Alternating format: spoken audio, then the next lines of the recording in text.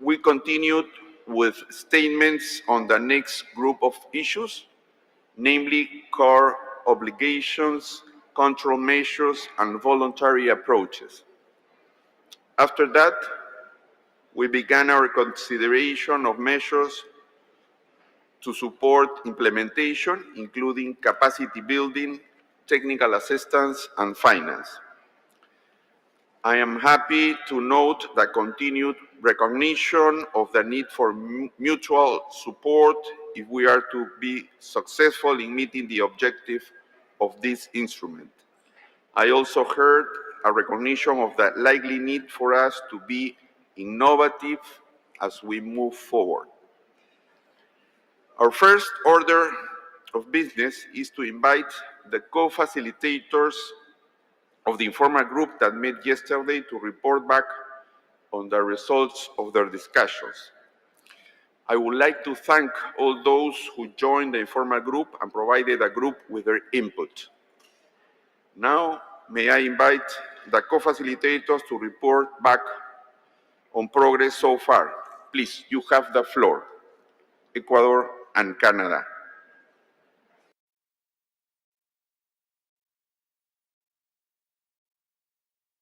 Thank you, Chair. The informal group met twice yesterday, first during the lunch time and then after the afternoon plenary. In accordance with the mandate given to the working group, we first discussed what we should request the Secretariat to provide to the committee for the preparation of its second session. This resulted in a good discussion that was wide-ranging, addressing in broad terms the obligations, approaches, measures, and options for means of implementation that could be included in the instrument. In focusing on the possible request to the Secretariat, there was a clear view expressed that the Secretariat shouldn't, through documents prepared for INC2, prejudge outcomes of the treaty, but rather provide options for elements that would address the full life cycle of plastic. Further, the option should include voluntary and obligatory measures and avoid bias. We also discussed the need for submissions from observers and from member states, with a preference for stakeholder submissions to come first, to allow member states to consider their views in advance of INC2 and to inform our work. The group also recognized the need to request the Secretariat to provide focused work subject to the availability of financial resources. I will pass the floor to my fellow co-facilitator chair to continue with the report. Please give the microphone to Canada. Thank you, Chair. Thank you, Co-Chair. Regarding the second item, we heard broad consensus on the need for meaningful and robust engagement of all stakeholders throughout the process, both intersessionally as well as at the meeting themselves, building on the lessons learned from this meeting and other processes. Further, members and observers highlighted the need to strengthen the modalities and format of the stakeholder engagement, including through written submissions in the intersessional period that have adequate time to prepare input to better inform negotiations, workshops, technical briefings, webinars, side events, and in-person forums at the meetings to help further inform our process.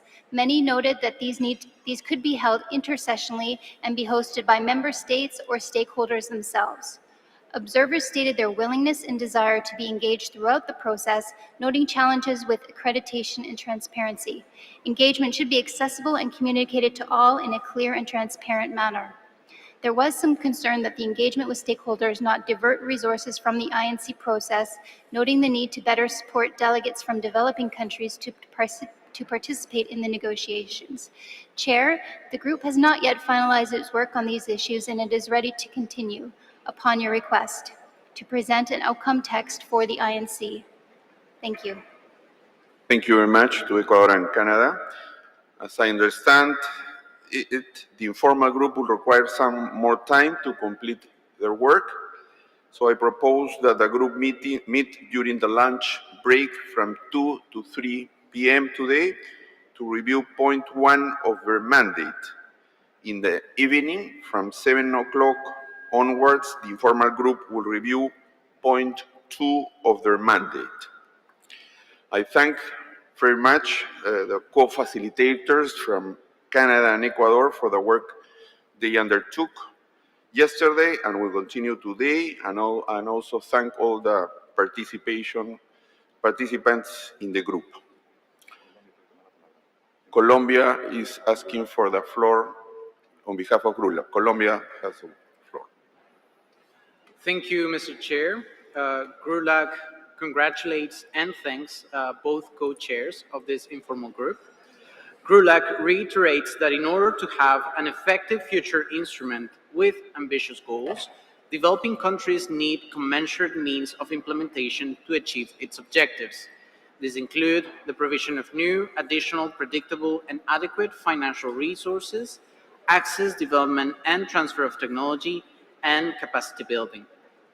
GRULAC delegations will continue to engage constructively in the informal group to determine, among other issues, the documents that will be expected for the intersessional period.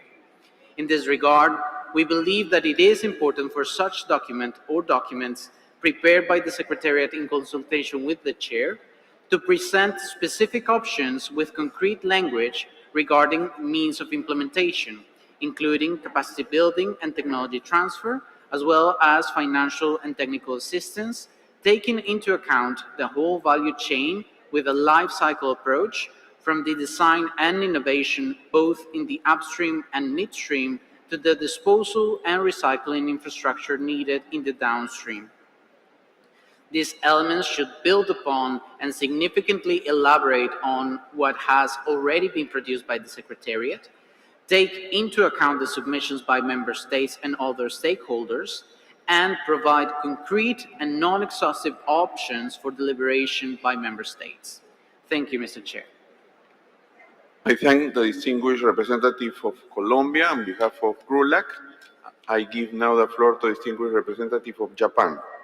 Thank you, Chair. Very briefly, I was going to continue discussions in the informal group, but since one member took the floor, I would like to stress that many members present in the informal group stress the importance of members-driven process. So many voices express their view that the options to be presented in a document by the Secretariat should reflect the positions expressed by members here and in submissions to follow. Thank you very much.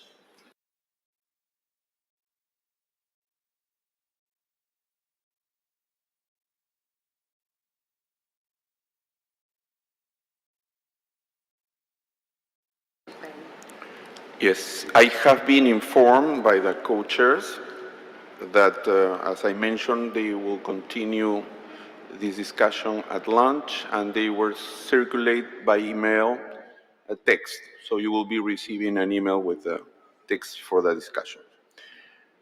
I have no more requests. I have one request for the floor from representative of Saudi Arabia. I give the floor to the Thank you, Mr. Chair. I would like to echo the member from Japan, and reflecting on yesterday, we appreciate the efforts from the co-chair and the Secretariat in convening the informal. We want to ensure moving forward that this process is transparent for all, and as there is much confusion on the legal setting of these sessions and the formalities of these outcomes too. Thank you. I thank the distinguished representative of Saudi Arabia.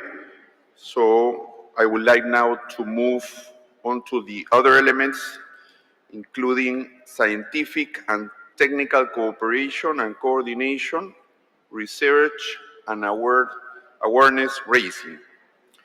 To contribute to this discussion, the Secretariat has prepared document 1/10, an overview of information to promote cooperation and coordination with relevant regional and international conventions, instruments, and organizations, and document 1/3 on existing information that might assist policymakers. You may wish to use those documents as a basis for your interventions. So I now open the floor for interventions.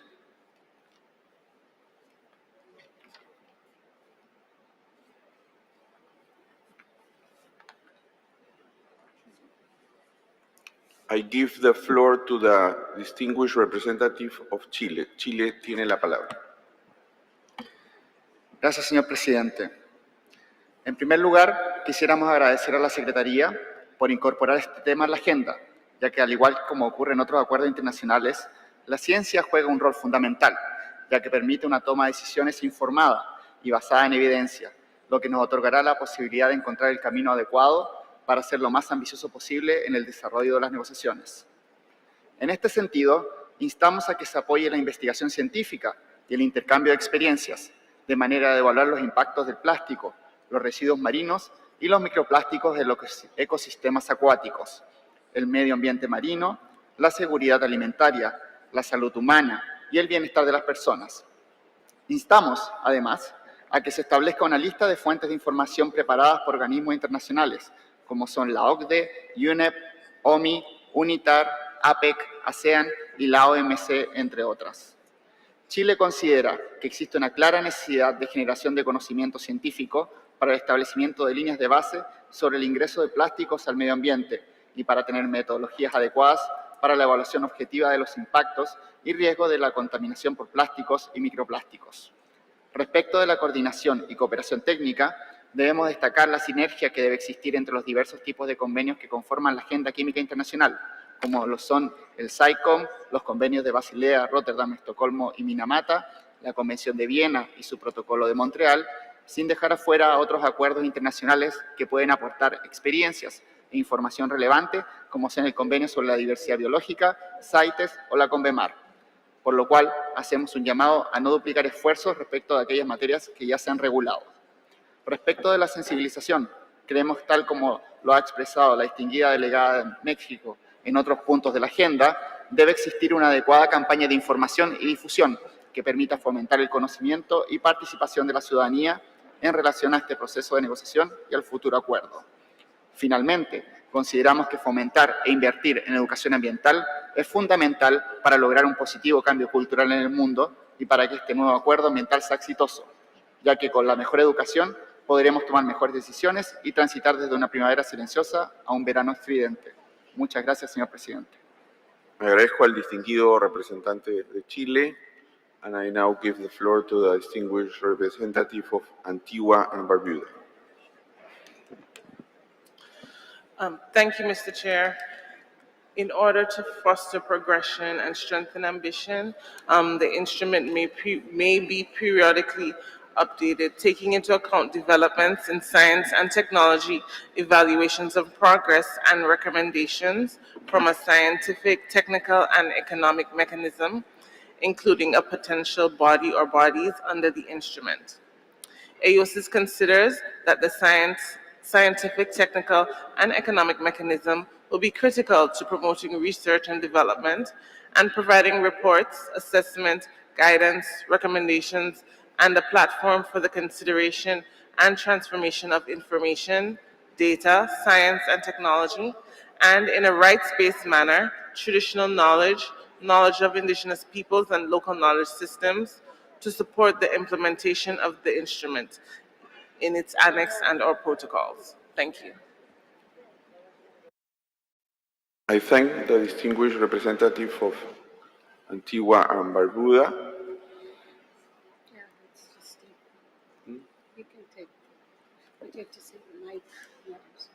We have no more requests from state members, so I'll start giving the floor to observers. I have one request from the floor from the distinguished representative of Japan. One question perhaps first. Sorry if I am confused. Are we doing C, D, E together, or are we doing D, only D? Sorry for the question.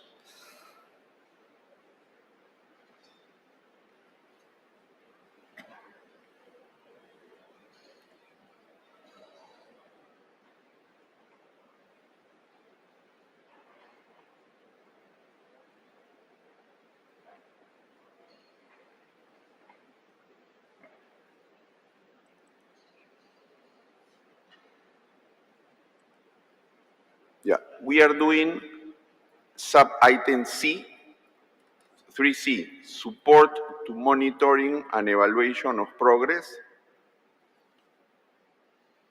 in and effectiveness of implementation and national reporting. So I repeat, sub-item 3C, support to monitoring and evaluation of progress in and effectiveness of implementation and national reporting.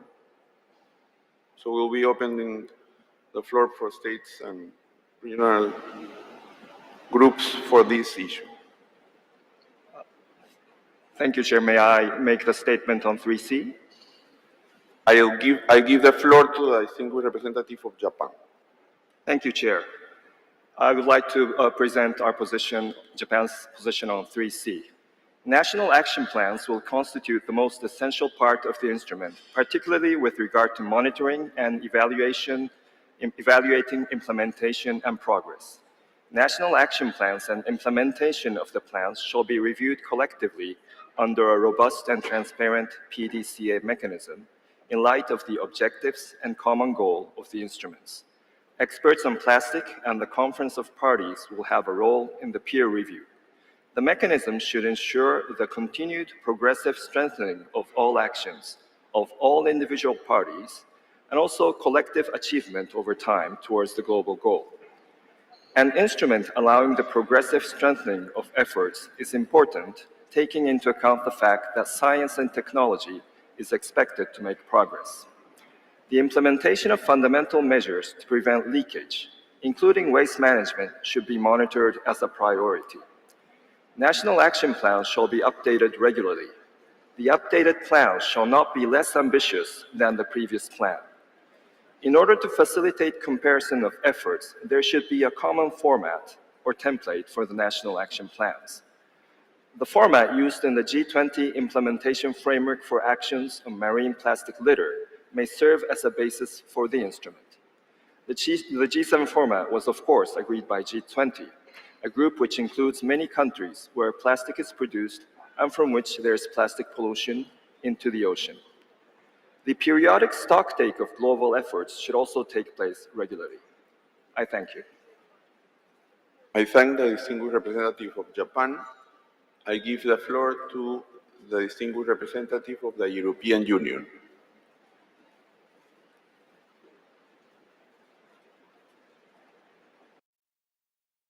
Okay, thank you, Mr. Chair. The EU and its member states would like to thank the Secretariat for preparing the document on plastic science. The document provides a useful overview in addition to providing a deeper understanding on the important issues of monitoring and reporting. We have with great interest heard many delegations stressing the need for harmonized provisions for monitoring and reporting to show progress and assess compliance. In order to end plastic pollution, we will need a strong and effective instrument in which monitoring and reporting are essential elements to ensure evaluation of the effectiveness of the instrument.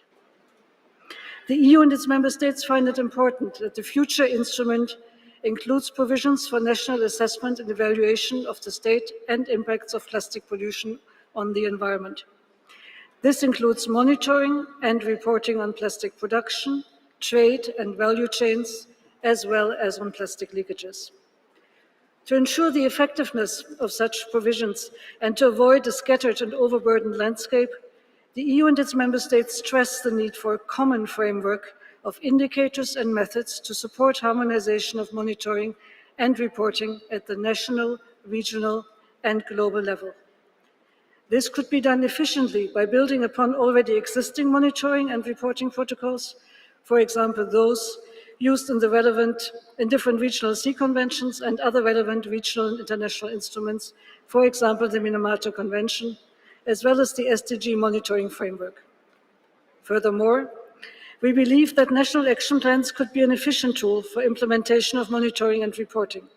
National reporting could in turn form part of a potential international stocktaking and evaluation mechanism. We look forward to discussing this important issue further with all of you. I thank the distinguished representative of the European Union. I give now the floor to the distinguished representative of Thailand. Thank you very much, Mr. Chair. Good morning and Sawadika, every distinguished colleague. In order to ensure the effective, measurable, and comparable progress of the implementation of the instrument, Thailand views that the monitoring and evaluation mechanism and the national reporting system should include all of the following: a global monitoring program and network of plastic pollution that take into account national and regional efforts and harmonized methodologies. In addition, technical guidelines to set up such monitoring systems should be provided to support member countries, especially developing countries, in ensuring the efficient and timely operation of such systems at national level. An online national reporting system which compiles national data related to plastic pollution, including the periodical stage of plastic pollution, probably annual, biannual, or etc., which at least complies of plastic and plastic waste trade flow, material flow and balance of plastic, if any, as well as an action plan which compiles key activity initiatives, projects, and programs, relevant legislation and regulation, and any other applicable tools and instruments to address plastic pollution.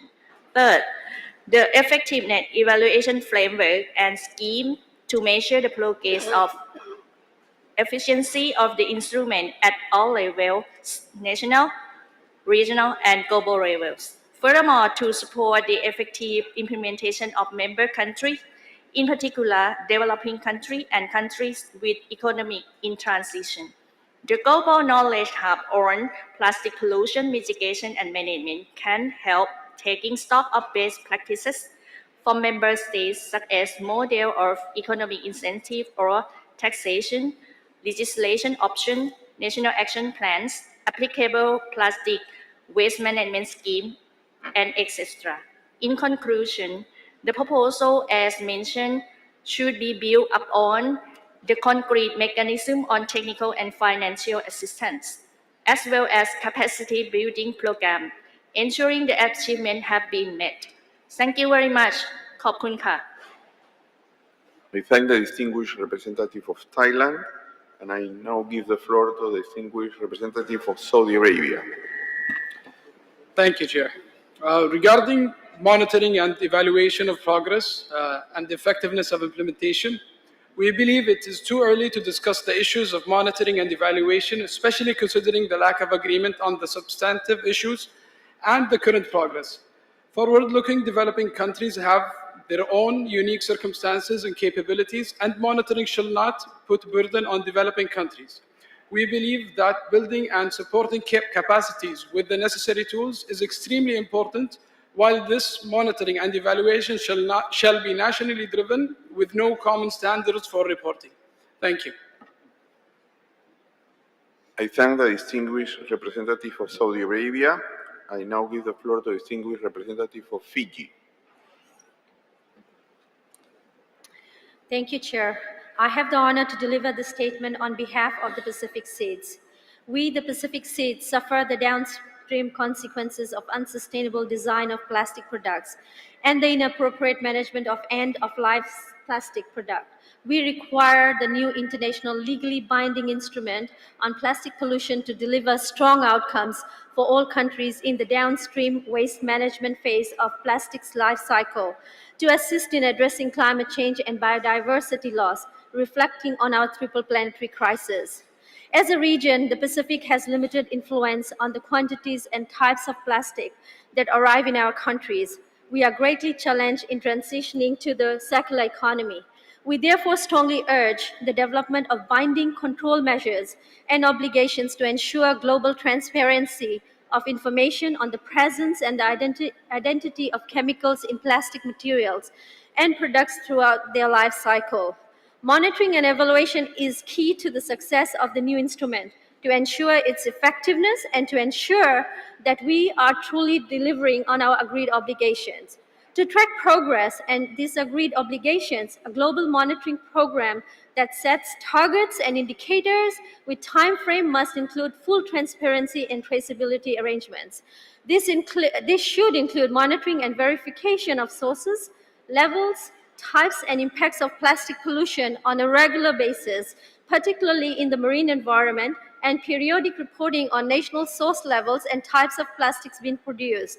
To support this, the availability of relevant data is of critical importance in this process. We note also that monitoring and evaluation of extractive processes in other parts of the world could assist in decisions under the instrument on capping the contribution of plastic life cycle to climate change.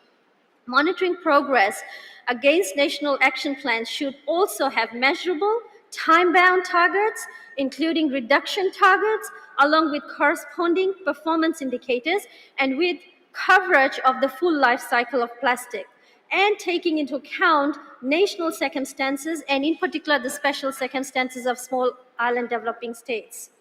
In addition, Chair, as a region, we recognize the need for assistance in applying standard methodologies to collect and analyze data to understand and enable one, evidence-based reduction of stresses on the environment and on human health, and two, to enable evidence-based improvements on flows of plastic and associated chemicals in our economies, including environmentally sound waste management.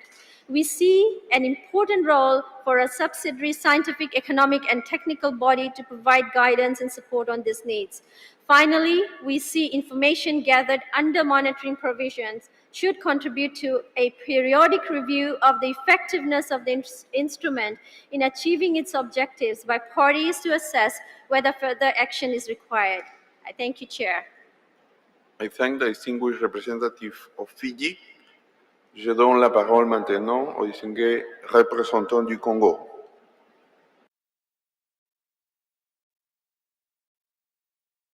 Merci, Monsieur le Président, pour la parole que vous m'accordez.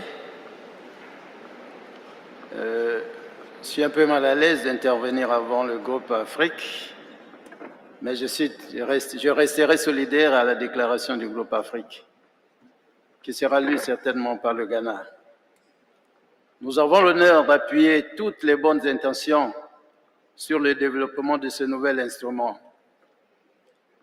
La négociation du point sur le suivi et évaluation du traité a le potentiel de permettre ou de compromettre la capacité du traité global sur le plastique à être efficace pour mettre fin à la pollution plastique et promouvoir une économie circulaire sûre pour les plastiques. Un cadre mondial de suivi et d'établissement des rapports est une condition sine qua non, Monsieur le Président, pour le nouvel instrument juridiquement contraignant. Les progrès devront être mesurés à l'aide d'une combinaison d'indicateurs économiques et environnementaux institués par un système de rapport et de surveillance environnementale.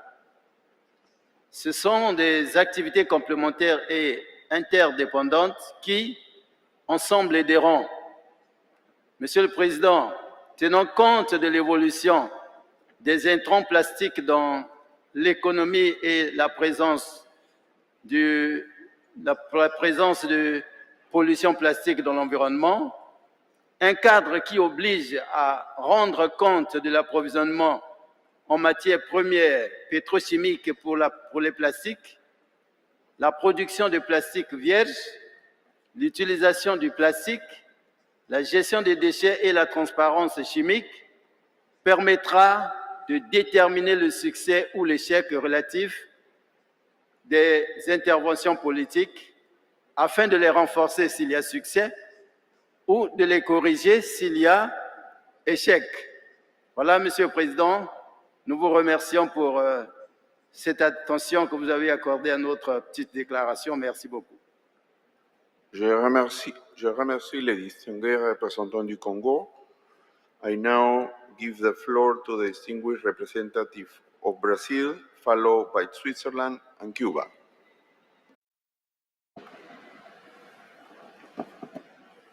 Thank you very much, Mr. Chair. Good morning, everyone. In our discussions yesterday, many colleagues mentioned how form will follow function in the different aspects of the future plastic instrument. We believe that is the case for monitoring and reporting obligations. Depending on whether we end up with a more top-down approach or a more bottom-up strategy, the information that will be demanded from parties might vary accordingly. So we anticipate that in-depth discussions on transparency will depend on other developments within the negotiations.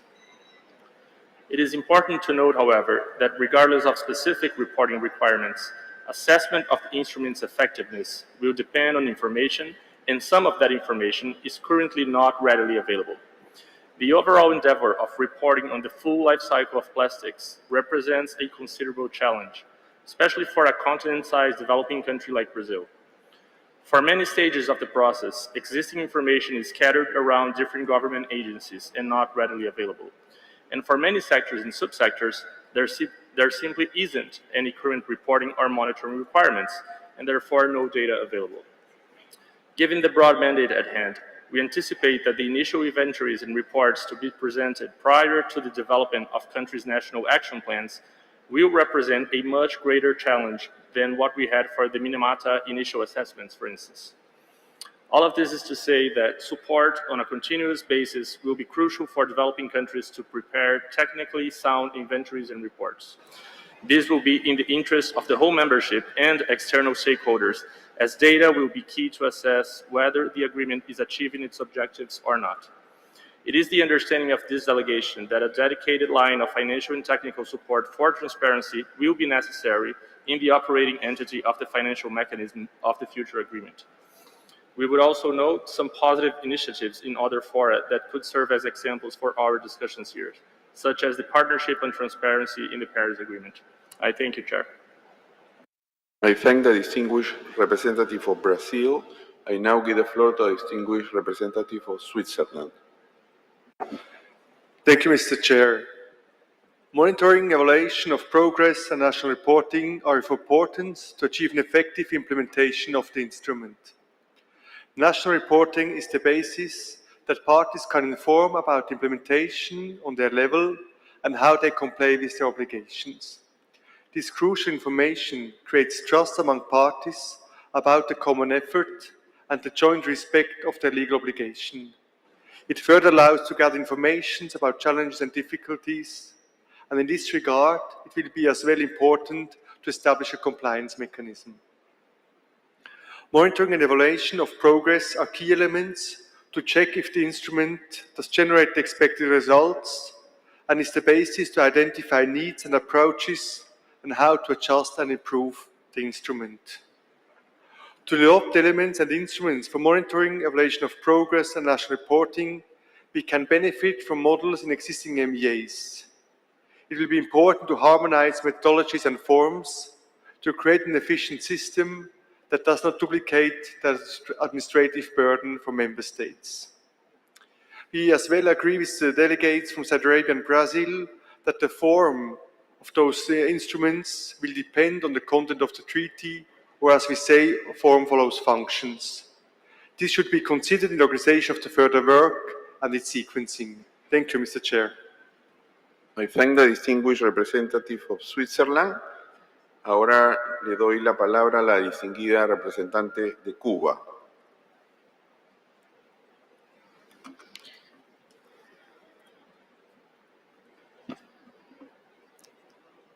¿Está bien? Disculpe, estaba esperando que se pusiera en verde. Es al revés. Gracias, señor presidente. Cuba se une a lo expresado por Antigua y Barbudas en nombre del grupo AOSIS. Solo deseamos agregar que las disposiciones de transparencia, revisión y cumplimiento son claves en todos los instrumentos internacionales vinculantes, pues es la manera de evaluar la forma que a nivel multilateral realmente sepamos que se están cumpliendo los objetivos alcanzados y trazados. Sobre todo para esto, el sector privado es muy importante y tendrá un papel decisivo para contribuir en la transparencia con la información que se necesita.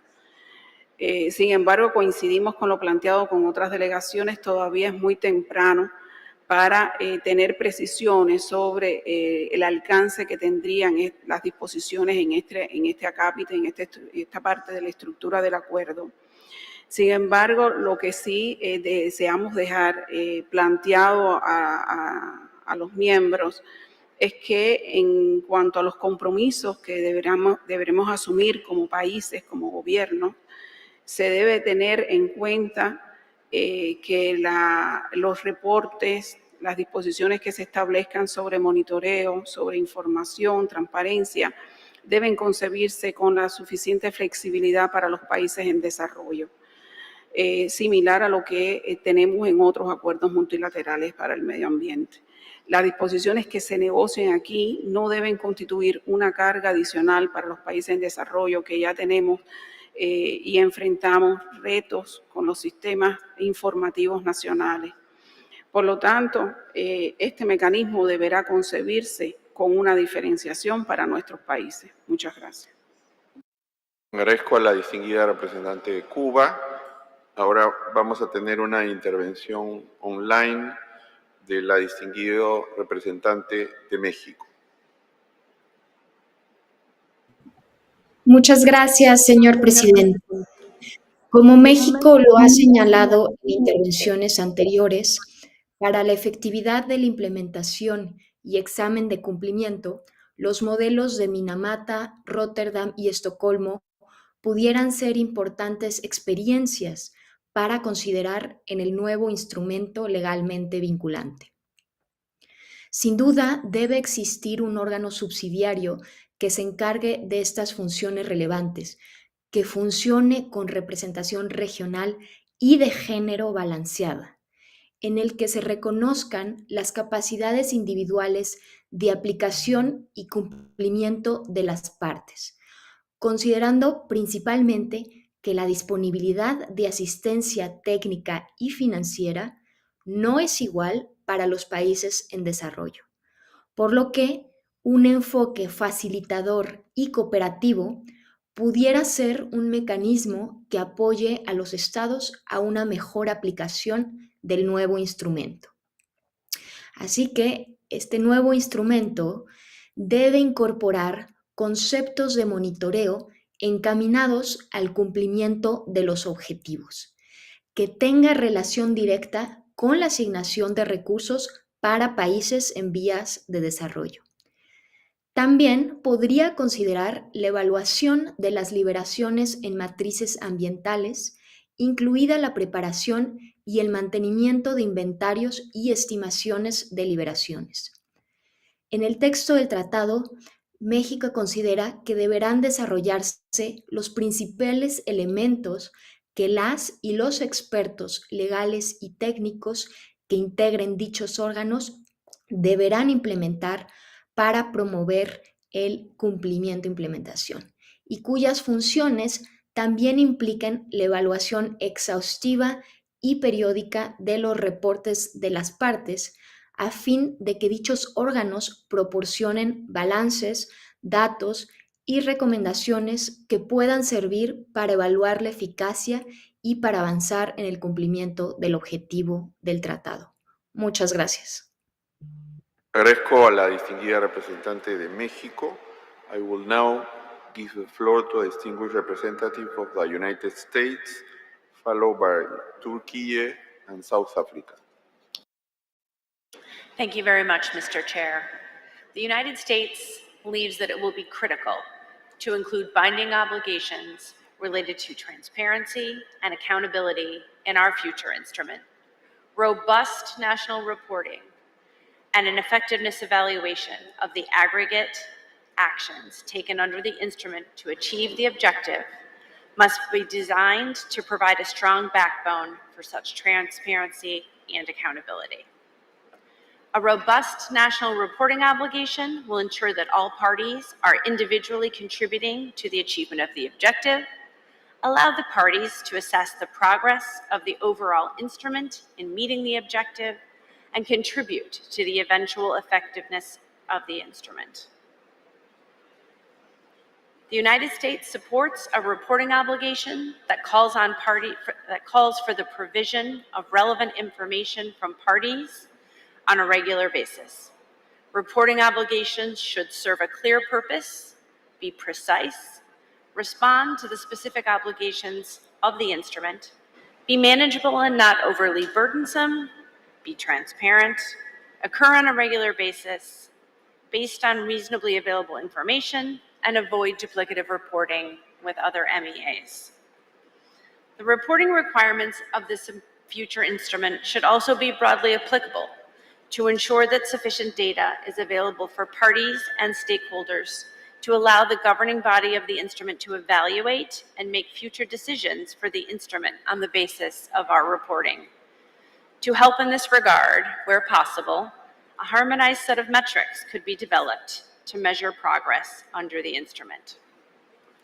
The reporting requirements should also be crafted to ensure that the contributions of all parties can be accounted for in the success of the instrument. To that end, such requirements should also take into account that different parties will have different metrics by which to measure their contributions.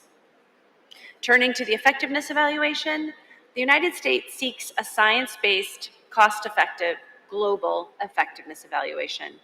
We recognize that some indications of progress attributable to the instrument's implementation may take time to fully register measurable results. To that end, it will be important that any effectiveness evaluation be transparent and based on consistent, reliable data. Finally, with regards to any potential assessments of progress of implementation, we look forward to hearing other countries' views. For the United States, any additional processes beyond national reporting and the effectiveness evaluation will benefit from considering how such assessments would add value to our understanding, as well as to our achievement of the objectives of the instrument. Thank you very much, Mr. Chair. I thank the distinguished representative of the United States. I now give the floor to the distinguished representative of Turkey. Thank you very much, Mr. President.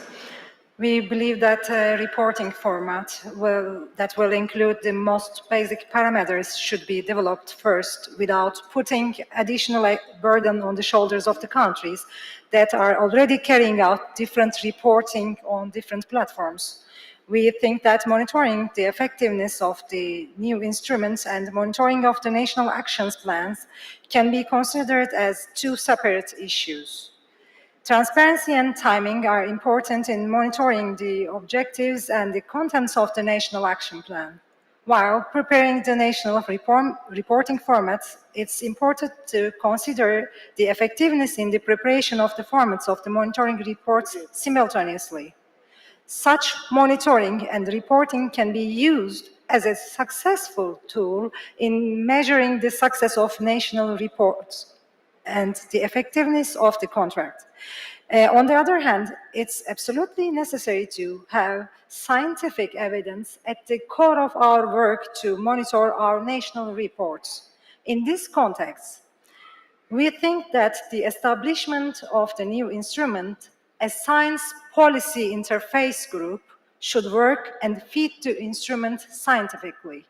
We expect the Secretariat to evaluate the monitoring reports within a transparent process and to submit the results and recommendations report to all member countries regarding the monitoring of process. Thank you. I thank the distinguished representative of Turkey. I now give the floor to the distinguished representative of South Africa, followed by Mali and Kenya. Thank you, Mr. Chairperson. My delegation is of the view that existing national action plans should be the foundation of the implementation of this treaty to achieve its objectives. However, for effective implementation, this must not be done in isolation and requires cooperation between member states and other actors. This is imperative when dealing with the transboundary nature of plastics and needs to be addressed across its full life cycle.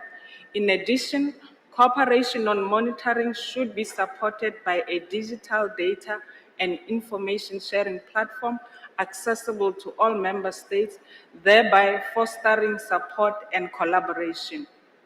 Research and monitoring seem to be focused on the impacts of plastics on the marine environment. There is a need to identify the risks related to other environmental media and the related human health impacts. An understanding of the impacts of plastics on ecosystem services related to fisheries and aquaculture heritage, habitat provision, biodiversity, and nutrient cycles is necessary. Research is also needed on the direct economic impacts on the transport, shipping, and fisheries industries, indirect economic impacts such as costs associated with the health-related impacts, and non-market costs. It is imperative that we address these gaps to be able to inform the instrument. In terms of evaluation of the effectiveness of the instrument, South Africa would urge that the inclusion of mechanisms for addressing the problem holistically by identifying explicit concrete goals and indicators from upstream, midstream, and downstream, such that we are able to assess progress, and this should be identified together with all member states. Collaboration and engagement with civil society and the public sector will also be valuable for effective evaluation. Thank you. I thank the distinguished representative of South Africa, and I give the floor now to the distinguished representative of Mali.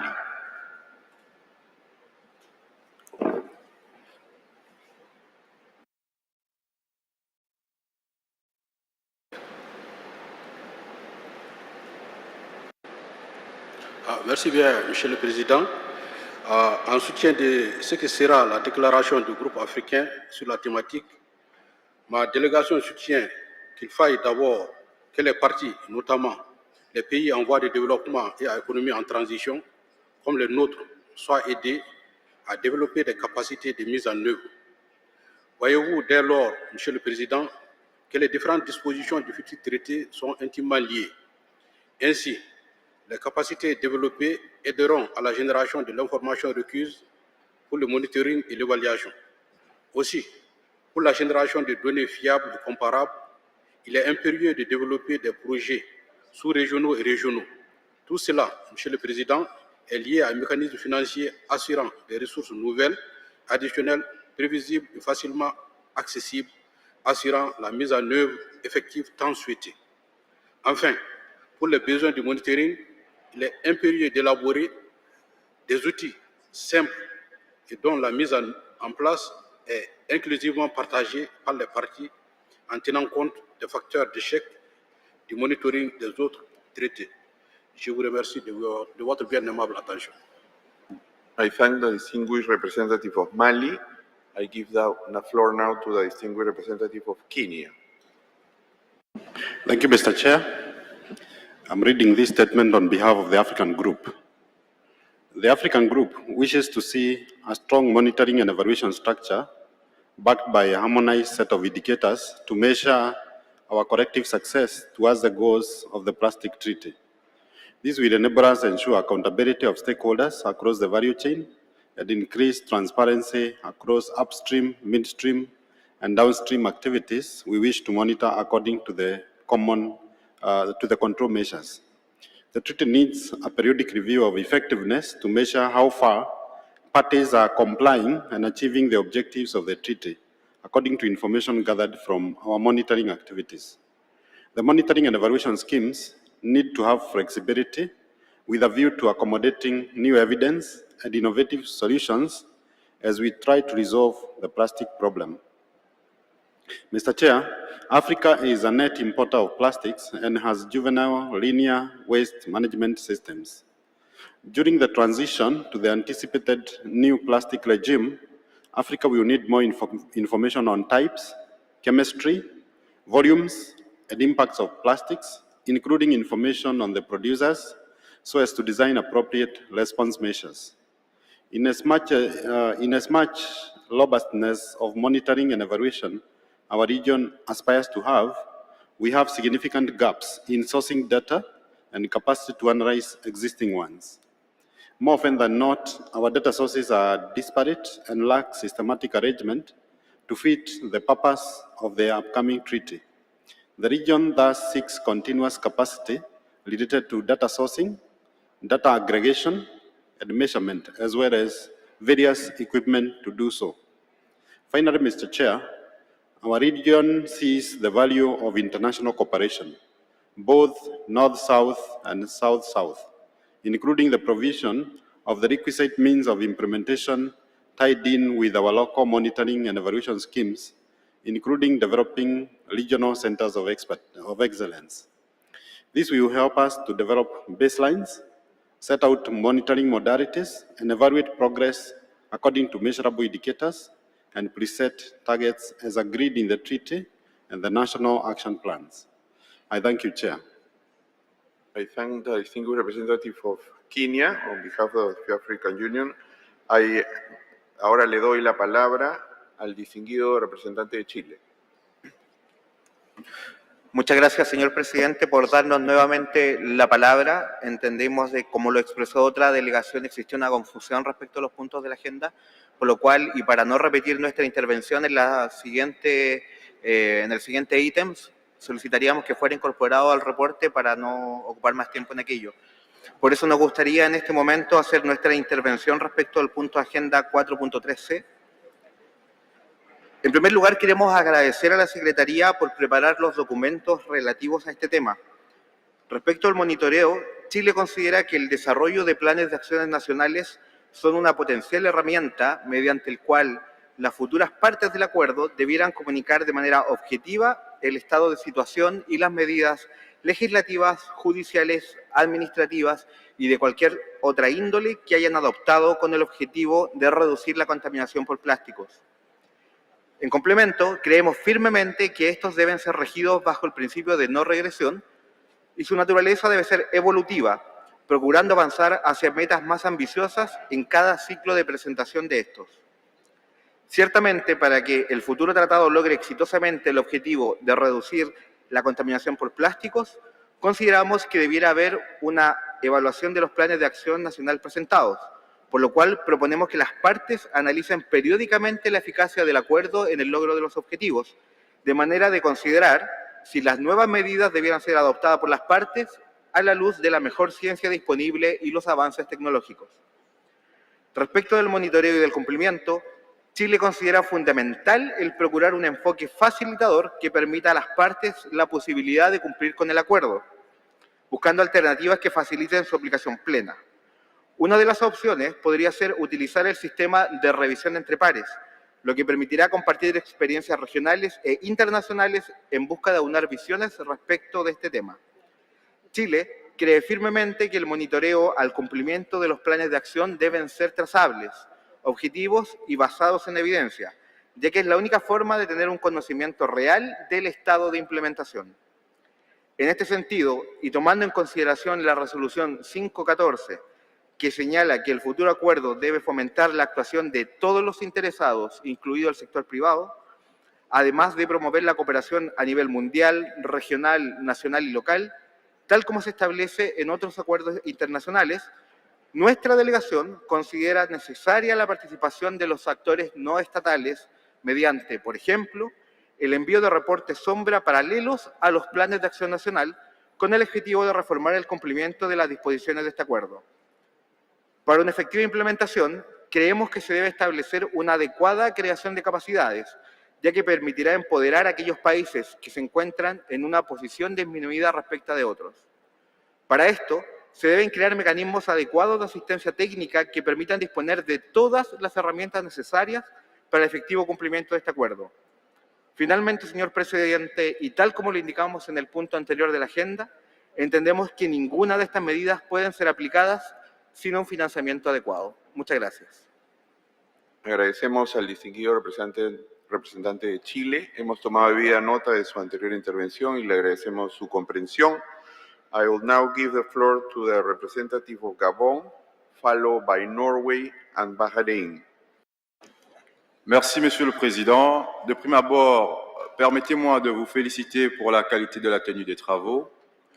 Le Gabon s'aligne pleinement à la position du groupe africain. Dans le cadre du futur traité sur les plastiques, nous croyons qu'il soit nécessaire de prévoir des inventaires nationaux, régionaux et internationaux sur la base d'une coordination à tous les niveaux. Ces inventaires périodiques devront avoir pour objet de collecter les informations relatives à la quantité de production, la consommation, l'utilisation et le commerce du plastique primaire, la production, la consommation, l'utilisation et le commerce des produits chimiques associés, la production et la consommation des déchets plastiques recyclés. Monsieur le Président, le traité devrait permettre également de mettre en place un mécanisme de surveillance de la pollution plastique avec des indicateurs pertinents sur les émissions et les rejets au niveau de chaque région. Un contrôle périodique universel de l'environnement pourrait être également envisagé afin de vérifier si les États membres ont acquis des crédits positifs de réduction et d'élimination de la pollution plastique. Enfin, Monsieur le Président, en matière de monitoring, nous pensons que le traité devrait permettre également de mesurer l'impact de la production plastique sur la santé des communautés. Je vous remercie.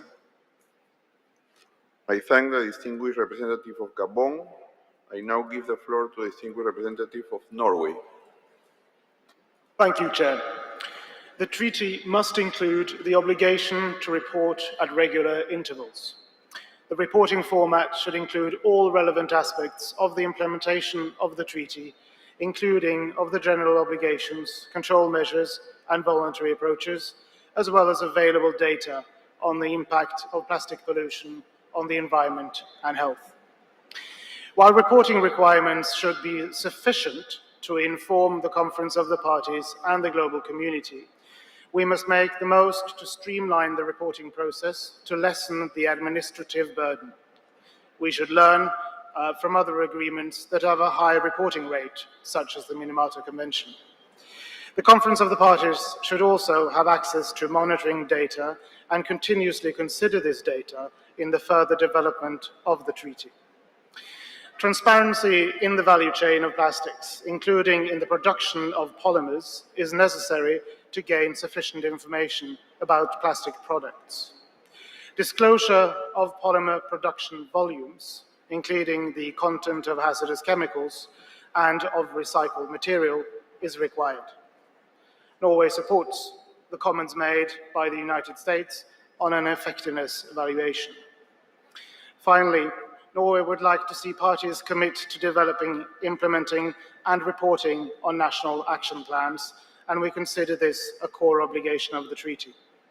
National action plans should provide a vehicle for progress by empowering countries to set targets and develop and implement national policies tailored to meet specific national circumstances and capabilities and addressing the full life cycle of plastics.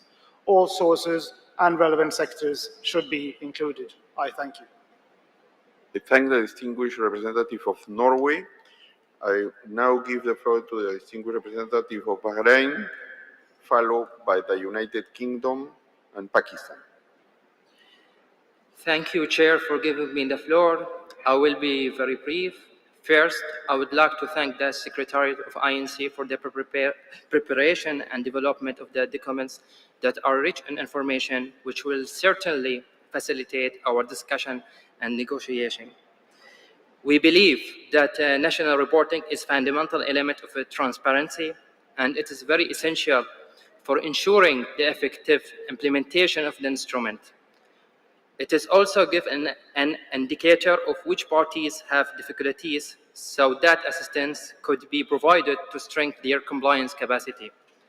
However, Mr. Chair, we think that we should discuss on the national reporting after we agree on substantive matters, including capacity building, especially on plastic waste collection and recycling, financial mechanism, technical assistance, and technology transfer. Thank you. I thank the distinguished representative of Bahrain. I now give the floor to the distinguished representative of the United Kingdom. Thank you, Chair. The UK believes that uncertainty in existing information should not prevent us from taking action on plastic pollution. We need a pathway towards harmonised and comparable data that allows decisions under the future treaty to be made on the basis of robust evidence. This is needed to be able to assess the effectiveness of our interventions and to measure progress against the treaty's objective. The UK believes monitoring should provide us with an assessment across the full life cycle. This might not be straightforward. After many years, we still haven't found a solution to measuring progress against Sustainable Development Goal 14.1.1b on plastic debris density on the sea surface. But we do believe that technological advancements such as remote sensing and satellite imagery may support progress under the treaty. We should also have a clear reporting mechanism that provides information, particularly at the upstream and midstream parts of the life cycle. The UK has signed up to the new Plastics Economy Global Commitment. This global commitment has mobilised government and businesses to build a circular economy for plastics. But it has also set a positive example on how and what can be reported. The reporting should include national reporting as part of national action plans, but could also be supplemented by reporting from data available to international organisations that are more transboundary in nature. Thank you. I thank the distinguished representative of the United Kingdom. I now give the floor to a representative of Pakistan, followed by Rwanda and the Syrian Arab Republic. Thank you, Mr. Chair. We echo the intervention of Saudi Arabia on monitoring and evaluation mechanism. It is too early to discuss this mechanism. However, we support effectiveness of implementation and national reporting. We can learn from other multilateral environmental agreements like Basel Convention on annual reporting system, Stockholm Convention on effectiveness evaluation and its reporting cycle, Minamata Convention on annual reporting, and Montreal Protocol on consumption and reduction of ozone-depleting substances. Pakistan emphasizes on baseline data of import of plastic raw materials, plastic products, its uses, collection, and recycling of plastics in environmentally safe manner at national level. Pakistan also suggests for the targets to the companies for collection and recycling at national level. I thank you. I thank the distinguished representative of Pakistan. I now give the floor to the distinguished representative of Rwanda.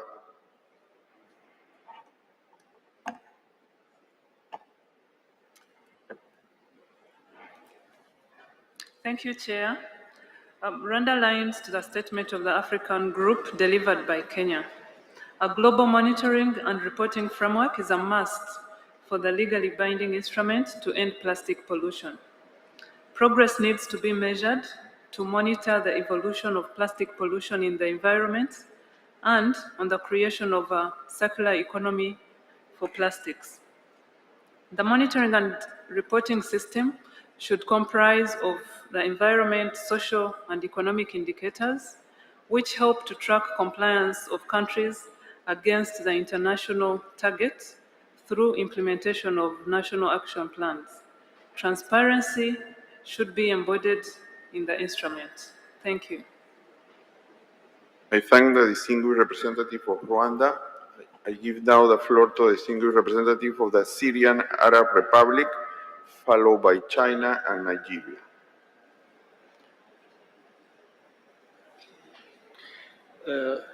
أيها السادة، إن الرصد والتقييم يجب أن يكون ضمن تقارير شفافة ودقيقة، ولكنه سيكون عبئاً إضافياً على البلدان النامية. لذلك نضم صوتنا إلى صوت المملكة العربية السعودية، ونرى أن رفع القدرات وتقديم الدعم المالي للدول النامية أكثر أهمية، حيث أن تقديم الدعم المالي سوف يساعد هذه الدول على تقديم التقارير المناسبة. والرصد والتقييم يجب أن يكون ضمن إجراءات دولية محددة مع ترك مساحة مناسبة للإجراءات الوطنية. وشكرا.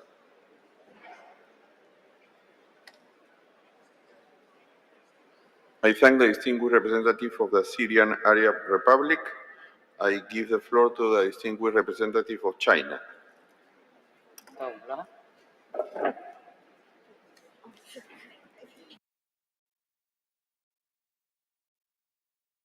谢谢主席先生，尊敬的各位代表，我代表团认为，评估机制应根据各国国情，体现灵活性，避免对发展中国家造成超过其承受能力的负担。那么这个机制呢，也应该包括对资金、技术援助和能力建设等等这一些方面的支持。所以说是一个全方位的全要素的一个评估。那么我们要记住，就是我们建立尊约机制的根本的目的是什么？那我想我们应该是帮助存在履约障碍的缔约方解决困难。因此呢，中国代表团呢建议，尊约机制应具有非对抗性，应该具有促进性和非惩罚性的特点。那么应该充分考虑发展中国家和经济转型期国家的履约能力和履约资源的需求，建立公正、公平和有效的尊约机制。谢谢。I thank the distinguished representative of China. I give now the floor to the distinguished representative of Nigeria, followed by Georgia and Malaysia. Thank you very much, Mr. Chair. Some delegates have expressed our position, and we believe that these views are well noted. However, our position affirms the position of the African group presented by the Kenyan delegation. My delegation have some pertinent points to be made. Our position on the monitoring and evaluation strategy is to emphasize on the KPIs, mechanisms, on the implementation of this agreement, with emphasis on transparency and accountability principles for an effective implementation process, which will support national reporting. Thank you, Mr. Chair.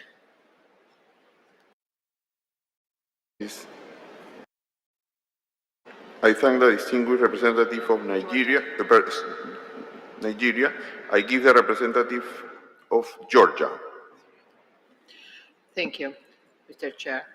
We believe that legally binding instrument on plastic pollution will include full life cycle of plastic and cross-cutting issues to keep transparency and involvement of all stakeholders. We believe that different approaches will be used to support developing countries for the development of national action plans and for the implementation of concrete actions with the involvement of all stakeholders. Regarding the practice already mentioned from Minamata Convention, it will be useful to provide the initial assessment for the developing countries as a basis, as we are still struggling with the collection data issues. As we are going to set up the global baselines and targets for sustainability throughout the life cycle of plastics, the monitoring and reporting should be developed and technical support should be provided for developing countries.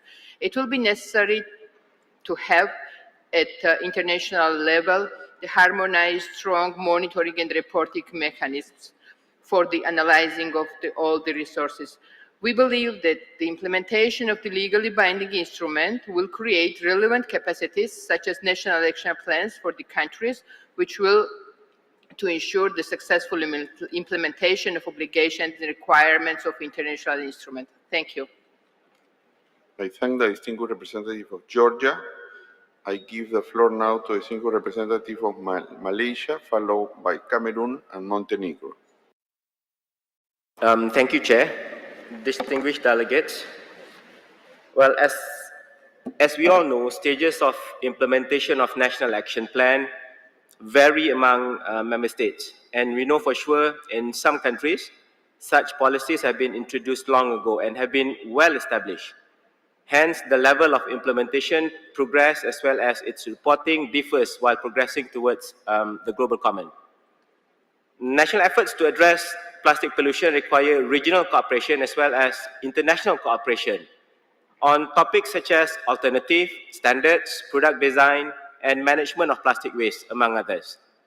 On this note, Chair, we too need to acknowledge the reality on the ground, especially in developing countries, where data is lacking. And data being the key component in reporting, we strongly suggest for this instrument to take into account this gap and challenge and ensure fair and just transition in formulating provisions on national reporting taking into account country capabilities. To ensure comparability and usefulness of data, a harmonized monitoring mechanism must be in place, including clear definitions of what needs to be reported, content, data parameters, as well as methodologies. Thank you, Chair. Thank you very much, Malaysia. Representative of Malaysia. I now give the floor to distinguished representative of Cameroon. Merci, Monsieur le Président, de nous passer la parole. Ma délégation s'aligne sur la déclaration faite par le Kenya au nom du groupe africain. À titre national, nous pensons que un système d'établissement des rapports, un système de suivi est indispensable pour la mise en œuvre des objectifs de ce traité, des engagements pris par les États parties. Il doit se baser sur une évaluation régulière des efforts fournis et des progrès accomplis par les parties en vue de s'acquitter de leurs engagements. L'évaluation doit s'appuyer sur des rapports nationaux, ces rapports puisés à partir des plans d'action nationaux, eux-mêmes nourris par des informations fiables et des données scientifiques pertinentes. Nous pensons également à la mise en place d'un centre d'échange d'informations dans le cadre de l'instrument juridique à adopter. Toutefois, le système de suivi et évaluation et l'objectif de transparence doivent être instillés de suffisamment de doses de flexibilité pour ne pas imposer des charges additionnelles aux pays en développement. Merci. I thank the distinguished representative of Cameroon. I now give the floor to the distinguished representative of Montenegro. Thank you, Mr. Chair, for giving me the floor, and to the Secretariat for preparing a comprehensive documentation. Montenegro would like to align with the statement of the European Union, and I would like to add a few points in my national capacity. For the successful implementation of different policies, monitoring and reporting are of utmost importance. Defining proper indicators for countries with limited administrative capacities is even more significant. For that reason, we believe that monitoring and evaluation of plastic treaty should be done efficiently and in a way that already existing monitoring and evaluation tools are utilized. For example, when it comes to the marine litter, Montenegro has reviewed and improved its monitoring program of marine environment in line with the ecosystem approach, both of Barcelona Convention and Marine Strategy Framework Directive. Furthermore, in Montenegro, the important work has been done through the National Strategy for Sustainable Development 2030 agenda at the national level, where a comprehensive set of indicators and targets have been formulated. The process of designing indicators has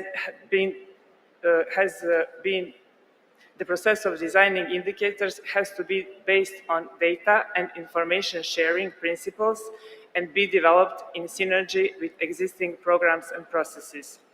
We believe that national action plans are crucial for the implementation of the instrument at the national level. The national plans should allow flexibility and include minimum requirements and be quantitative, qualitative, and time-bound. We would also like to add the importance of voluntary measures by countries to raise awareness, sustainability education, as well as actions on consumer behavior. We believe that the discussions on monitoring and evaluation will be better informed once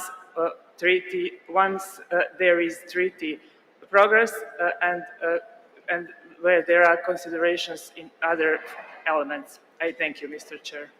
I thank the distinguished representative of Montenegro. I give the floor to the distinguished representative of Kenya. Thank you, Mr. Chairperson.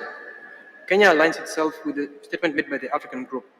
Kenya proposes that dedicated scientific, technical, and economic assessment bodies be established under the new instrument to support monitoring and evaluation, charged with the responsibility of harmonizing monitoring and evaluation, including development of appropriate parameters that should also focus on adhering to a just transition for all stakeholders. Kenya notes that the focus on national action plans is a competency that can be attained devoid of the new treaty. For instance, Kenya has already put in place the relevant policy and regulatory framework for banning the use of single-use plastic products and is in the process of implementing extended producer responsibility schemes and will regularly monitor progress on the same. Excellencies, Kenya is, however, facing challenges with full implementation of our plastic pollution interventions due to the transboundary influx of the same domestically regulated and banned products, and thus notes that any unharmonized and uncontrolled national interventions do not suffice to tackle this global challenge. Therefore, Kenya calls for the noting and common understanding that the objective of developing a new treaty is to set down common global obligations for control measures, a task that is currently unattainable without the treaty. Hence, we propose that monitoring and evaluation should be guided by the need to comply to an internationally agreed set standards. Distinguished delegates, Kenya reiterates that having the harmonized rules fostering cooperation between countries through the treaty is a key goal in ending plastic pollution and ensuring effective monitoring, evaluation, and reporting. Kenya proposes that a treaty will provide an overarching standard for setting targets, monitoring, and while at the national action plans, present a bottom-up approach to ensure that there is a robust action at the ground level. I thank you, Mr. Chair. I thank the distinguished representative of Kenya. I give the floor to the distinguished representative of Morocco. Merci, Monsieur le Président. Le Maroc s'associe avec la déclaration du groupe africain et voudrait ajouter des points en sa capacité nationale. Nous pensons qu'un système de suivi fort et clair devrait être inclus dans ce traité, afin de permettre d'évaluer la réalisation et la conformité des objectifs de cet instrument, ainsi que l'impact de la pollution plastique sur la santé. Le Maroc souhaite voir un système de suivi d'évaluation global avec un accès équitable au pays qui permet de produire de l'information fiable, permettant de prendre des décisions basées sur l'évidence, notamment sur les volumes, les types de plastique et les impacts sur la santé.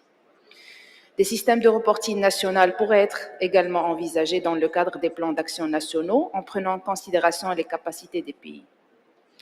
Une collaboration effective avec l'ensemble des parties prenantes à l'échelle nationale, régionale et internationale, notamment le secteur privé, est nécessaire pour améliorer la transparence et la disponibilité de l'information fiable. Le Maroc voudrait joindre aussi la voix de l'Arabie saoudite et d'autres pays qui ont pris la parole avant nous et qui ont souligné qu'il est tôt aujourd'hui de définir la nature de reporting et évaluation avant d'avancer sur les questions substantielles, en particulier relatives aux obligations, les mesures de contrôle, mais aussi aux moyens de mise en œuvre, notamment les mécanismes de financement et le renforcement des capacités. Nous sommes aussi d'accord avec d'autres pays qui ont affirmé que ce système de suivi et évaluation ne devrait pas constituer une charge complémentaire ou bien supplémentaire sur les pays en développement, et nous voudrons à cet égard souligner la nécessité d'une assistance technique et financière pour le mettre en place au niveau national. Merci. I thank the distinguished representative of Morocco. I have no more requests for the floor from member states on this sub-item 3C, support to monitoring and evaluation. I have one more request from the Islamic Republic of Iran. Thank you, Chair, for giving me the floor. Due to time constraint, my delegation believes that the issue of monitoring and evaluating the progress and effectiveness of implementation and national reporting is directly and closely related to financial assistance to developing countries and the countries with economies in transition, and is therefore an early issue before substantive issues. Thank you. I thank the distinguished representative of the Islamic Republic of Iran. So we will pass now to observers. I now give the floor to the distinguished representative of the International Atomic Energy Association. Agency. Thank you, Mr. Chair. First, a clarification. I'm not affiliated with the IAEA, but with the UNECE Aarhus Convention and its protocol on PRTR Secretariat. So this is an error in the online platform. I'm sorry for this. It wasn't possible to change this to this moment. If I may continue now to my intervention. I would like to follow up on previous interventions, including by the distinguished representatives of Mexico and Montenegro, on the use of registers and inventories related to plastic pollution and the usefulness of exchange with the relevant experts. In that context, I would like to inform participants of discussions that have been taking place last week at the 9th meeting of the Working Group of the Parties to the UNECE Protocol on Pollutant Release and Transfer Registers. In that meeting, participants discussed possible linkages and synergies between existing pollutant registers and plastic pollution. A note on the topic is now available on the meeting website of the PRTR meeting. That link is also available on the INC1 meeting website under the written statement tab, United Nations agencies. We will be happy to reply to related questions and comments in the coming weeks and months. Thank you very much. One more thing, I would like also to mention the work on the, which has been previously mentioned already by Montenegro, of the UNEP Barcelona Convention, who also use a similar system as the PRTR system, and who are engaging currently in substantive work on plastic pollution. Thank you. I thank the representative of the International Atomic Energy Agency, and I now give the floor to the representative of the Integrative Strategies Forum, microphone 33. I have heard parties on the floor talk about the importance of decreasing production and protecting human health. Human rights must take a central role in these negotiations. These play a role in the remedy for communities like mine that live in the shadow of the fossil fuel industry. My name is Yvette Ariano, and I am from an environmental justice community in the US, in Houston, Texas.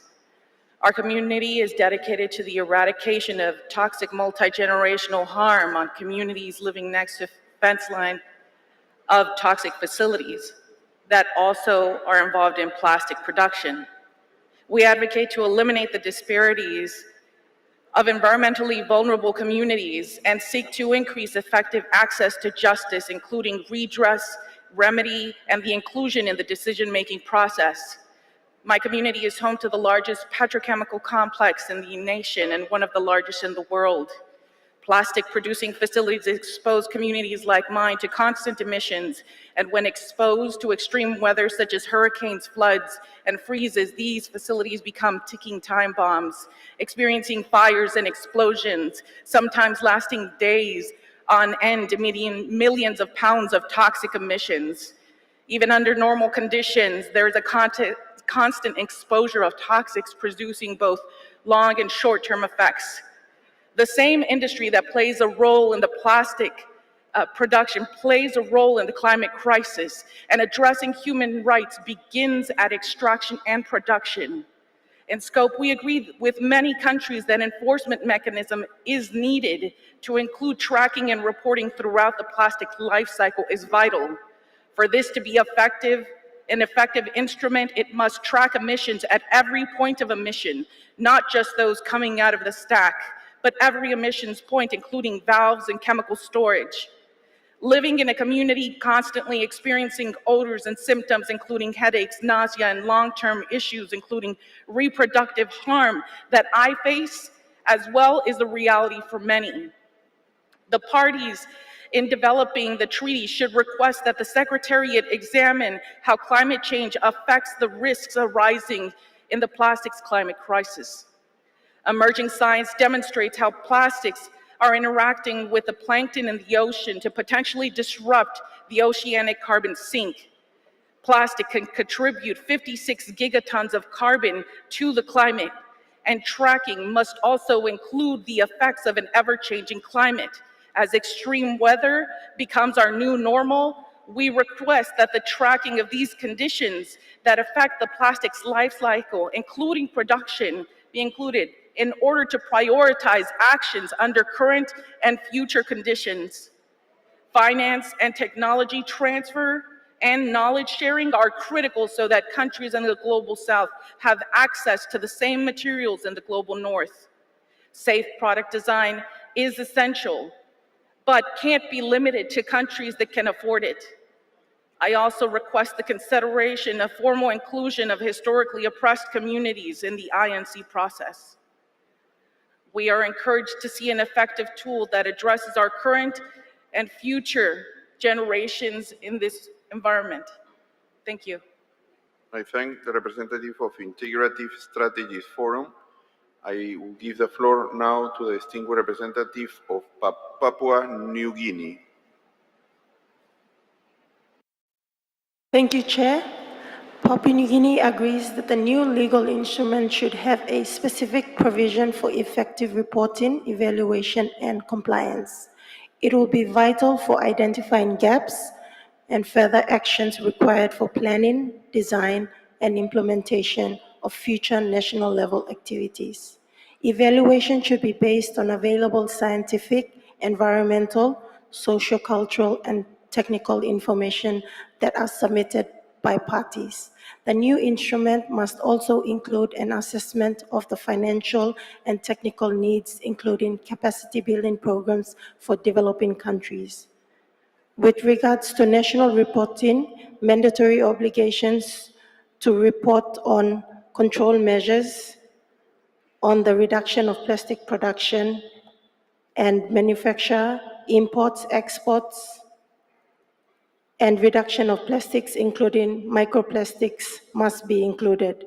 Reporting is a key obligation in existing multilateral agreements in the waste and chemical management cluster. Given our experience with monitoring reporting requirements under the BRS conventions, where reporting obligations continue to be a major challenge, which is due to a limited human resource capacity and financial resources to undertake reporting tasks. Therefore, PNG requests that the new instrument should take an integrated approach with reporting requirements, seeking synergies with existing relevant MEAs. The instrument should also consider strengthening institutional arrangements with stakeholders through capacity building programs for data collection and reporting requirements. In addition, there should also be provisions under the new instrument for financial assistance to be provided to countries in compiling national reports similar to provisions under some of the MEAs, such as the CBD. In terms of compliance, there should be specific provisions for non-compliance in a way to assist countries and parties to comply to meet their obligations under the new instrument. Given the limited resources at the national level for developing countries and SIDS, the agreement should promote non-punitive measures, however, should look at facilitating and preventing future environmental damage from plastic pollution. Thank you, Chair.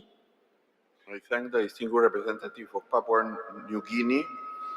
I now give the floor to the representative of Community Action Against Plastic Waste, microphone 63.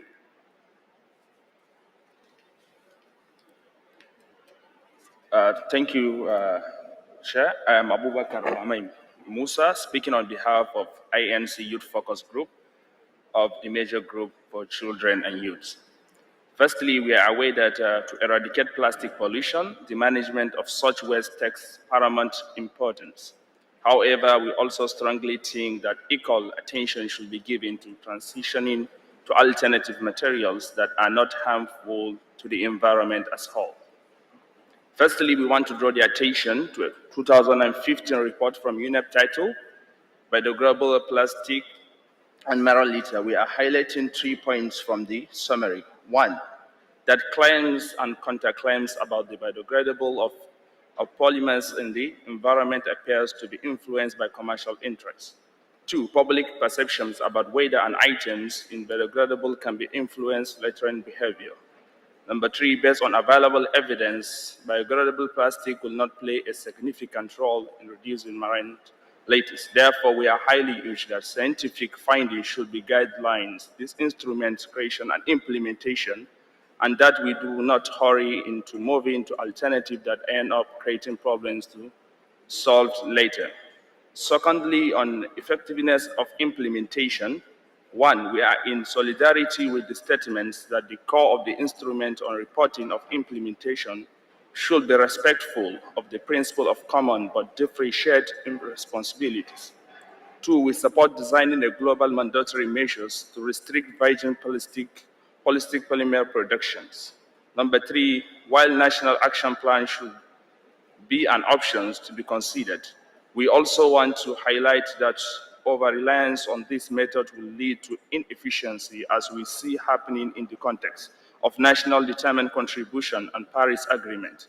This is because the NDCs are not legal binding, therefore a mechanism for not compliance should be formed part of the instruments such as Montreal protocols.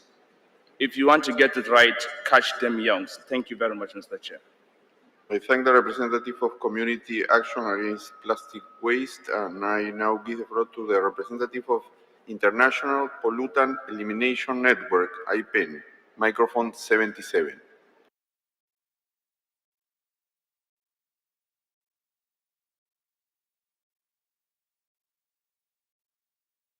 Thank you, Mr. Chair. I'm the co-chair of IPEN. We are convened here because of the urgent transboundary global health and environmental crisis caused by plastic pollution throughout the life cycle. Plastic pollution is a transboundary problem, and plastics and their associated chemicals move globally at every stage of their life cycle. National action plans are a powerful tool for monitoring the effectiveness of the treaty, but this is a problem with no borders that cannot be solved by countries individually. The harmful impacts happen globally, and plastic feedstocks, materials, and their chemicals travel around the world, and finally continue to travel when they become waste and when they end up polluting the environment. Microplastics cross oceans and air, traveling thousands of kilometers in a matter of days to weeks. A global approach would require reducing the amounts of plastics produced and driving the transition to a safe, toxic-free circular economy, respectful of the human rights to a clean, healthy, and sustainable environment. In order to do so, IPM believes that parties to the treaty should apply preventive and precautionary control measures, should be informed by the following considerations. 1, adopting global sustainable design criteria can avoid chemical hazards from plastic additives, polymers, and compounds. 2, providing information on plastics composition can lead to producers' awareness, consumer confidence, and safer recycling and disposal. 3, regulating toxic plastics and promoting alternative materials can avoid harmful wastes. Finally, we would therefore foresee the treaty to include reporting and monitoring requirements on 1, the implementation of measures that prohibit plastics that are made with toxic polymers and additives. 2, on the implementation and effectiveness of design criteria for plastics that would aim at waste minimization and be free of hazardous chemicals. And 3, the objective to allow transparency and traceability on the type and amounts of plastics produced, imported, and exported, as well as plastic waste generation, collection, and end-of-life management.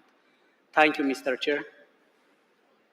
I thank the representative of International Pollutant Elimination Network, IPEN. I now give the floor to the distinguished representative of Qatar.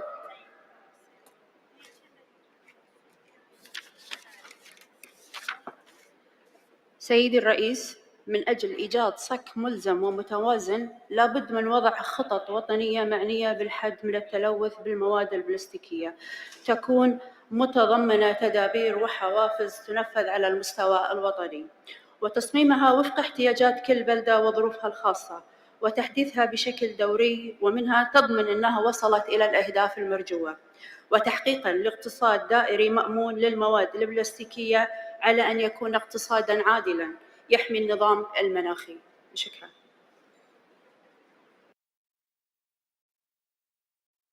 I thank the distinguished representative of Qatar.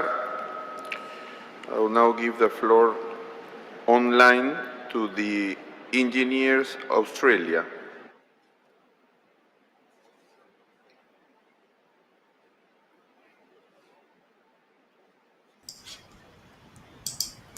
Thank you, Chair. My name is Kala Sinati Raja, and I am with Engineers Australia, a not-for-profit professional body whose purpose is to advance science for the practice of engineering for the benefit of community. Can you hear me, Chair? Hello? Can you hear me? Yes, we hear you well. Thank you. Thank you. I'm Kala Sunati Raja, and I'm with Engineers Australia, a not-for-profit professional body whose purpose is to advance science and practice of engineering for the benefit of community. So the UN defines a hazard as a process, phenomena, or human activity that has adverse impacts. A hazard becomes a disaster when it happens where many people are living or have livelihoods and it causes damage. So the IPCC defines disaster as severe alterations in the normal functioning of a community due to hazardous physical events interacting with vulnerable social conditions, leading to widespread adverse human, material, economic, or environmental effects that requires response to satisfy critical human needs, and that may require external support for recovery. If not before now, I'm sure that you will all agree what we've heard over the last few days, that this is our current state of affairs. So clearly, the plastic pollution situation that we face is in fact a disaster. So we propose that in addition to the existing conventions and agreements that have been mentioned and also provided by the Secretariat, that the new instrument should also take into consideration the Sendai Framework for Disaster Risk Reduction. Using disaster management underpinned with life cycle approach as an overarching framework with other guiding principles already mentioned for the new instruments will ensure coherence and coordination between measures to ultimately achieve cross-factorial co-benefits. Synergies should be identified between the agreements to optimize monitoring, data management, reporting, and also enforcement. Key focus areas of the Sendai priorities include understanding risk, increasing public awareness, and inclusive engagement will be key to mobilizing action and achieving our shared objectives. We also need to identify monitoring and standard metrics, data, and knowledge gaps. We are aligned with what has already been expressed for the establishment of a scientific panel, and we would like to highlight UNEA Resolution 5.8 for a science policy panel, and note that chemicals and waste generated by the plastic pollution forms a subset of the materials that's going to be considered by this panel, and so in the interest of efficiency, we request that the synergies be realized. Priority 2, about strengthening governance, accountable decisions making and disaster risk governance needs to be addressed as part of the national action plans, fostering collaboration, partnerships between local, national, regional, and global parties, enhancing knowledge and skills exchange to ensure fit-for-purpose place-based actions. Sendai Priority 3, investing in risk reduction for resilience. Funding has already been extensively discussed yesterday. We would just like to emphasize the need for both tangible and intangible benefits to be considered for all investment decisions, and for measures of effectiveness to be monitored and reported along the entire plastic value chain. And the last priority 4, enhancing preparedness, capacity building will ensure all states have equal opportunities, skills, and technologies, and shared results from quality monitored learnings will enable enhanced predictive capability for more targeted actions. The urgency and the scale of this disaster dictates that we need to collectively develop and implement a cohesive, meaningful treaty with globally binding prescriptive components in a timely manner. Thank you for the floor. I thank the representative of Engineers Australia. I now give the floor to a representative of the Basel Convention, Regional Center for Asia Pacific.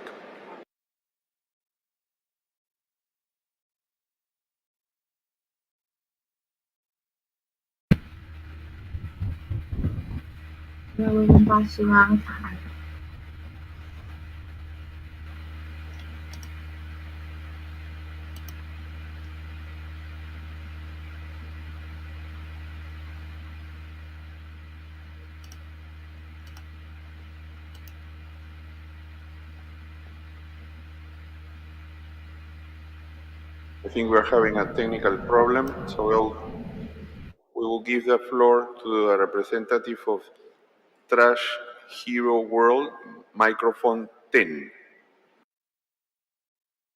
Thank you, Mr. Chairman. My name is Swati Sheshadri, and I work with communities in the front line of the petrochemicals build-out in India. My country is ranked 6th in the world and 4th in Asia in global sales of chemicals. Our refineries located on the coast dump untreated emissions into our water, air, and soil to the detriment of an already sensitive marine ecology. Falling fish yields and destruction of thousands of hectares of standing crop mean that the livelihoods of fishers and farmers are affected. Health impacts of these polymer-producing facilities cannot be ignored. Tuberculosis, cancer, other respiratory and skin disorders are common among people living around these petrochemicals producing facilities and workers in these factories.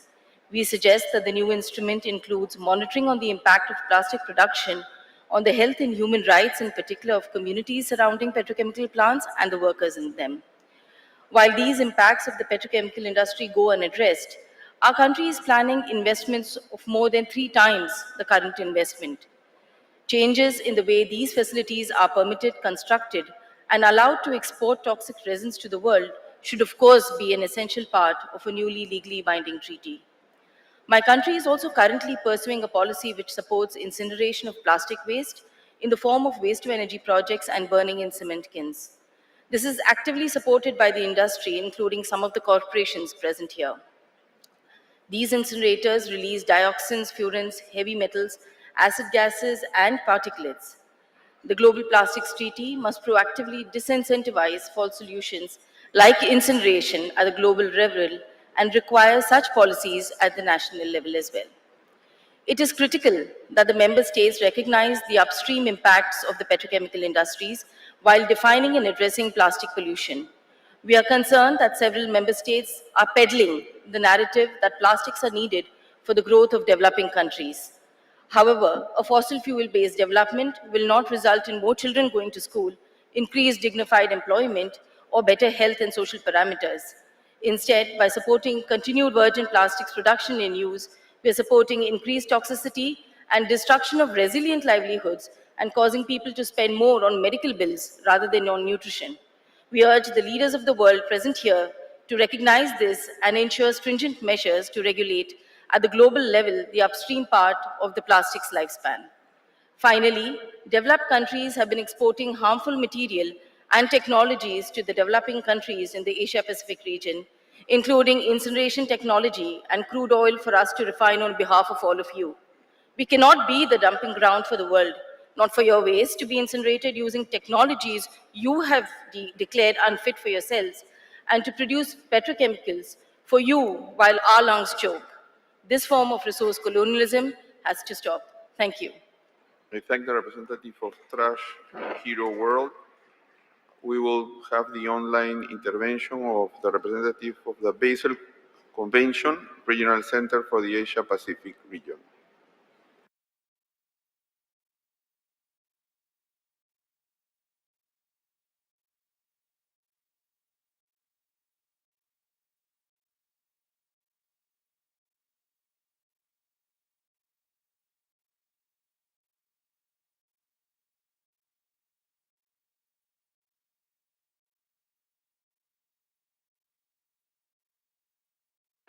We will go on with the representative of the Asociación Sustentar, microphone 51.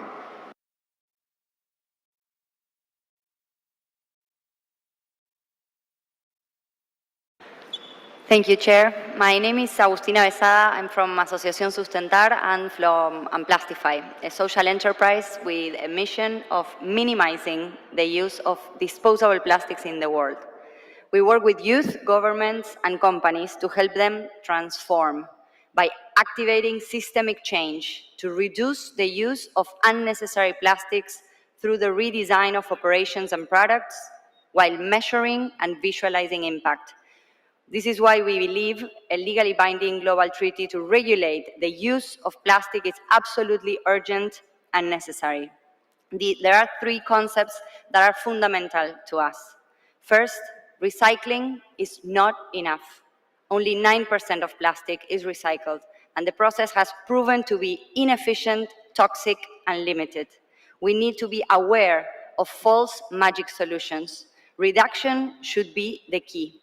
Second, we need to reduce and minimize plastics upstream, but also midstream, not only looking at the material production, but also at material transformation into products that are put in the market, supporting a very ambitious transition for the industry. And lastly, we need transparency and accountability, especially in the upstream and midstream phases. Companies in the value chain should disclaim the plastic they use and they put in the market. We need proper indicators and open measurement systems to inform decision-making. At Plastify, we are willing to support this extremely important and urgent treaty. Thank you. I thank the representative of Asociación Sustentar, and I now give the floor to UNIT Circumpolar Conference. Is an online intervention.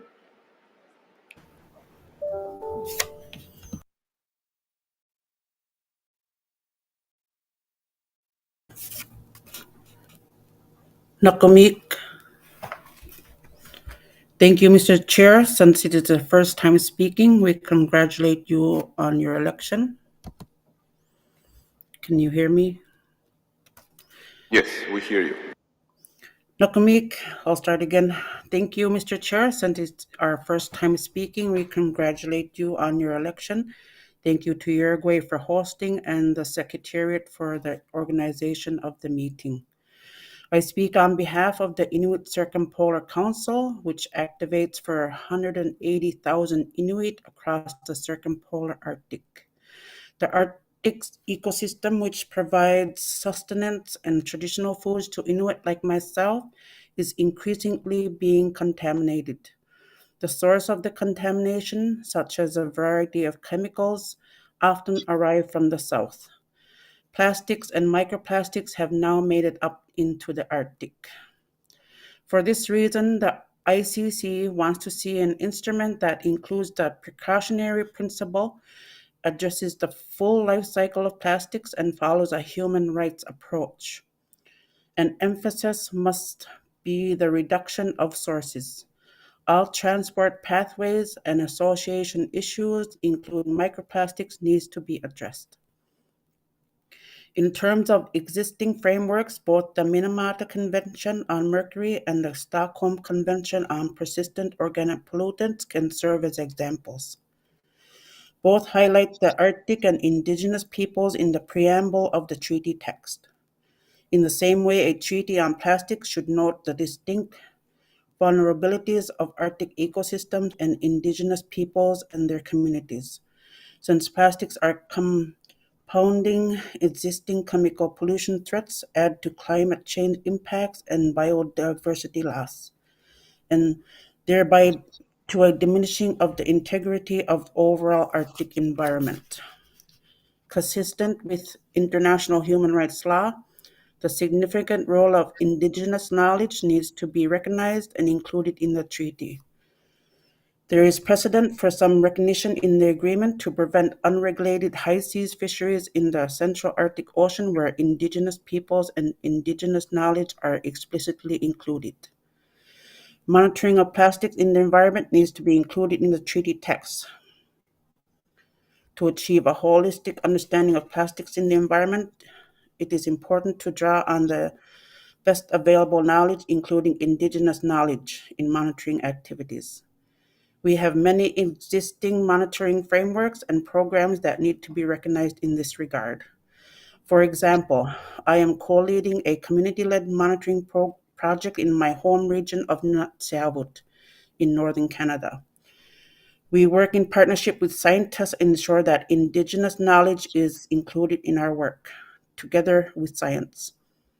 This work is part of the Northern Contaminants Program in Canada, which contributes funds for our work on contaminants and enables Inuit participation in these international discussions. We also contribute to Arctic Council's Arctic Monitoring and Assessment Program, which has produced guidance on plastics monitoring in the Arctic. We urge that these suggestions will be incorporated in the design a comprehensive, legally binding global treaty on plastics. Inuit are ready to be part of this vital work. Nakumik, thank you. I thank the representative of Inuit Circumpolar Conference. I now give the floor to the distinguished representative of Angola. Obrigada, Sr. Presidente, pela palavra.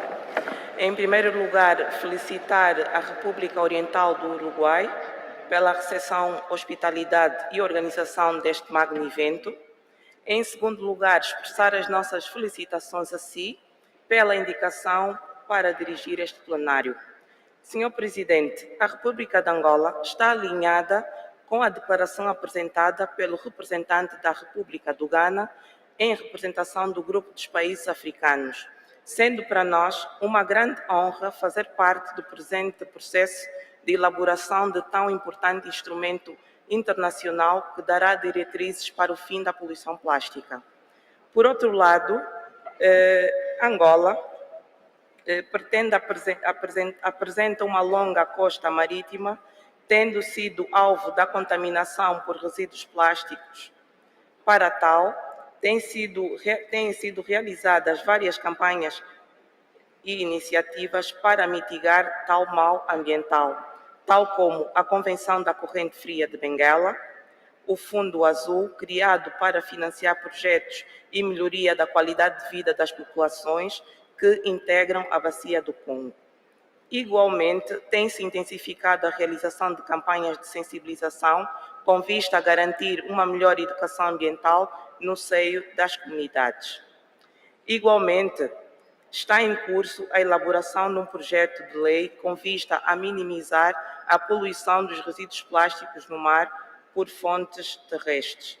Finalmente, Sr. Presidente, Angola precisará de apoios em termos de assistência técnica, financeira e tecnológica para assegurar uma eficiente avaliação e monitoria para a implementação deste importante instrumento legal para o ambiente e a saúde pública do povo angolano. Muito obrigada, Sr. Presidente. I thank the distinguished representative of Angola. I now give the floor to the representative of Plastics Europe, Reserve 4.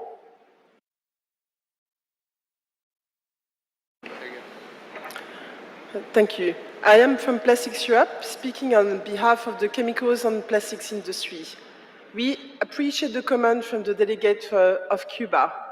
Industry will work with governments to determine how best to provide data to support effective monitoring and evaluation. There is a need to establish a baseline for monitoring and reporting, build on robust peer-reviewed science, and building on existing efforts by MEAs, such as, for example, the Basel Convention. Reporting should be based on the obligation to meet the objective of the instrument and should be done via national action plans. National reports should feed into global stock-taking undertaken at regular periods. There is a need for a harmonized common format and template, including key indicators that would facilitate reporting in an easy manner without creating excessive burden for developing countries and small and medium businesses. Monitoring should evolve over time and consider new scientific and technological developments. Industry is eager to collaborate with other stakeholders and provide robust scientific input into the process. Thank you. I thank the representative of Plastic Europe. I thank the representative of, so Plastic Europe, and I will give the floor to the distinguished representative of Togo. Merci, Monsieur le Président.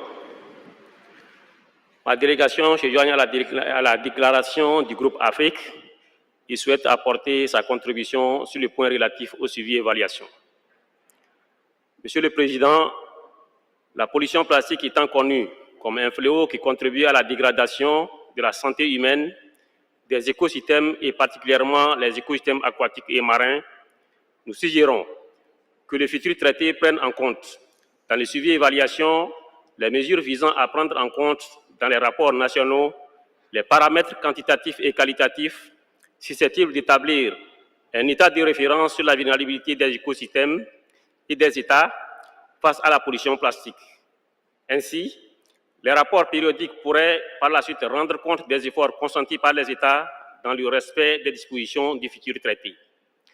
Monsieur le Président, les écosystèmes aquatiques constitués par les cours d'eau nationaux et internationaux sont ainsi reconnus comme le véhicule de dissémination par excellence de la pollution plastique, doivent faire l'objet d'un suivi particulier avec des critères spécifiques de suivi et évaluation dans un contexte de coopération régionale et internationale.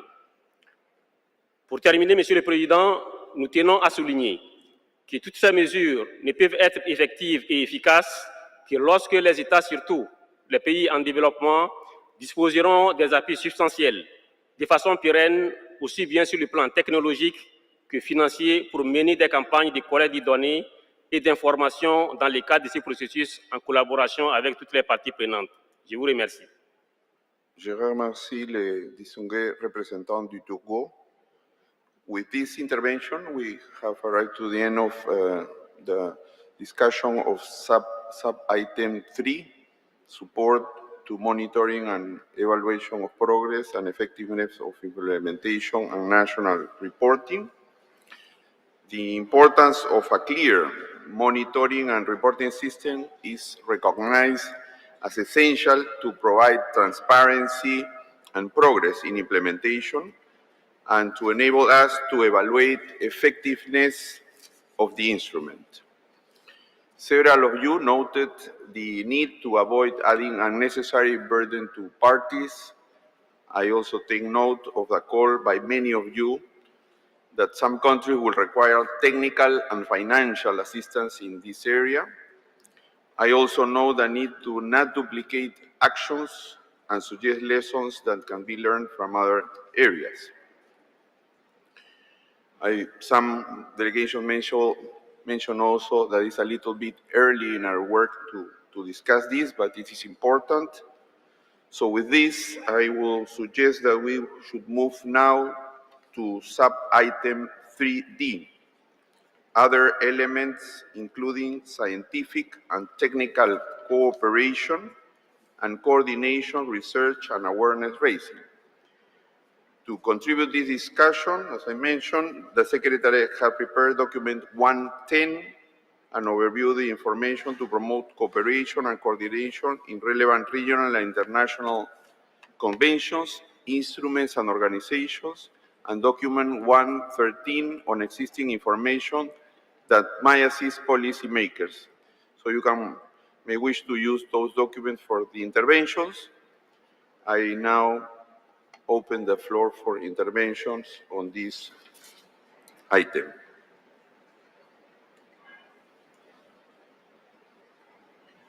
I will give now the floor to the distinguished representative of Ecuador. Muchas gracias, señor presidente. Ante nuestros ojos tenemos amplia y fuerte evidencia científica sobre los claros vínculos existentes entre los plásticos y el detrimento de la salud humana y ambiental, con efectos letales y subletales en organismos marinos y de tierra. Ecuador está convencido de la relevancia y necesidad de contar con las contribuciones de la comunidad científica para las deliberaciones y toma de decisiones informadas en el INC. Asimismo, creemos que esta cooperación y coordinación debe ser institucionalizada para fortalecer nuestras negociaciones actualmente y más tarde en la implementación de nuestro instrumento jurídicamente vinculante. La experiencia que tenemos de nuestras pasadas negociaciones y de la implementación de los convenios de Minamata, Basilea, Estocolmo, Rotterdam y Montreal deben servir para enriquecer y facilitar nuestros debates y toma de decisiones bajo una coordinación efectiva y eficaz. Asimismo, debemos tomar la experticia existente en diferentes foros del sistema de Naciones Unidas, por ejemplo, aquella de la OMS y de la FAO, así como en otras organizaciones tales como la OMC, la OMA y la UNCTAD. Señor presidente, el Ecuador co-coordina con Australia, China, Barbados, Fiji y Marruecos el diálogo sobre contaminación por plásticos de la Organización Mundial del Comercio, que busca contribuir desde el ámbito comercial en las soluciones frente a esta problemática. Este diálogo sobre contaminación plástica cuenta actualmente con 75 países miembros que trabajan de la mano con múltiples actores hacia objetivos concretos y efectivos. Este foro de la OMC también puede aportar efectivamente a nuestras deliberaciones en el INC, como por ejemplo en materia de transparencia de los flujos comerciales de plásticos, cadenas de suministro, políticas comerciales relacionadas con este tema y al fortalecimiento de la cooperación regulatoria, por ejemplo en estándares, así como en la identificación de necesidades de asistencia técnica relacionada con el comercio de las economías vulnerables, incluidos los países, los pequeños estados insulares en desarrollo. Finalmente, señor presidente, deseo reiterar que la real y efectiva participación y contribución directa y permanente de la comunidad científica, academia y sociedad civil es fundamental para pasar justamente de la evidencia científica que tenemos ante nuestros ojos a la adopción de un tratado que efectivamente combata y elimine la contaminación por plásticos. Muchas gracias. Agradezco al distinguido representante del Ecuador, and I now give the floor to the distinguished representative of Japan, followed by Armenia and Philippines. Thank you, Chair. Japan recognizes that science is important. However, we are not sure that all delegations have a shared and common basis of science. Scientific data and socioeconomic knowledge of plastic pollution are still limited, and therefore it would be crucial to take advantage of data and knowledge owned by international, regional, and national research institutions in close cooperation. Japan proposes that comprehensive monitoring be conducted on the current situation of plastic pollution, including where it takes place, how much is emitted, how it moves, and what is the forecast. We should enrich scientific knowledge regarding the ecological impacts of plastic pollution. To establish common methodology harmonizing the guidelines of monitoring would be necessary. It seems necessary to develop a continuous reporting mechanism. Parties will have to continuously report the volume of plastic litter emitted in their territory. Guidelines for common inventory would be required to ensure comparability of data. It is necessary to evaluate the progress of implementation of the instrument. For that, objective and regular comparison of plastic emissions by country and monitoring progress will be key. Japan would prefer to have discussions on an eventual subsidiary body on science and technology further down the road in a coordinated manner with provisions on scientific and technical cooperation and provisions on research. I thank you. I thank the distinguished representative of Japan, and I now give the floor to the distinguished representative of Armenia. Thank you, Chair. Awareness raising and education are important elements in sustaining plastic pollution reduction success. Targeted initiatives at educational institutions will inspire both collective and individual involvement in this global environmental challenge. The public must be aware of plastic pollution impact on human health and environment and adapt to its consequences. Higher education students pursuing science and engineering degrees need to be taught about new technologies and practices in dedicated fields. And in this regard, the establishment of flexible mechanisms for financial and technical assistance in the frame of this instrument is very important.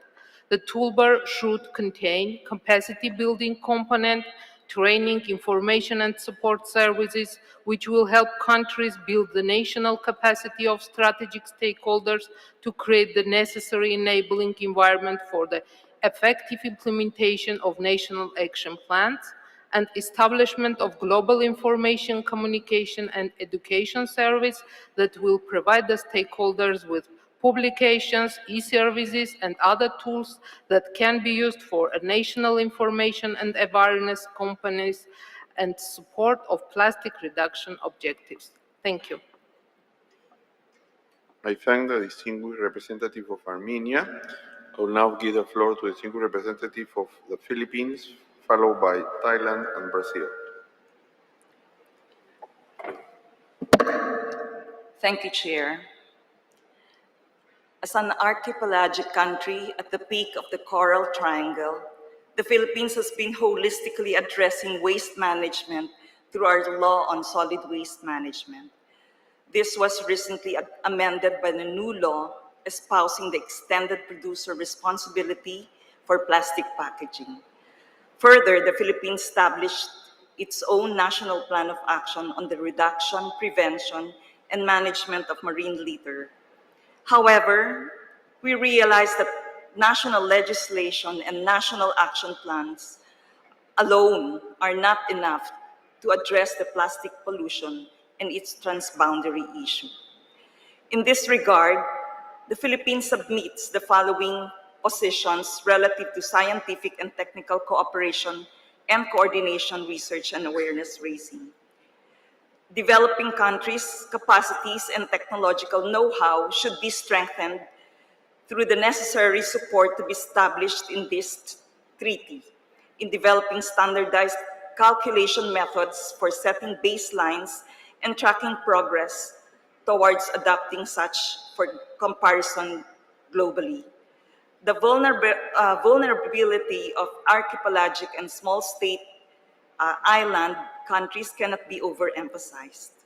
As such, there is a need for capacity building, research and development, and technology transfer to sustain actions by developing countries, especially in raising about the harms of plastic pollution, material reduction, recyclability improvement, redesign of materials, as well as sustainable low-carbon waste material management schemes.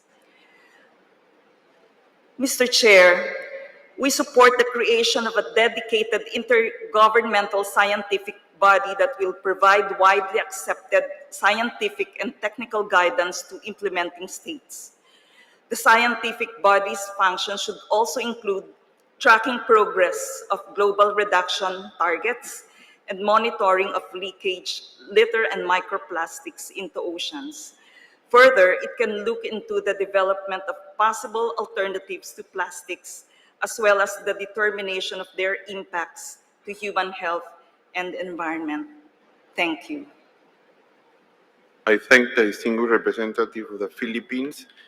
I will give the floor now to a representative of the European Union, followed by Thailand and Brazil. Thank you, Mr. Chair. Mr. Chair, the EU and its member states have listened with great interest to the academia's valuable scientific knowledge regarding plastic pollution during both the multi-stakeholder forum and stakeholder dialogue. The science is clear.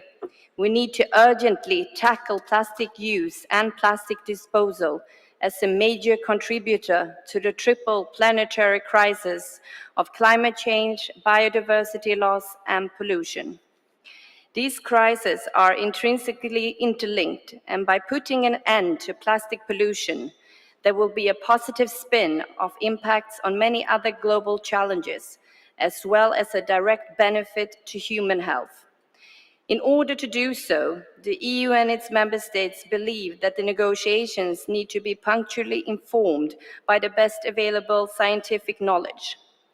We would like to thank the Secretariat for preparing the document UNEP/PP/INC.1/7 on plastic science, which has provided valuable guidance for the INC in its deliberations on developing an international instrument to end plastic pollution. Thus, we propose to request the Secretariat to provide the INCs with regular updates on new scientific information and, as necessary, inform on the current state of knowledge. We trust that the Secretariat will make all efforts to use all relevant and reliable sources of information, including peer-reviewed literature and relevant scientific networks, to assess the best available science and emerging trends. We believe that to have an in-depth understanding of the traditional knowledge of indigenous peoples and local knowledge system is of crucial importance to build up a coherent and complete picture. Furthermore, the EU and its member states welcome the discussion on the role of science and look forward to exploring ways to interact with the scientific community during the forthcoming intersessional period. One way of doing so could be through virtual workshops, webinars, or policy briefs on specific and pertinent topics. Mr. Chair, the EU and its member states recall the decision UNEA 5/8 Science Policy Panel to contribute further to the sound management of chemicals and waste and to prevent pollution. We look forward to following the development of this panel and to discuss what the role the panel could have in relation to the future instrument to end plastic pollution. We would also like to stress the importance of awareness raising at all levels to end plastic pollution. Finally, while emphasizing the need for further scientific assessment of the environmental, health-related, and socio-economic impacts of plastic pollution and the solution for environmentally sound elimination and removal of plastic pollution could be explored in specific cases. The EU and its member states wish to emphasize that we already have sufficient knowledge and necessary data evidence needed to make informed policy decisions to end plastic pollution. We also want to reiterate that in accordance with the precautionary principle, the lack of full scientific certainty shall not be a reason to postpone action where there are threats of serious or irreversible damage to health and the environment. We should act now. There is no time to wait. I thank you. I thank the distinguished representative of the European Union. I now give the floor to representative of Thailand.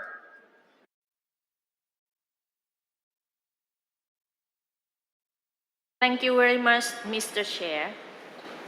In terms of scientific and technical cooperation and coordination, research and awareness raising, Thailand recognizes the importance and necessity of best available scientific and technical knowledge and know-how, as well as local knowledge and wisdom system, in particular from indigenous peoples, in addressing the plastic pollution.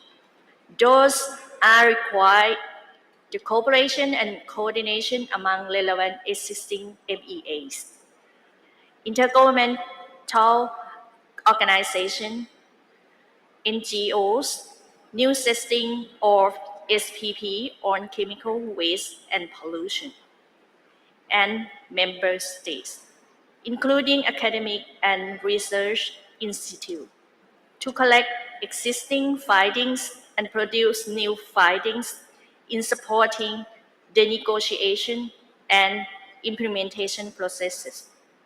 Among other things, it should be considered to include mechanisms in the instrument to make available further development of innovations and resources in order to minimize of problematic plastic production and consumption, especially issue of micro or nanoplastics and unintentional toxic releases in the environment. as well as to explore available and sustainable alternatives based on relevant scientific knowledge and evidence, as well as socio-economic and practical possibilities. Bearing in mind its aim to reduce barriers to achieve the sustainable circularity of plastic and overcome intensive burden to our global spheres. These mechanisms need to strengthen the aforementioned cooperation and coordination among scientific societies and related stakeholders. Thank you very much. I thank the distinguished representative of Thailand. I now give the floor to the distinguished representative of Brazil. Thank you, Chair. On the issue of scientific and technical cooperation and coordination, research and awareness raising, Brazil is of the view that effective implementation of the plastics agreement would benefit from a permanent body, such as an independent expert panel, responsible for assessing overall progress as well as specific emergent issues as parties deem necessary. We would not envisage a heavy separate institutional structure, such as the IPCC, but rather a panel akin to the Scientific Assessment Panel of the Montreal Protocol, which in our view has fulfilled its role very well. We would also note that given the impacts of plastic pollution in the environment, human health, and the economy, it will be key that this body has the expertise to assess the issues at hand from the perspective of different fields. For that, it would benefit from experts in different fields of natural, economic, and social sciences. Such a body would assist the COP of the plastics instrument in its work.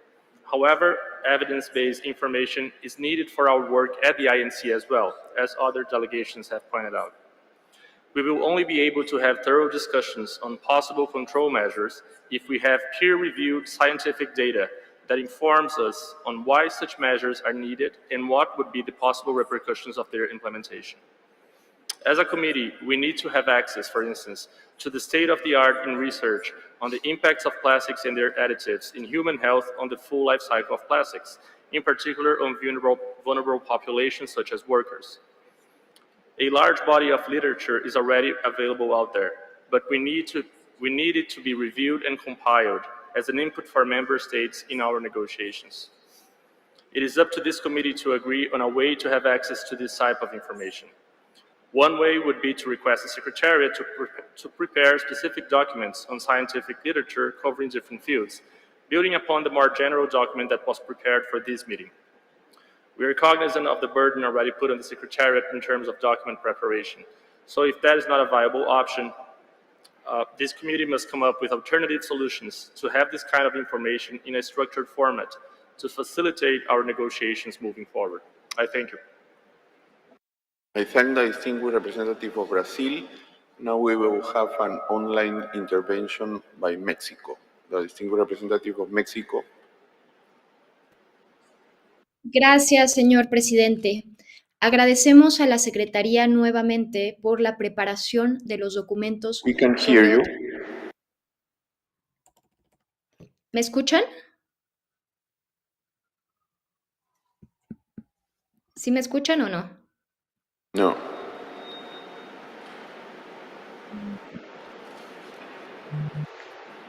¿Me escuchan? No, no sound. Okay, we'll try to find a solution to this technical problem.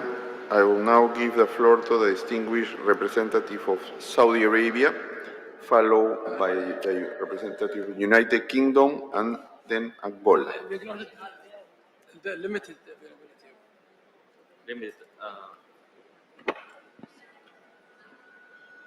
Sorry.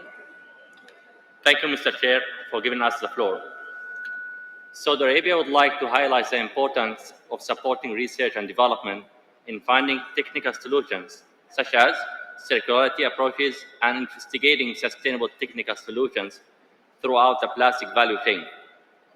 Saudi Arabia echoes our distinguished colleague from Japan on the need of subsidiary body in science and technology. The Kingdom of Saudi Arabia sees the need to support and promote constructive interaction between policy and the scientific and research community at all local and global levels, and to sustain science-based approach with regard to the sound management of plastic waste. This includes promoting the sound management of plastic waste, pollution prevention, and effective precipitation.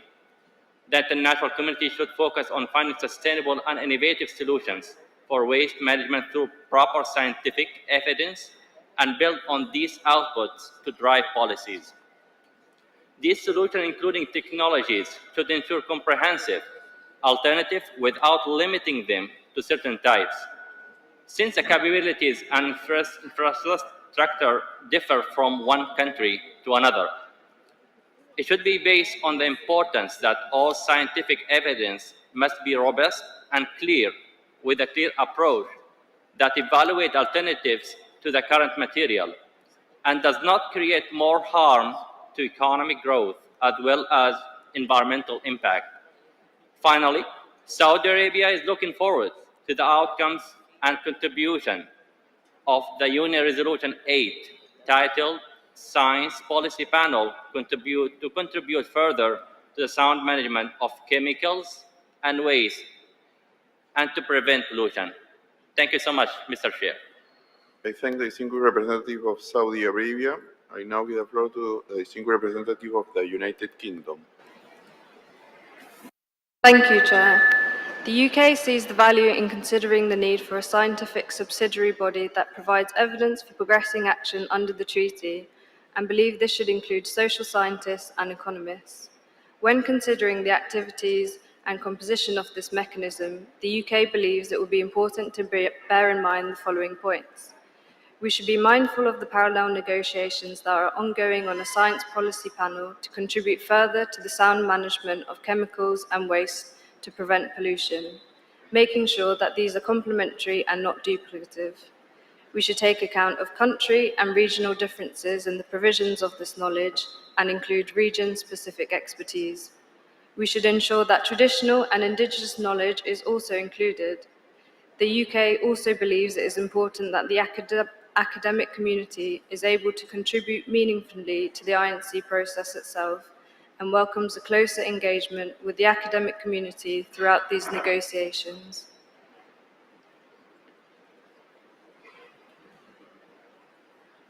I thank the distinguished representative of the United Kingdom. Le doy ahora la palabra al distinguido representante de Cuba, seguido por Noruega y Sri Lanka.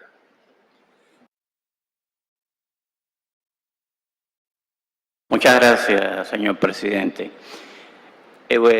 Uno de los mayores vacíos en la información de nuestros países está en los resultados y evidencia científica. Por lo tanto, hay todavía mucho más que estudiar e investigar. Por eso es importante compartir la información existente, sobre todo en cuanto al impacto y los riesgos para la salud humana, así como posibles alternativas. En este sentido, Cuba considera que la contribución de la Organización Mundial de la Salud es muy importante. Necesitamos contar con información y respaldo de la OMS sobre las evidencias científicas de que se dispongan. También apreciamos mucho la cooperación que se logra establecer durante el proceso de negociación y bajo el nuevo instrumento con otros organismos, organizaciones internacionales y acuerdos multilaterales. Los insumos de la Organización Mundial del Comercio, la Organización Internacional de Normalización, la UNCTAD y la FAO, todos son muy importantes. Bajo el nuevo instrumento, estas contribuciones deberían conducirse bajo algún formato sobre el cual somos flexibles, pero pensamos que puede tenerse en cuenta la existencia de otros paneles de ciencia política que ya existen.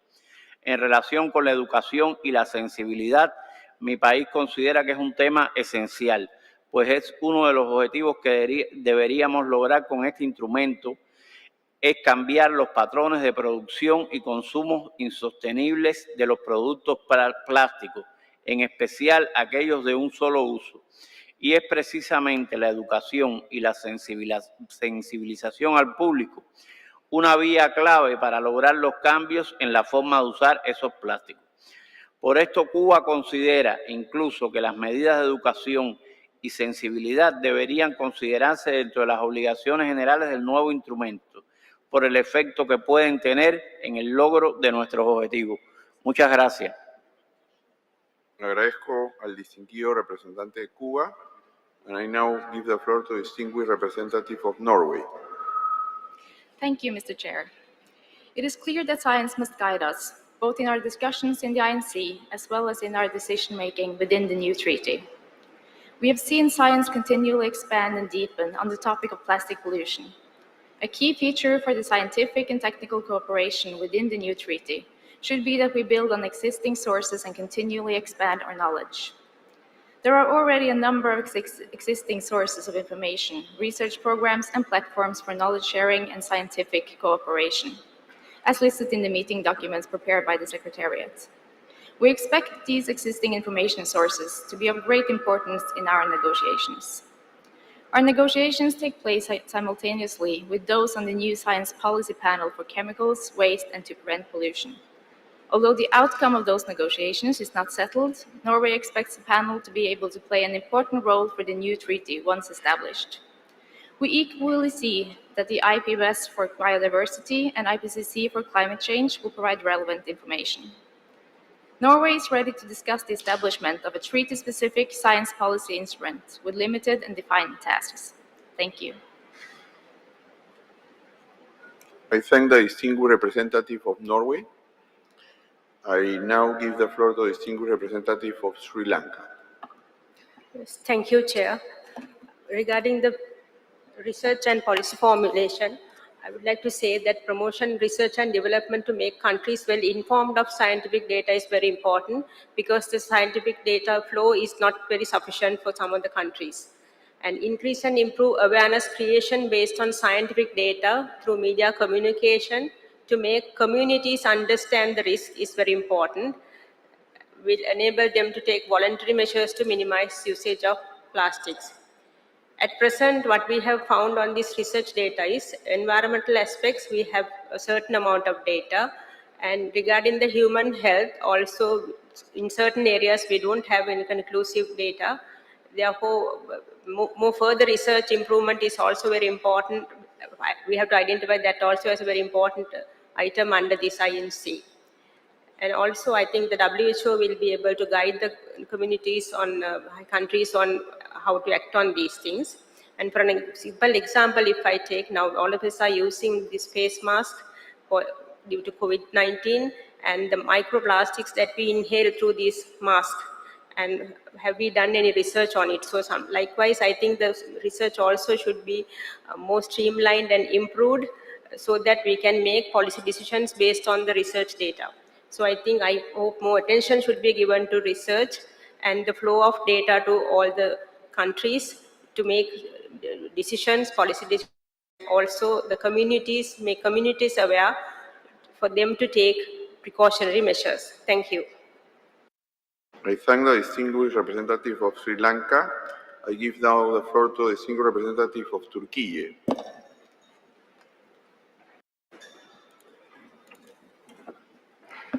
Thank you, Mr. Chair. I would like to start my speech by talking about awareness. We hope that the decisions we will make here will be adopted by the society and lead to habit changes. In this way, we can be sure that the steps we take to protect the environment, biological diversity, and human health will be carried on to better positions by future generations. In this respect, we can reach the society through activities such as organizing national and global awareness-raising campaigns and making initiatives to add the subject to the education programs. We think that the work that will reflect the importance given by the Secretariat to the subject should be carried out in a transparent manner. We expect and support the initiatives of the world of science and technology regarding the new instrument, which we can describe as the game changer of the coming years. We hope that the Secretariat will not spare its efforts to ensure that countries gain equal benefits in socio-economic and scientific dimensions. Thank you. I thank the distinguished representative of Turkey. I will give now the floor to the distinguished representative of Pakistan, followed by Egypt and Australia. Thank you, Chair. Pakistan echo with Japan, Thailand, and Brazil. Pakistan would like to support scientific and technical cooperation and coordination with other scientific bodies like POPs Review Committee of Stockholm Convention already worked on POPs in plastic, Basel Convention like Plastic Waste Amendments and Plastic Waste Partnership. We encourage scientific research on the impacts of plastic pollution on air, water, soil, and marine. We suggest to engage national research institutes for introduction of alternatives of plastics. We support mass awareness raising to engage policymakers, producers, and consumers on the life cycle of plastic. I thank you. I thank the distinguished representative of Pakistan. I give now the floor to the distinguished representative of Egypt. Thank you very much, Mr. Chair. I'd like to begin by thanking the Secretariat for providing us with the excellent insights in the plastic science note, which they have prepared for this session. Mr. Chair, my delegation agrees with the sentiments expressed by many previous speakers. Certainly, there can be no doubt as to the centrality of science in guiding our way forward in this process. And to this end, we must ensure that the best available peer-reviewed scientific research is at the forefront, guiding our efforts at all stages. And to do so, we also must ensure that the relevant bodies across the board are engaged on matters which fall within their areas of expertise. Mr. Chair, in this regard, I wish to also echo sentiments from previous speakers on the importance of benefiting from the large volume of existing literature already out there. I would like to point out, in particular, the valuable work that has been undertaken by UNEP, including its flagship Global Environment Outlook report, as well as the many thematically relevant reports on plastic pollution that have been prepared in the past. Egypt also agrees with previous speakers on the need for establishing a dedicated body on scientific and technological advice. This is something we need to consider and continue to consider moving forward. And finally, Mr. Chair, we also agree with our colleagues from the UK and Norway regarding the work aiming to establish a science policy panel on chemicals, waste, and pollution prevention. Certainly without prejudging their work and their negotiations, but I think it's important to bear in mind the need to avoid duplication and also to explore further ways by which we can benefit from the establishment of this panel. Thank you very much. I thank the distinguished representative of Egypt. I will now give the floor to the distinguished representative of Australia, followed by the United States and Micronesia.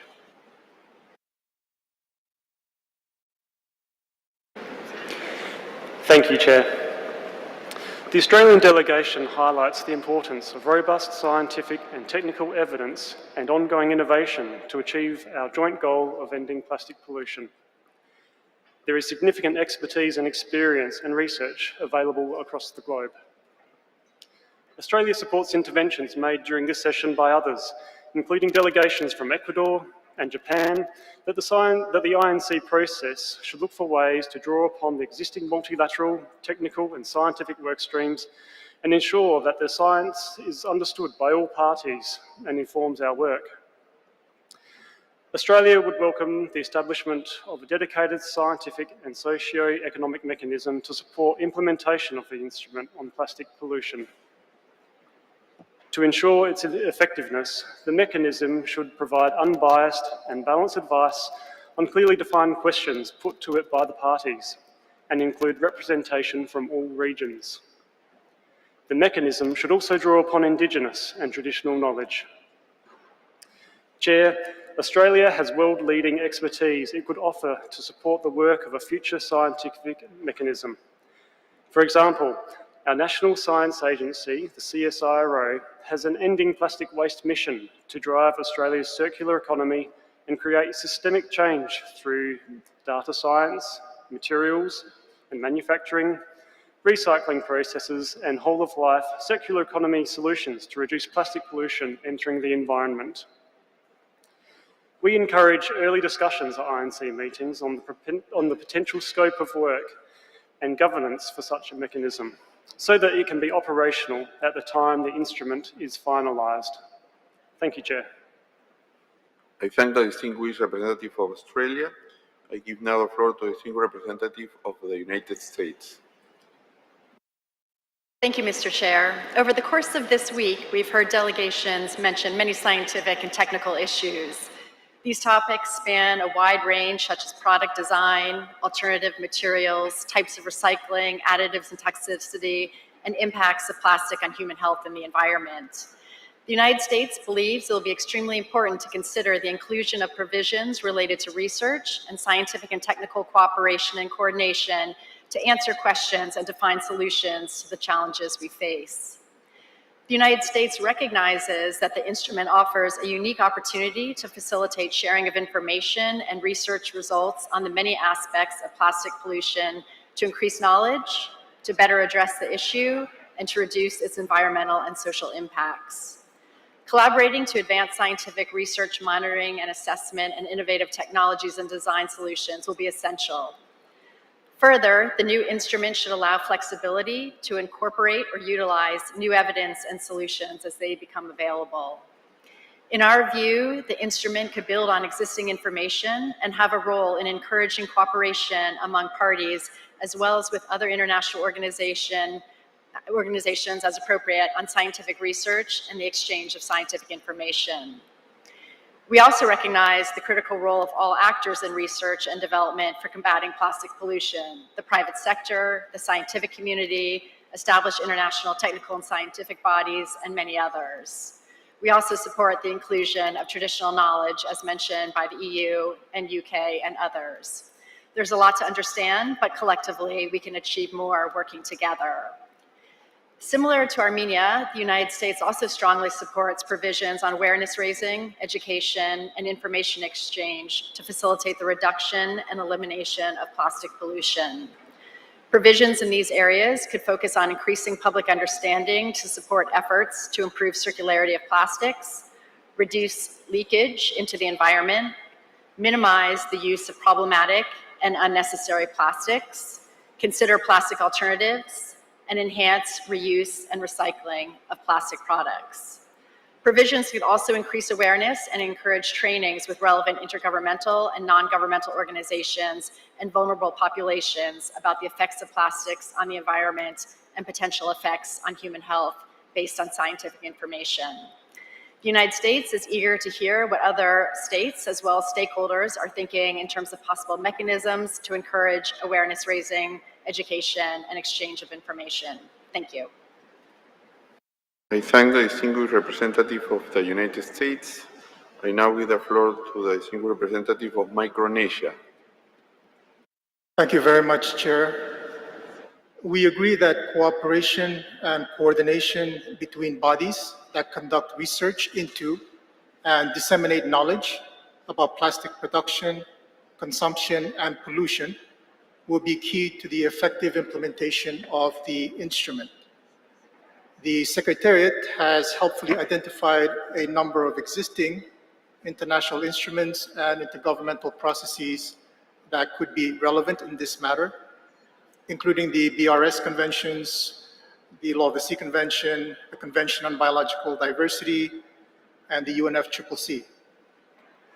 As announced by the Alliance of Small Island States and the Pacific Small Island Developing States earlier this session, we support the establishment of a scientific, economic, and technical body under the instrument that will provide key advice and guidance to parties to the instrument upon the request of those parties.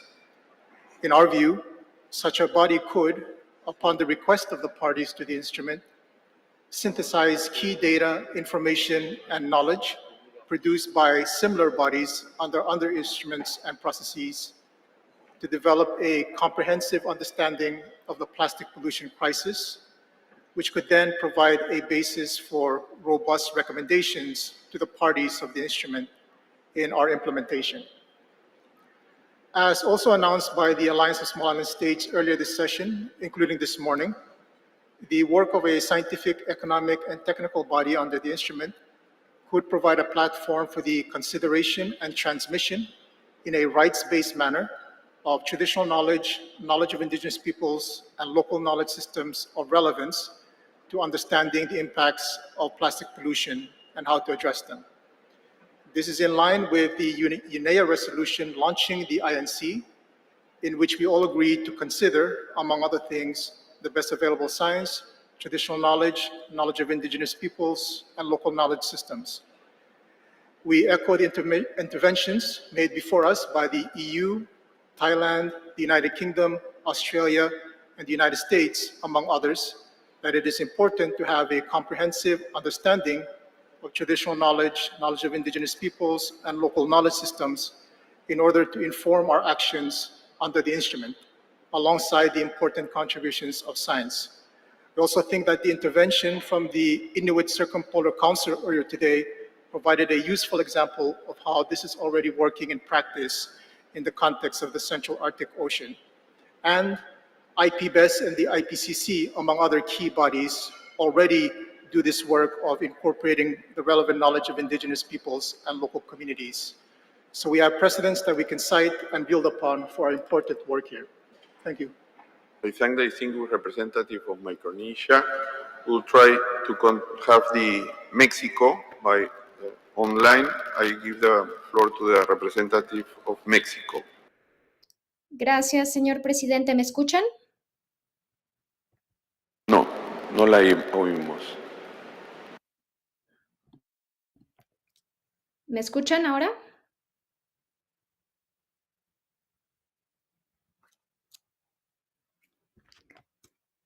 ¿En sala me escuchan en Punta del Este?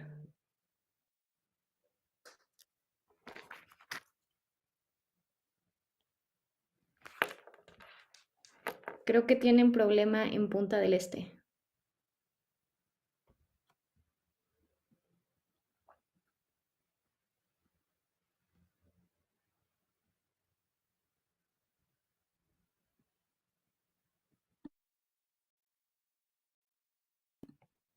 ¿Me escuchan en Punta del Este?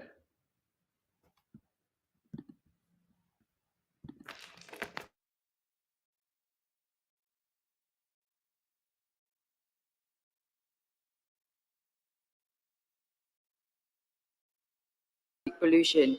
Cooperation and coordination are also key in narrowing the scientific and technical gaps between developed and developing nations, while accelerating and complementing efforts and progress made at the national level. Therefore, Malaysia strongly proposes for the establishment of a scientific advisory panel. Not only that, Chair, it is equally important to establish a socio-economic advisory panel as an initiative to facilitate effective negotiation process.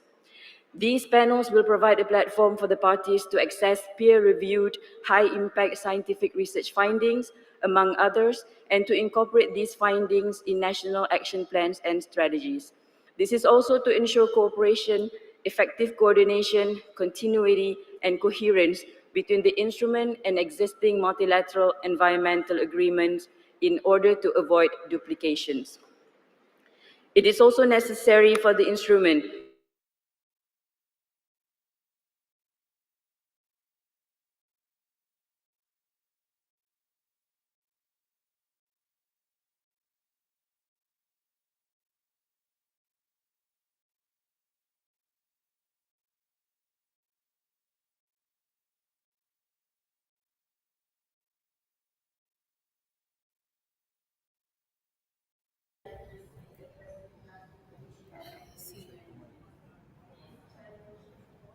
Yeah, now it's fixed.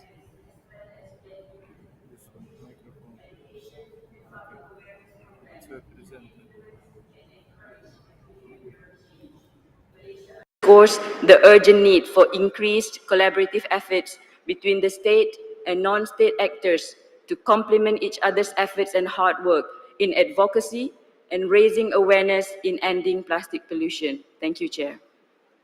I thank the distinguished representative of Malaysia. I give the floor to the distinguished representative of Qatar.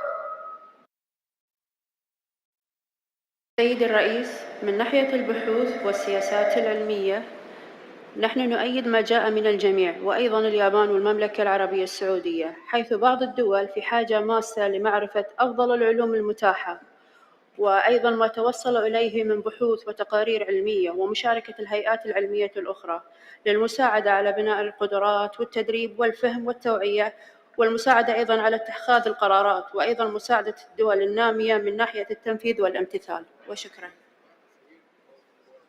I thank the distinguished representative of Qatar. I give the floor to the distinguished representative of Indonesia. Thank you very much, Mr. Chair.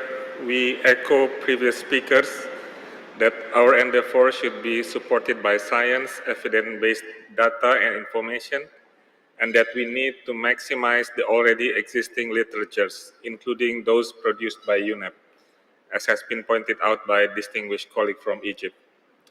Furthermore, we need to ensure that scientific community from developing countries should be given greater opportunity to contribute to the global discourse on plastic pollution. In this regard, we need to better engage various centers of excellence and research institutes, especially from the developing countries. On the awareness raising, we are of the view that we need to better engage local government, youth, and university students, among others. We believe that those groups have a crucial role in supporting our common undertaking. I thank you, Chair. I thank the distinguished representative of Indonesia. Le doy ahora la palabra al distinguido representante de Argentina. Muchas gracias, señor presidente. Como lo hemos dicho en nuestra intervención al principio de esta reunión, nuestra delegación asigna vital importancia a que las decisiones a las que se llegue en el transcurso de nuestras negociaciones estén basadas sobre sólida evidencia científica. Por lo tanto, nuestra delegación también apoya la creación de un mecanismo científico-técnico que brinde asesoramiento específico que va a ser esencial para la toma de nuestras decisiones. Somos flexibles respecto del formato que este mecanismo pueda llegar a adoptar, pero creemos que sí debe acompañar las negociaciones y debemos empezar a discutir su establecimiento desde el principio. Con relación a este tema, queríamos agregar también que este mecanismo debe aprovechar todas las sinergias que existen en las actuales circunstancias, en los acuerdos internacionales de químicos y desechos, debido a que estos tienen un gran desarrollo e implementación por parte de todos los estados. Con relación, por supuesto, a las campañas de concientización, difusión y capacitación, creemos que deben también tener un lugar privilegiado en el texto del futuro acuerdo y que este acuerdo además debe contener, como lo ha señalado la delegación de Estados Unidos, alguna cláusula para poder beneficiarse de los avances en materia científica en el futuro. Muchas gracias, señor presidente. Agradezco al distinguido representante de la Argentina. No tengo más solicitudes de Estados miembros para intervenir en este sub-item. Pasaríamos a intervenciones de observadores. En primer lugar, le voy a dar la palabra a la Sociedad Endocrinológica. Es micrófono 47. Endocrine Society, microphone 47.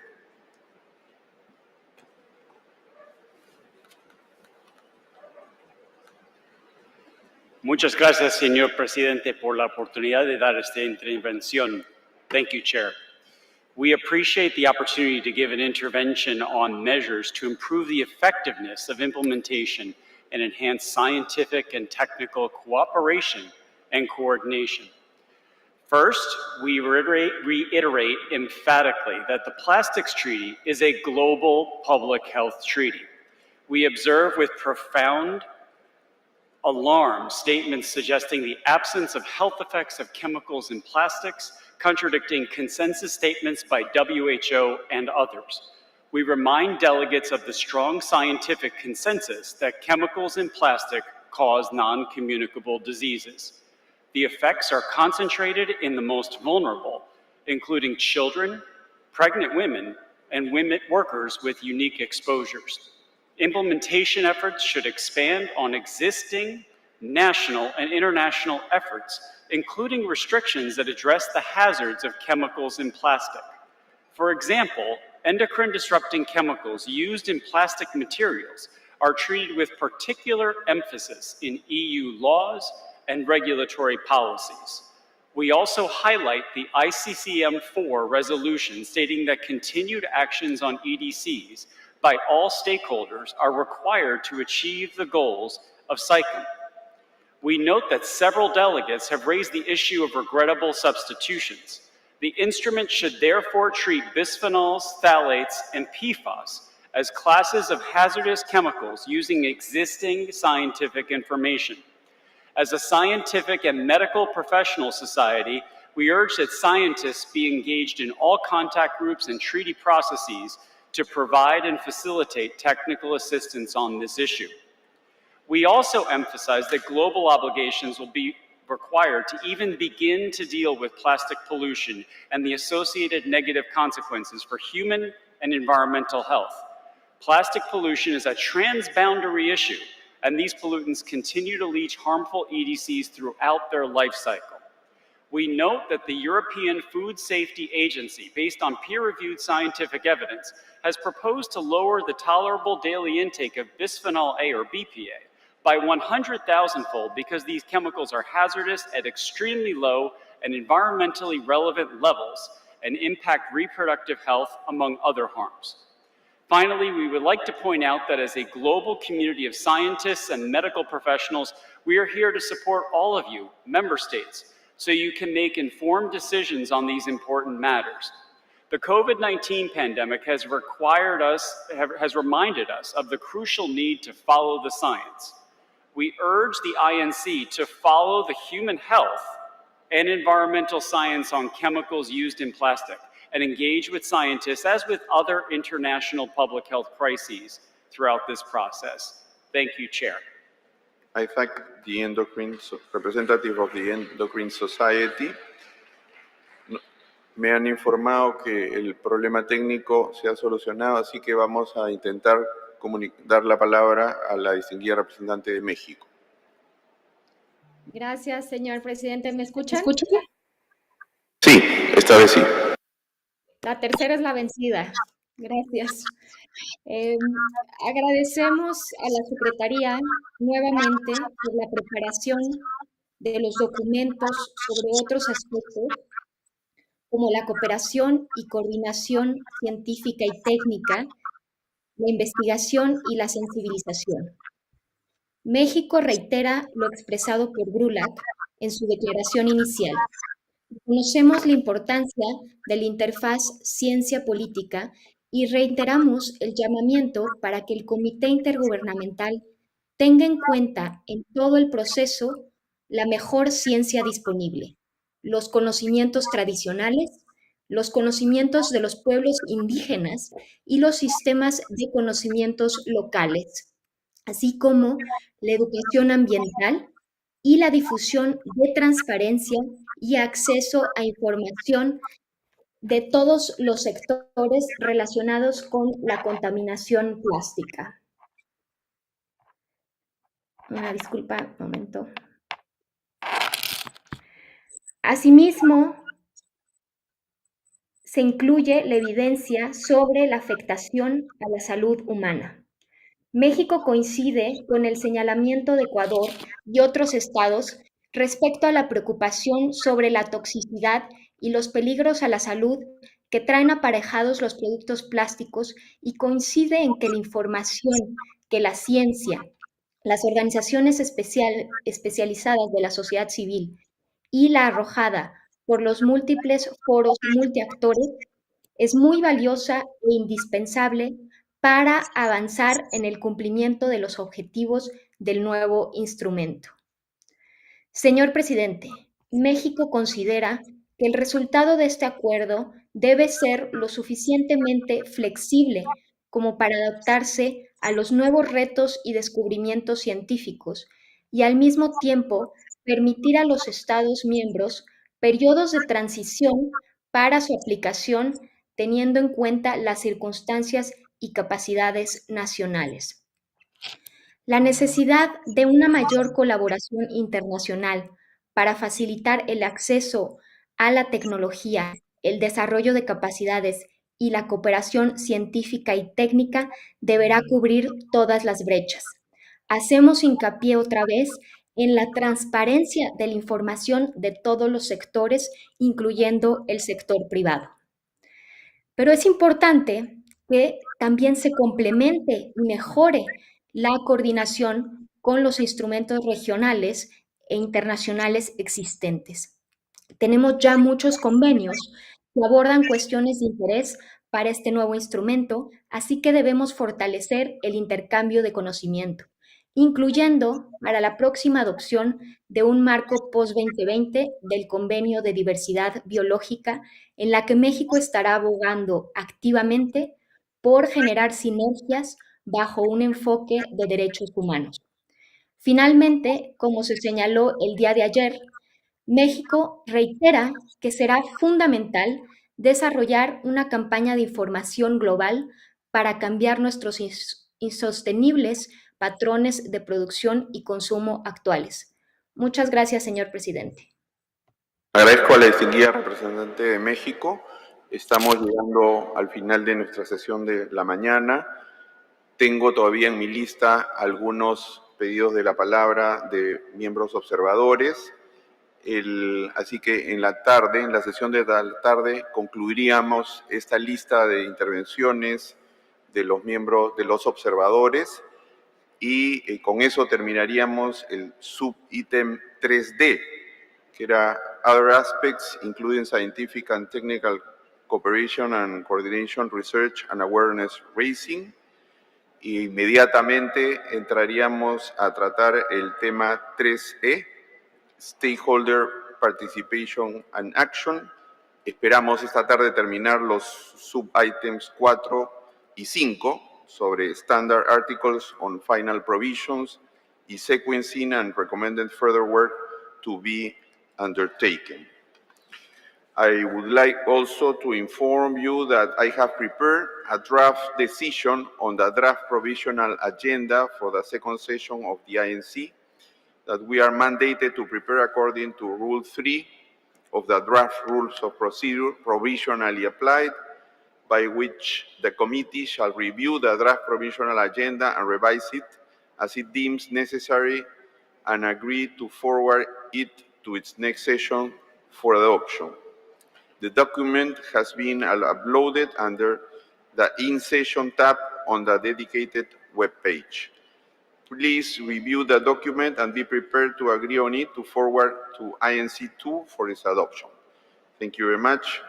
I think I need to inform you that as we informed before, there will be the informal group that will meet from 2 to 3 o'clock. And I now will give the floor to the Secretariat for some housekeeping. Gracias. Envíe las declaraciones por escrito a la Secretaría a través del correo unep-ancplastic.secretaria@un.org. Acerca del protocolo COVID, recomendamos a todos los delegados que usen máscaras y ejerzan el distanciamiento social. Máscaras están disponibles en la instalación. Los desinfectantes para manos también están disponibles en el mostrador de registro. Si experimentan síntomas o se sienten mal, aíslense en su habitación de hotel e informe a la Secretaría. Por favor, háganos saber si necesitan de ayuda. Las pruebas de antígeno y PCR están disponibles a un costo. Pruebas están disponibles de las 9 a las 11 de la mañana el viernes. Para obtener más información, diríjense al mostrador de registro. Cables de Internet están disponibles cerca de las cabinas de interpretación al final de la sala plenaria. El país anfitrión ha proporcionado los horarios para los traslados de retorno al aeropuerto de Montevideo. Los horarios estarán disponibles en el sitio web de la reunión en breve. El viernes, el autobús partirá de las 8 de la noche desde el centro de convenciones. Para sábado y domingo, los horarios de salida de los buses serán de acuerdo con los grupos de vuelos, similar a lo que se hizo en los traslados de llegada. Los autobuses pasarán por todos los hoteles acreditados con delegados registrados para estos traslados de regreso. Si no lo han hecho, pasen por la recepción para verificar su itinerario de regreso. Los hoteles tendrán también una lista de contactos de emergencia en caso de retrasos o cualquier otro problema con los servicios de transporte.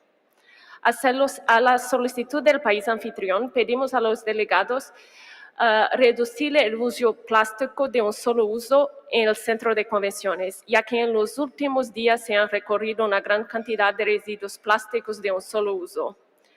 Las sesiones informativas organizadas por el país sede para hoy son lecciones aprendidas y desafíos para la gestión de residuos de envases plásticos en el marco de la economía circular por el Centro de Convenciones de Basilea y Estocolmo y su papel en el tema del plástico. Este evento tendrá lugar en el Auditorio 1 a las 13 horas. Lo segundo es la lucha contra los residuos plásticos marinos, objetivos cero residuos, innovaciones y soluciones. Este evento tendrá lugar a las 2 de la tarde, será un evento virtual y la conexión está también disponible online en el sitio web de la reunión. Gracias. Muchas gracias al secretariado. Se suspende la sesión.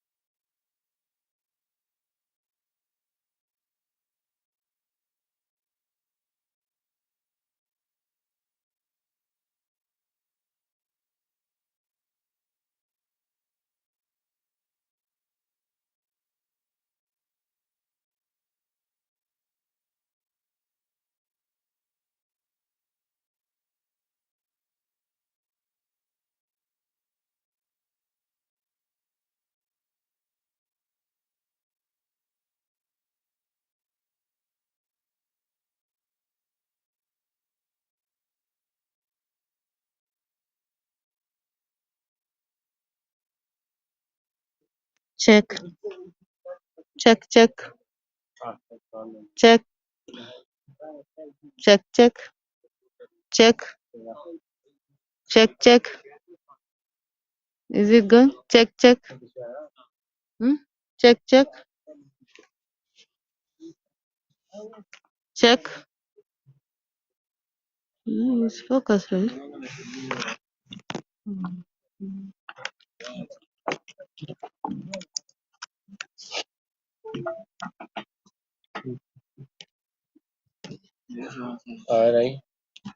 Check. Check, check. Oh, you don't have your laptop to tell me you can hear me. Are you connected? No sé.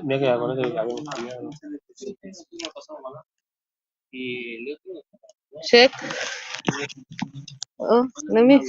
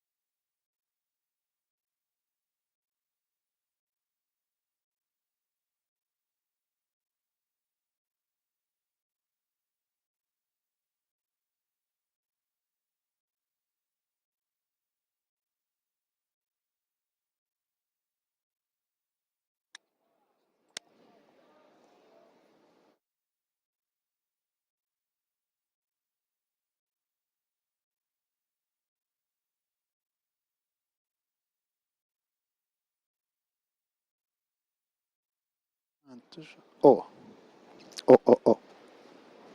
Ahí está llegando, perfecto.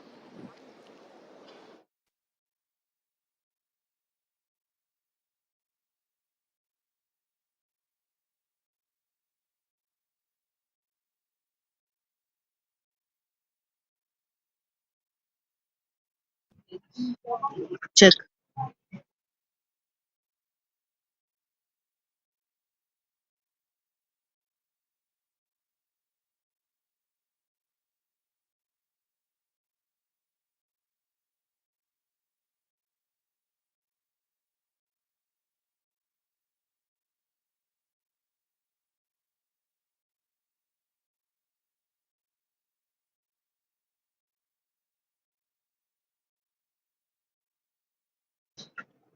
Check.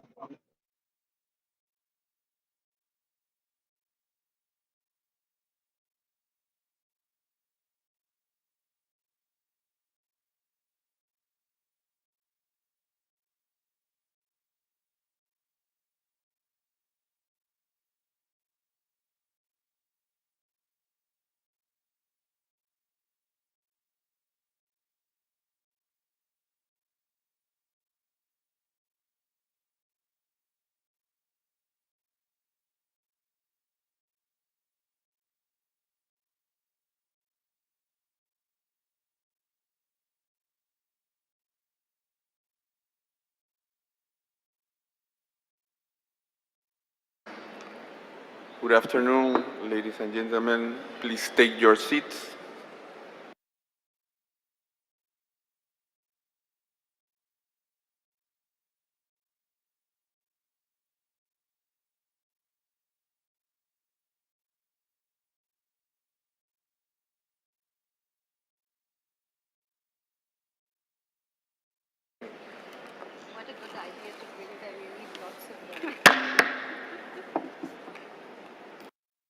Good afternoon. We will start by hearing the last remaining interventions from observers on support to monitoring and evaluation of progress in and effectiveness of implementation and national reporting. Thereafter, we will proceed to discuss stakeholder participation and action, followed by the standard articles or final provisions, that is, provisions that are typically included at the end of a treaty. With that in mind, I open the floor to the final interventions on monitoring and evaluation. So I give the floor to the representative of Trash for Peace, microphone 44.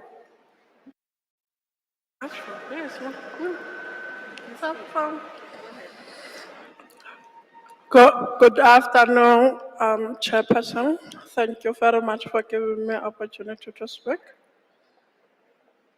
My name is Madika Rukwena. I'm from South African Waste Speakers Association, and I'm a delegate of International Alliance of Waste Speakers.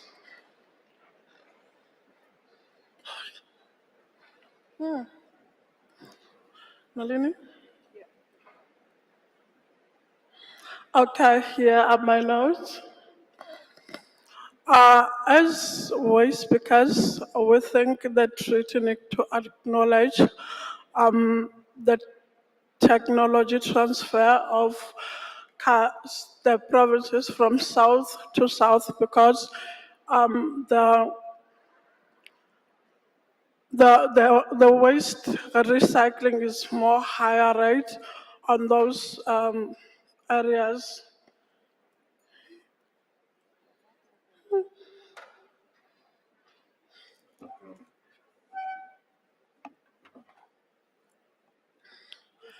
My apology.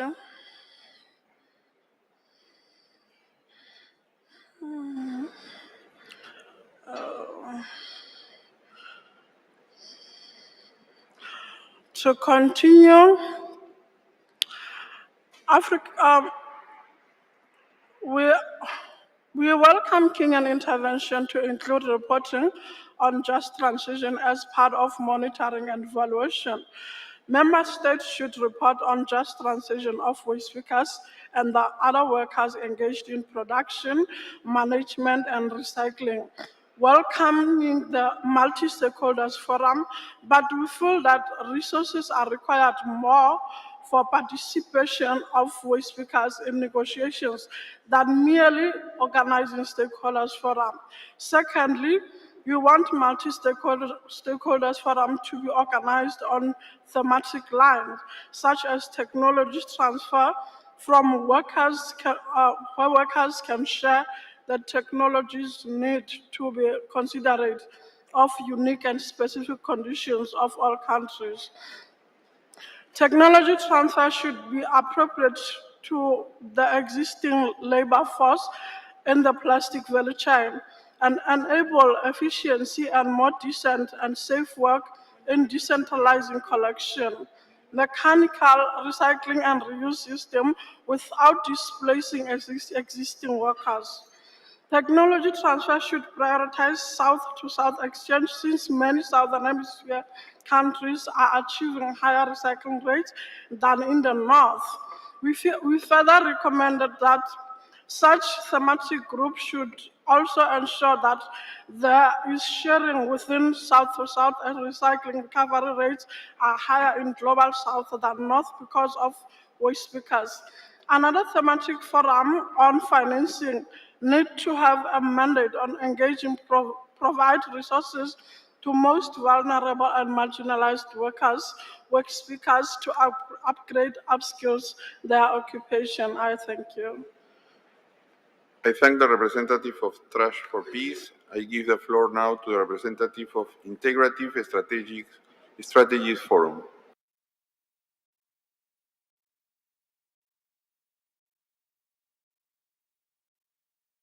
Microphone 66.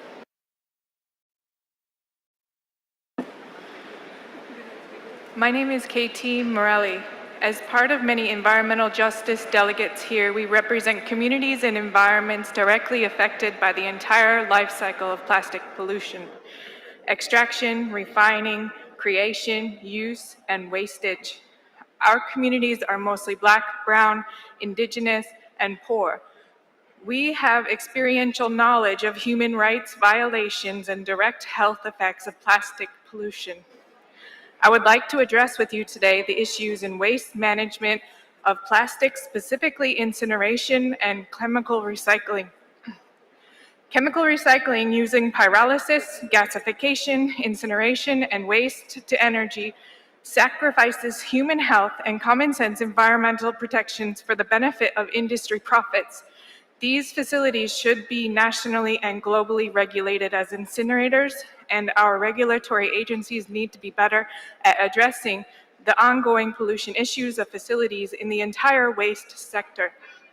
Chemical recycling industries and technology that heat plastics to make fuel do not solve our plastic problem. Facilities like these require us to keep making plastics to use as fuels, which directly harm reduction efforts to recycle, reduce, reuse, and refuse.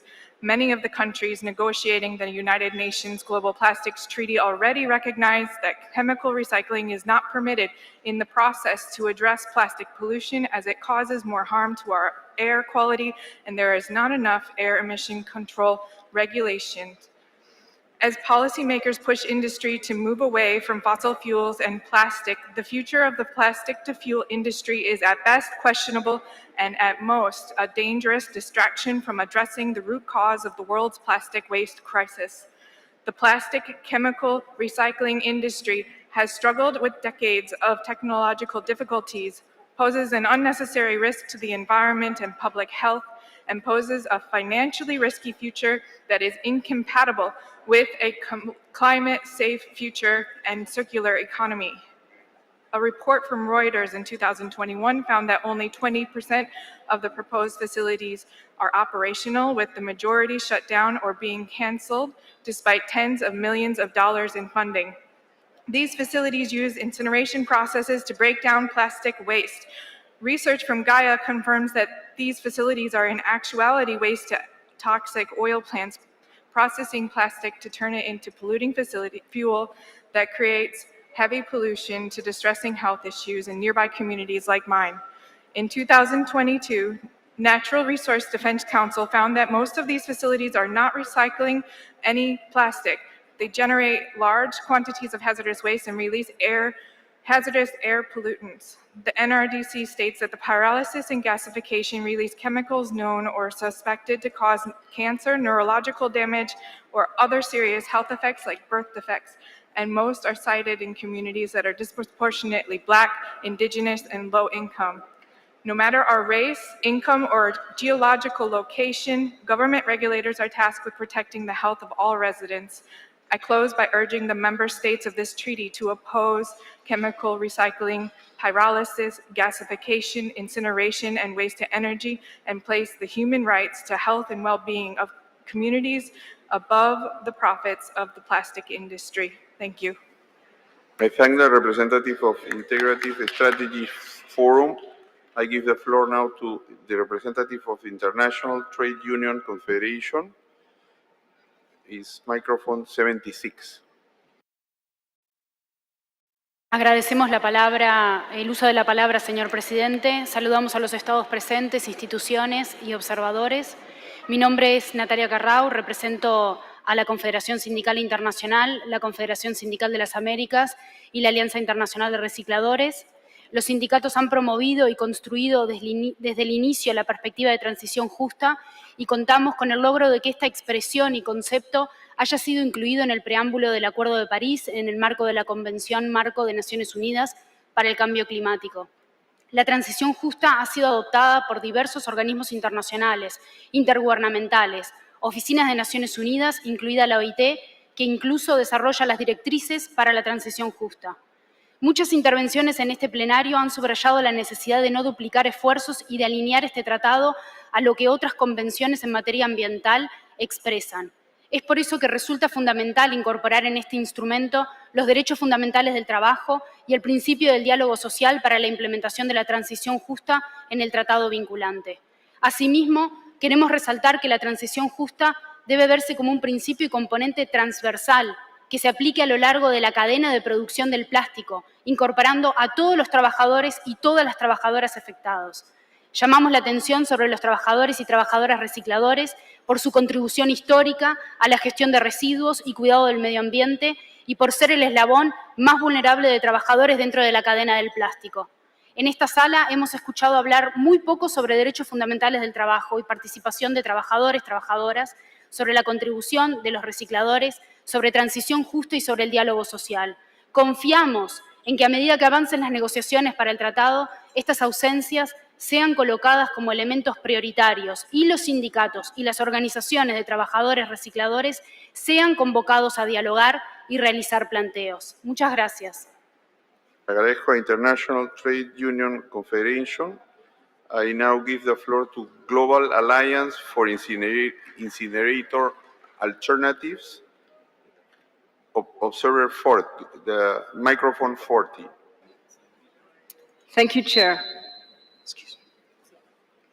Gaia is a network of grassroots groups, national and regional alliances representing more than 1,000 organizations in 92 countries working towards a just zero-waste world. Gaia believes in the need for clear criteria for finance, technical cooperation, and technology transfer on plastic waste management infrastructure. These must support infrastructure for reusable systems that replace single-use plastics and must exclude technologies that harm the environment, human health, and waste resources.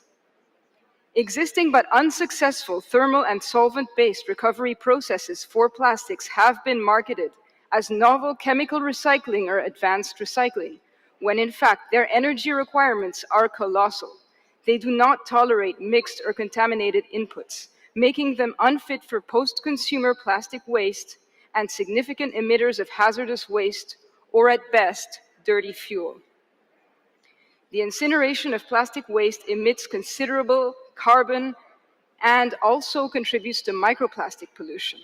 Critical new research has consistently found microplastics in incinerator ash. This translates into a high risk of microplastic pollution from incinerator smokestack emissions as well as ash fills, and hazardous waste landfills where incinerator ash is disposed of, and of course, other applications of incinerator ash, such as in road construction. The mechanical recycling of plastic waste has far lower toxic and climate adverse impacts than incineration, pyrolysis, and so-called chemical recycling. Mechanical recycling must also be improved, notably to exclude toxic recycling, limit polluting volatile organic content, limit wastewater emissions, and other toxic emissions. Resource efficiency for a circular economy that limits harm to the environment and human health follows the waste hierarchy, prioritizing prevention and reuse. The only way to prevent how much plastic waste is landfilled, incinerated, and otherwise disposed of is to reduce how much plastic is produced. Recycling only delays final disposal, but does not prevent it. And to conclude, I would like to say that attempting to tackle the plastic pollution crisis through a circular economy of plastics is just as absurd as attempting to tackle the climate crisis through a circular economy of fossil fuels. Thank you for your attention. I thank the representative of Gaia. I give now the floor to the representative of the Basel Action Network, observer number 9. Microphone number 9. Thank you, Chair. I speak on behalf of the Basel Action Network, a civil society organization which for years has promoted global environmental justice and the principles, obligation, and implementation of the Basel Convention. I would like to take this moment to advocate strongly here for a mechanism to provide full scientific transparency and reporting on all the inputs and ingredients of all plastic products marketed in every country. Distinguished delegates, none of us can afford any longer to remain in the dark regarding what we as consumers of plastic products face in the way of harm from toxic polymers and additives in our day-to-day lives. Put very simply, the public has the right to know what it is their babies and children are touching and suckling on, what is leaching out of our bottles and food packaging and containers, and what science can tell us about the impacts. We all have the right to know. In this regard, I must repeat paragraph 22 of the Dubai Declaration on Chemicals Management, which states, information about chemicals related to health and safety of humans and the environment should not be regarded as confidential. Not only is this information a basic human right, but it is really a prerequisite for progress here and in many existing instruments. One of these instruments is the Basel Convention. Currently, the Basel Convention requires a full characterization of wastes that may be subject to transboundary movement, that may have a hazardous impact on human health and the environment. However, currently, no shipment of plastic waste can be adequately characterized as is required by the Convention, as nobody can truly know what kinds of harmful chemicals are present in a shipment of plastic waste. As such, all current shipments of plastic waste are in fact out of compliance with the Basel Convention. In sum, before we can properly address the chemical hazards inherent in various types of plastic, we will need to know what and where they are. We will need to create a public database on all polymers and all additives in all uses. Such reporting must become a baseline global requirement of all producers that will be enforced by the parties. This information is a fundamental human right, and from a practical standpoint, is a fundamental prerequisite for fulfilling the objectives of our new treaty, as well as an existing requirement of the Basel Convention. I thank you. I thank the representative of the Basel Action Network, and I now give the floor to the representative of IPEN. Microphone 77. Thank you, Mr. Chair. This week we have heard scientific experts confirm that the science clearly shows that plastics, especially chemicals in plastics, have global consequences for human health and the environment throughout their life cycle. IPEN would therefore urge the INC to adopt the precautionary principle in making decisions to prevent the harms of plastics and their associated chemicals. It is also important that this INC as well as the Plastics Treaty work with the independent scientific community and have access to the best available science free from the influence of corporate interest. The scientific community will be a circular stakeholder to support the INC in its work, including by providing scientific evidence on how to best reduce the amounts of plastic produced, substitute and eliminate plastics containing hazardous polymers and additives, and access technologies that are currently without any scientific basis or independent evaluations promoted as quick fix to plastic pollution. There are many different types of knowledge that need to be taken into account, including traditional and indigenous knowledge. It is important to listen to impacted communities as they have a wealth of knowledge that can be beneficial for the plastics treaty. IPEN works globally with impacted communities, and we have together shown that plastics with toxic chemicals are often recycled into toys. Plastics downsides are contaminating local food chain, and that plastic waste is threatening communities in countries where there is limited plastic production and consumption. We believe that it is very important that a mechanism to provide scientific support is included in the plastic treaty with a strong conflict of interests of control. Thank you, Chair. I thank the representative of IPEN, and I now give the floor to the representative of the Healthcare Without Harm. Microphone 75. Gracias, señor presidente. We also thank you all for having an open discussion here. Healthcare Without Harm is representing thousands of people today who dedicate their lives to take care of our health, yours, mine, my children. We were founded on the basis of environmental health and justice. In our day-to-day work, Healthcare Without Harm does practice capacity building, technology transfer within the health sector on sustainable procurement, medical waste management, and other relevant climate topics. Together with our partners, we produce data, we share experiences, and we promote policy standards in many of your countries. We have created free tools to monitor different aspects of the use of plastics within the health sector, but more incentives are required, especially at the research interface, and this is why this treaty for us is important. Many opportunities for reduction of unnecessary plastic use and for switching to safe reusable items exist in health sector, and solutions are already in place in hospitals across the world. But awareness in health professionals has been key, and again, we hope that this treaty will reinforce awareness and education. Manufacturers must also contribute to this change by bringing new and more sustainable products to the market. We will always need to provide healthcare, and we insist that medical devices are completely detoxified so they do no harm. Unless this treaty marks the path, manufacturers will continue to follow the status quo. The majority of healthcare waste is either open, burned, or dumped. Many of us in some countries know that as a fact, and that's itself a threat to human health and wildlife. Plastic waste disposal should be incorporated in this treaty. Other actions can be taken by this treaty to solve the healthcare plastics crisis.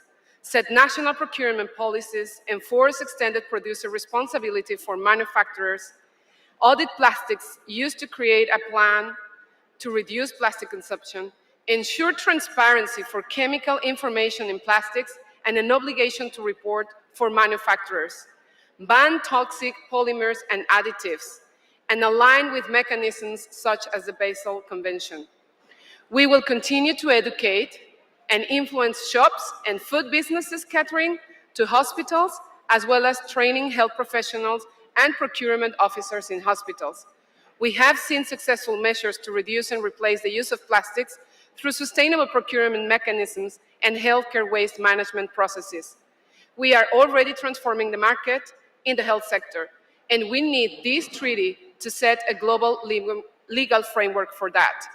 We stand ready to contribute with science and data, but we need to emphasize that this science is already very clear about the enormous harm done to human health and the environment by plastics, and there must be no delay to commitment and action. Thank you.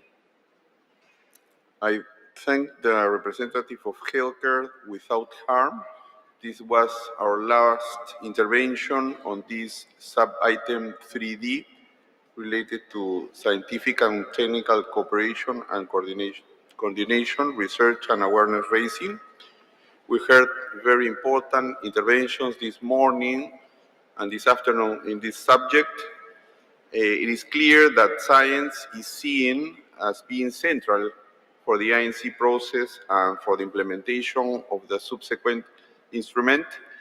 Many interventions pointed to the wealth of information already available and to the fact that sufficient information is available for us to act now. Many also identify a need for us to develop a mechanism that will enable the ongoing implementation to benefit from up-to-date scientific information, whether by establishing a specific body under the instrument or by means of coordination and cooperation. I noted that several interventions emphasize the need for scientific knowledge to be complemented by social science, economics, and indigenous people's knowledge. So now we will continue with our discussions with the following sub-item 3E, which is stakeholder participation and action. I note the wide participation of stakeholders in this meeting. It is important for this committee to consider how the interests of all stakeholders are considered and contribute to the process of elaborating this instrument, and how a multi-stakeholder action agenda may be formed. In your interventions, under this agenda item, you may also wish to consider any proposed next steps for a multi-stakeholder forum and the stakeholder dialogues. The rich outcome of the stakeholder dialogue that has taken place will serve as a valuable input in our development and implementation of the instrument.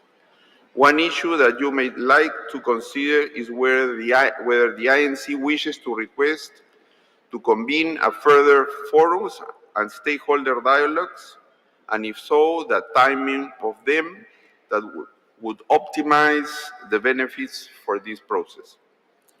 The Secretariat has prepared document 1/12, an overview of a stakeholder engagement framework under other instruments and of potential approaches for the international legally binding instrument on plastic pollution, including in the marine environment. Information document 11, entitled Approach for the Multi-Stakeholder Action Agenda to End Plastic Pollution, has been developed by UNEP as a contribution to discussion on stakeholder participation and action. So now I will open the floor for intervention on this last sub-item. The floor is open.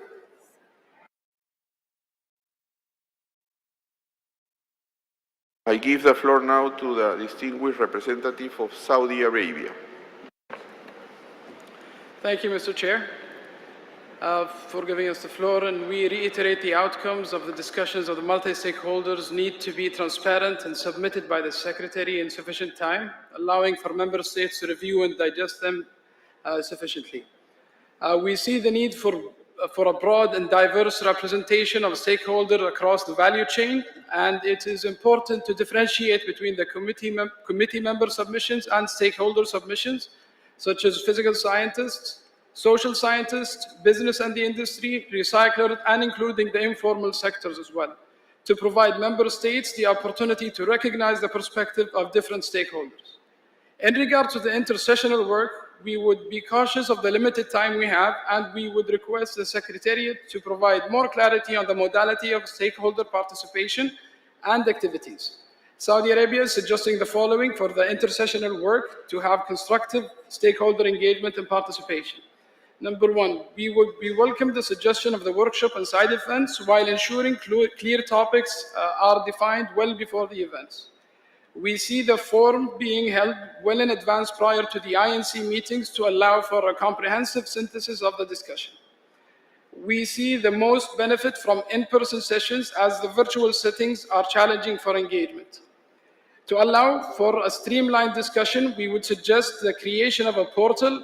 This would bring all the summaries from the multi-stakeholder forums in one portal, and in the future could allow for discussions, reactions, questions, research and findings, and overall submissions. This would provide insight to the process. Finally, we recognize the role of other stakeholders and the valuable input they can provide, but this would be out of the formal negotiation process. Thank you, Mr. Chair. I thank the distinguished representative of Saudi Arabia. I will now give the floor to the distinguished representative of Norway, followed by Ghana and Switzerland. Thank you, Mr. Chair. Norway welcomes and supports engagement with all stakeholders, and a key to success in modern treaty making is early and effective involvement of all stakeholders.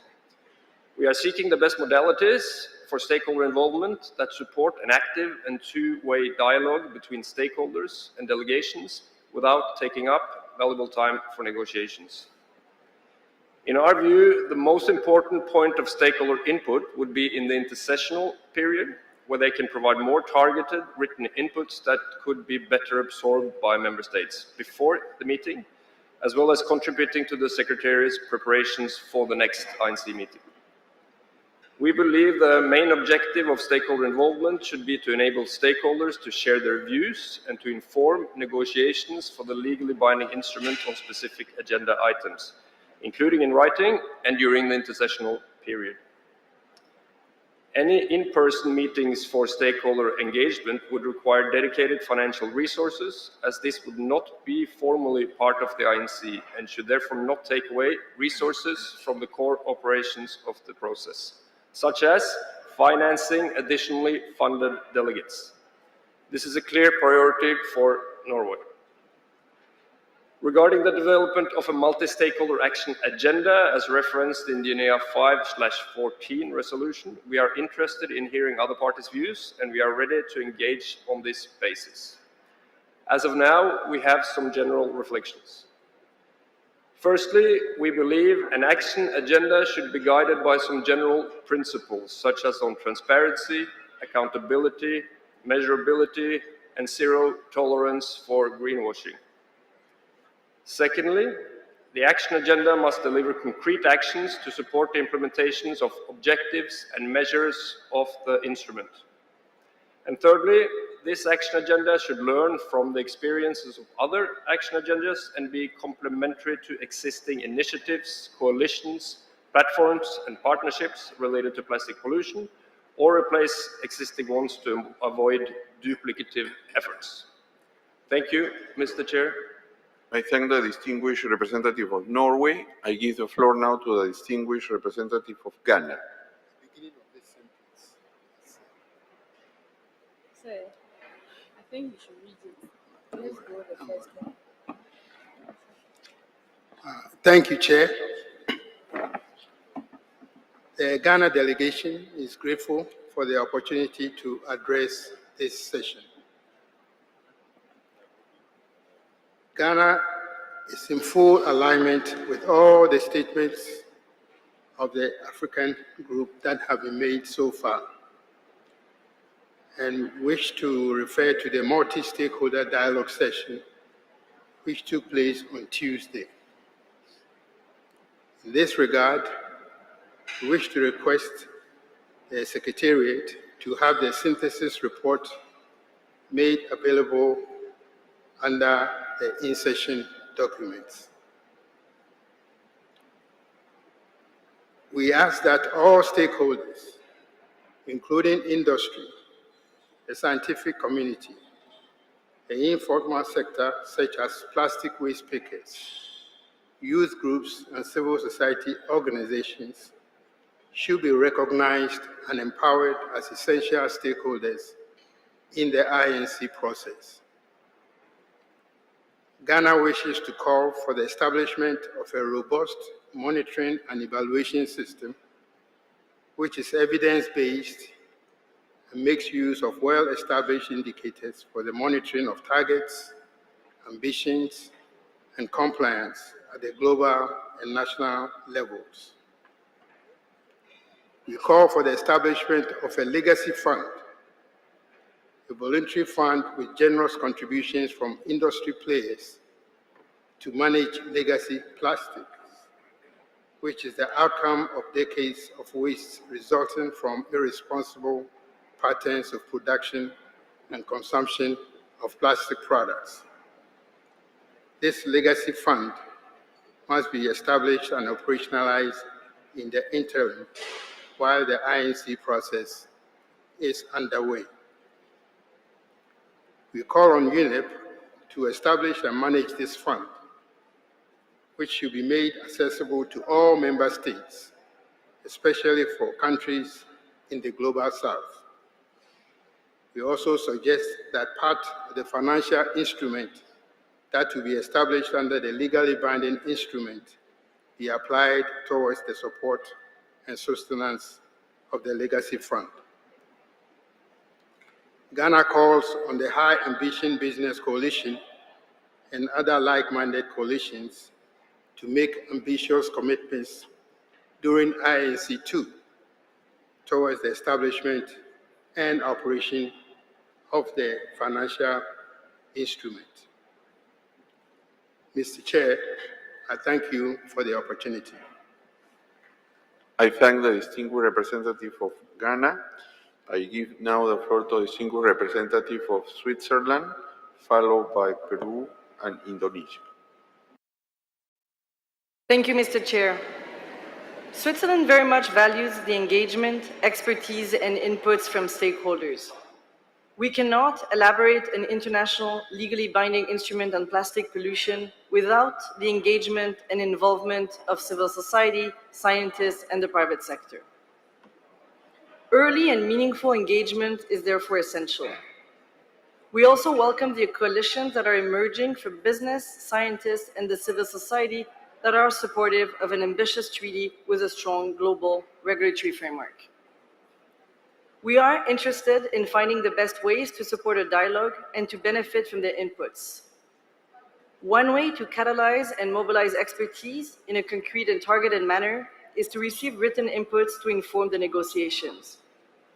This is why my delegation is very supportive of the elaboration of a document that would contain options for obligations and control measures across the full life cycle of plastic that would not only be based on inputs from member states, but also from stakeholders. We also believe that the intersessional period is a good moment to allow for exchanges in a variety of formats. Dialogues during this time has the advantages to allow member states to digest and integrate relevant information in their position for relevant inks. As we move into treaty-making mode, it would also be of great interest to my delegation to see how best to ensure that stakeholders, in particular the private sector, could support the implementation of the treaty. The multi-stakeholder action agenda is one of the ways, and we are interested in discussing its modalities as we move into the negotiations of the treaty. And finally, let's not forget that we have an ambitious time frame. The priority is to allow for efficient negotiations. There are many other forums and voluntary initiatives, and we should avoid creating duplication or a burdensome process in the context of the INC process. I thank you. I thank the distinguished representative of Switzerland. I will now give the floor to the distinguished representative of the European Union, followed by Peru and Indonesia. Thank you very much, Chair. The EU and its member states have long advocated for a meaningful involvement of stakeholders in multilateral environmental processes. This one is no different. The EU and its member states underline the importance of involving all stakeholders, including youth, industry, academia, indigenous peoples, women, waste pickers, and marginalized groups. We would also like to take this opportunity to thank everyone who contributed to the very interesting discussions during the Multi-Stakeholder Forum on Saturday and the dialogue on Tuesday afternoon.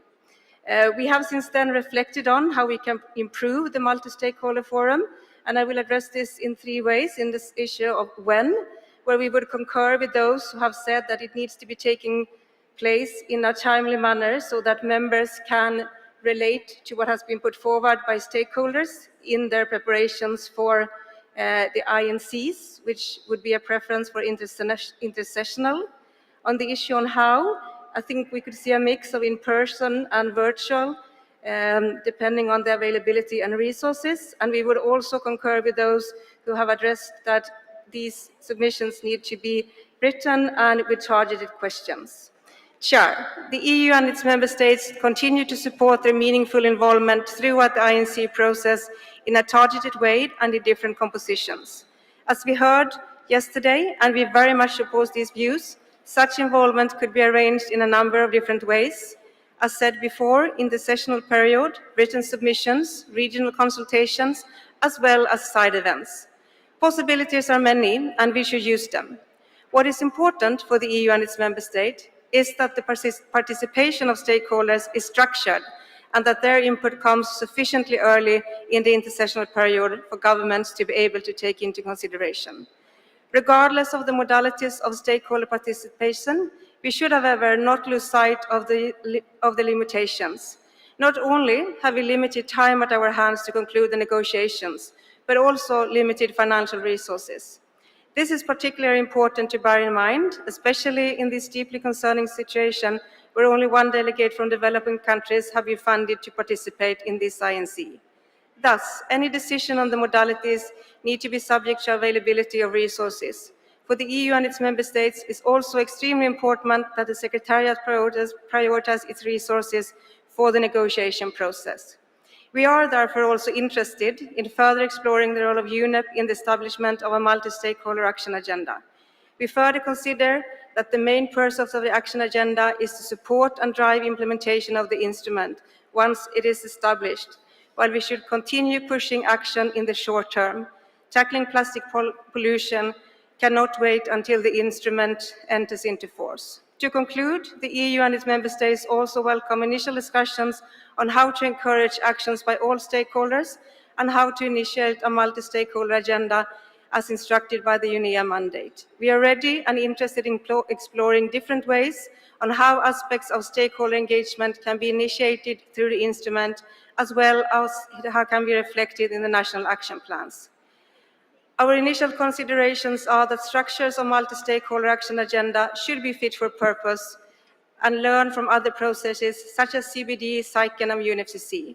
It could also build upon ongoing activities, including voluntary initiatives such as the Global Partnership on Marine Litter and the New Plastics Economy Global Commitment from EMF and UNEP. Meanwhile, recognizing that this should not be a top-down decision or agreement between states only, the EU and its member states emphasize the importance of the instrument, providing policy signals to all relevant stakeholders along the plastic value chain. I thank you. I thank the distinguished representative of the European Union. I now give the floor to the distinguished representative of Peru. Muchas gracias, señor presidente.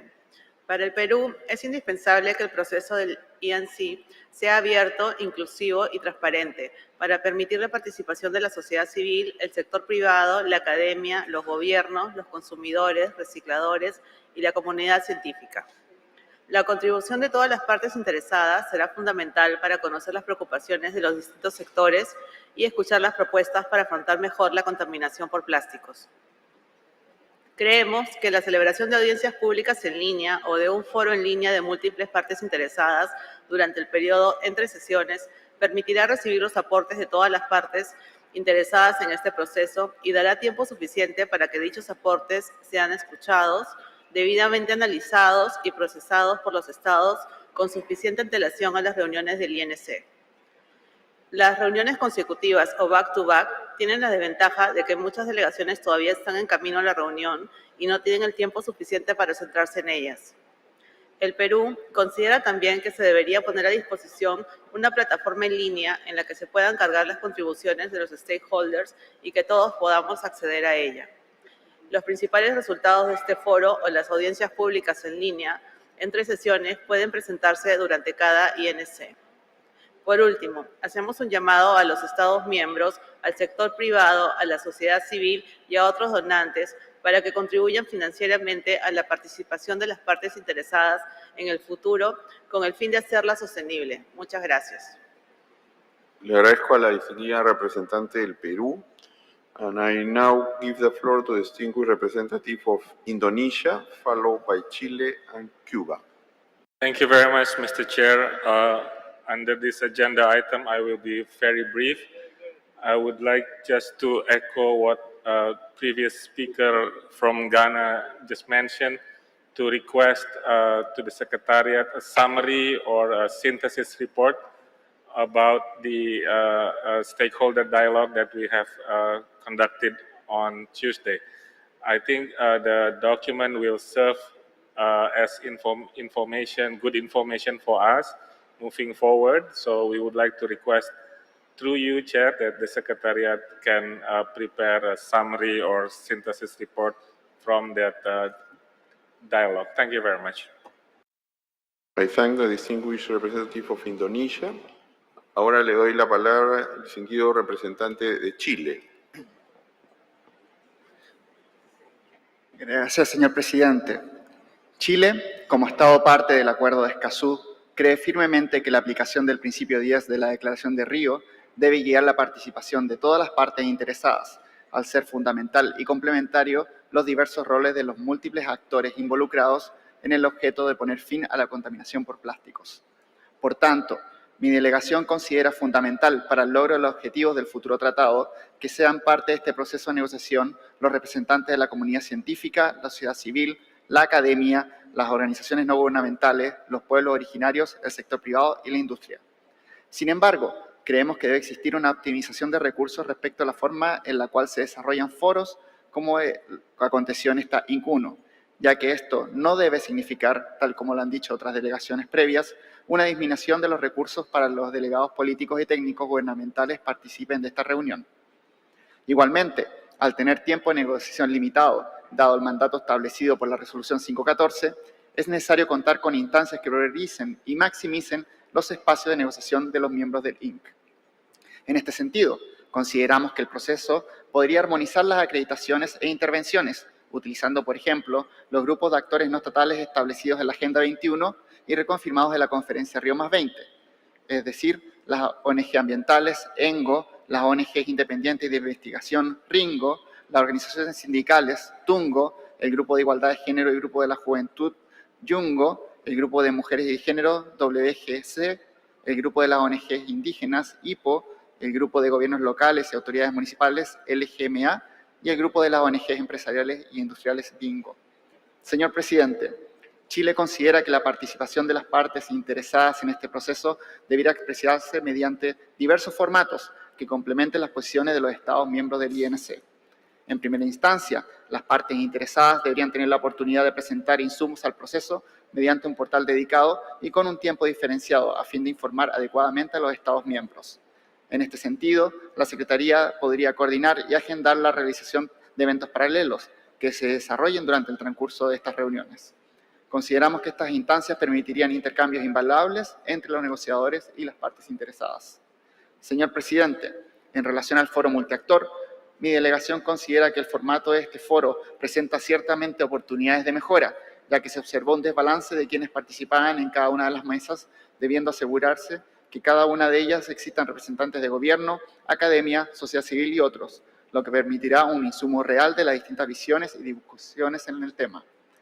Igualmente creemos que una de las formas de garantizar la participación es que exista traducción en las mesas o que se establezcan algunas en distintos idiomas para que aquellos quienes quieran participar no se vean limitados por este tipo de barreras, ya que necesitamos escucharlos a todos e igualmente escucharnos entre todos. Finalmente, entendemos que este foro no es una herramienta efectiva si no se emite algún tipo de reporte o documento que sirva de insumo para las reuniones, especialmente para los negociadores, por lo cual, igual que otras denegaciones, solicitamos que se evalúe la realización del mismo en otras fechas que no sean un día antes de la reunión y mucho menos que sea de manera paralela a grupos de contactos o la plenaria, ya que perdería la fuerza que se le quiere otorgar. Muchas gracias, señor presidente. Le agradezco al distinguido representante de Chile. Y ahora le doy la palabra a la distinguida representante de Cuba. Gracias, señor presidente. Cuba entiende que el objetivo de este punto no es intercambiar precisamente sobre la participación de los diferentes actores en el propio proceso de negociación del INC, aunque coincidimos en algunas de las ideas expresadas por otras delegaciones, sino que el objetivo propiamente es intercambiar sobre las contribuciones que pueden hacer estos múltiples actores en la implementación del nuevo instrumento. O sea, cuál pudiera ser el contenido de las disposiciones para construir la agenda de acción con todas las partes interesadas y hacerlo dentro del instrumento que vamos a negociar. Nosotros en este sentido consideramos que el aporte de los diferentes actores será muy importante en tareas como la educación y sensibilización de los consumidores, jóvenes, grupos vulnerables, la industria, las evidencias científicas por parte del sector de la ciencia y la academia, y en especial el sector privado, con compromisos que pensamos pueden ser recogidos y presentados durante la implementación del instrumento por sectores que, en los que se logren alianzas, iniciativas y que estén, los más vinculados a la problemática de la contaminación que estamos tratando. El sector privado deberá contribuir en la transparencia con información sobre los aditivos y sustancias que emplean, su sustitución, la búsqueda de alternativas, en el diseño de los productos, en fin, en todo lo que contribuye a la circularidad de los plásticos. Y de esta manera debería recogerse como disposiciones dentro del nuevo instrumento. Muchas gracias. Agradezco a la distinguida representante de Cuba y le doy la palabra ahora al distinguido representante de Ecuador, seguido por Eswatini y Pakistán. Muchas gracias, señor presidente. El proceso de negociación que estamos iniciando tiene que ver con una contaminación que ha desbordado las capacidades individuales de cualquier país para enfrentarla. Sin una verdadera transformación de sistemas de producción y consumo, sin abordar la contaminación por plásticos a lo largo de todo el ciclo de vida, con una robusta cooperación internacional que tome en cuenta las diferentes capacidades, acceso a financiamiento, tecnología, especialmente en los países en desarrollo, así como los impactos en el ambiente, la salud, turismo, transporte, comercio, etcétera, y el pleno ejercicio de los derechos humanos. Por esa misma razón, Ecuador considera que este proceso debe incluir desde el inicio la participación y contribución efectiva de todos los actores relevantes, cuyas voces e insumos deben ser tomados en cuenta tanto en las sesiones del comité como en los procesos intersesionales. La participación de estos actores debe ser promovida y facilitada bajo un enfoque que reconozca el carácter de detentores de derechos, o rights holders, de muchos de estos actores y que garantice una transición justa sin dejar a nadie atrás. Ecuador considera que esta valiosa intervención podría generarse a través de la presentación de reportes o submissions durante el periodo interseccional, a fin de que esta información, data y resultados de investigaciones puedan ser conocidos oportunamente por las partes antes de llegar a las sesiones de negociación. Esto podría complementarse con reuniones técnicas, talleres, eventos paralelos, virtuales y presenciales, que permitan fortalecer el proceso y generar aportes concretos sobre los diferentes elementos del futuro instrumento vinculante.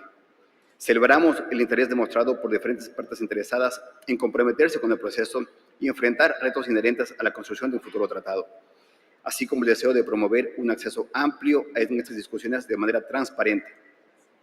Consideramos fundamental que estos esfuerzos involucren a la mayor parte de partes interesadas, incluyendo diferentes niveles de gobierno, pueblos indígenas y comunidades locales, sector privado, academia, comunidad científica, organizaciones de recicladores, mujeres, jóvenes y niños, entre otros.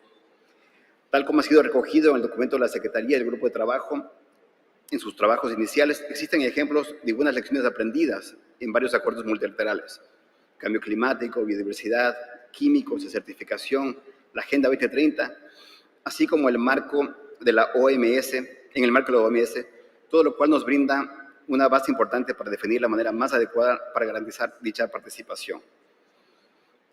Esta participación también guarda para Ecuador una plena consistencia con el histórico reconocimiento de la Asamblea de Naciones Unidas y del Consejo de Derechos Humanos al derecho a un medio ambiente sano y equilibrado, así como la entrada en vigor del Acuerdo de Escazú, del cual somos parte, y en cuyo marco apenas unos días atrás mantuvimos en Ecuador el primer foro de defensores de derechos humanos en temas ambientales. La contaminación ha puesto en más evidencia la estrecha vinculación entre la degradación ambiental y la desigualdad económica y social, y la necesidad de fortalecer la garantía de derechos mediante pactos sociales y políticos a favor de la democracia, la equidad y la sostenibilidad. Para ello contamos con un marco jurídico que garantiza el derecho de acceso a la información, participación y justicia en materia ambiental, por lo que tanto en el desarrollo como en implementación de la Ley de Plásticos de un Solo Uso, la Ley de Economía Circular, la Ley de Recursos Hídricos, cuentan con mecanismos participativos de consulta y decisión en varios niveles y sectores de la sociedad. Estos son solo ejemplos de nuestros avances, sin perjuicio de lo cual reconocemos desafíos. Por ello, mi delegación felicita y agradece los esfuerzos del Grupo de Trabajo Informal, que entre otros temas encomendados por usted, también ha permitido que desde ayer tengamos una discusión enfocada en la participación de las partes interesadas, lo cual esperamos quede reflejado en uno de los resultados de esta sesión. Muchas gracias. Agradezco al distinguido representante del Ecuador y doy la palabra al distinguido representante de Eswatini. Thank you, Mr. Chair. The delegation from the Kingdom of Eswatini would like to align itself with the African position as presented by the distinguished delegate from the Republic of Ghana. In this regard, we welcome the significant role played by all stakeholders in the plastic value chain, particularly those in the downstream, in this process to develop a globally legally binding instrument on plastic pollution. My delegation therefore believes that a robust, broad stakeholder engagement is key in reaching this process. We therefore urge that a balanced consultative process to take care of all interests should be created while ensuring that the process remains and seen to be member states driven. The focus should seek to drive a more globally harmonized framework to deal with plastic pollution to safeguard human health. I thank you, Mr. Chair. I thank the distinguished representative of Eswatini. I give now the floor to the distinguished representative of Pakistan, followed by Uruguay and Republic of Korea. Thank you, Mr. Chair. Pakistan, ECO, Norway, Switzerland, EU, and Eswatini. Pakistan supports the participation of stakeholders, plastic manufacturers, producers, industries, companies, recyclers, waste pickers, scientists, researchers, non-government organizations, civil society organizations are important for sharing their experiences, expertise, technologies to combat plastic pollution. The input of stakeholders will be beneficial for ink process. Even without engaging stakeholders, the plastic treaty will not be able to achieve its obligation in true letter and spirit. I thank you. I thank the distinguished representative of Pakistan. Y ahora le doy la palabra al distinguido representante del Uruguay. Muchas gracias, señor presidente. Vemos el valor agregado del foro de actores interesados. Queremos que esta participación amplia continúe a lo largo de todo el proceso de negociación y alentamos una participación equilibrada de los estados, el sector privado, la sociedad civil, la comunidad científica, la academia, la juventud, los recicladores y grupos en situación de vulnerabilidad, entre otros. Uruguay considera importante contar con el foro durante el periodo intersesional a fin de hacerlo más robusto y que de esta manera las delegaciones contemos con suficiente tiempo para analizar detenidamente los resultados y evaluar esas contribuciones. Creemos además que es relevante contar con presentaciones por escrito y así nutrir las discusiones que tendremos posteriormente en el INC. El foro, en el periodo intersesional, puede realizarse de forma virtual y luego, durante el INC, puede brindarse un segmento para que el foro reporte sobre sus resultados.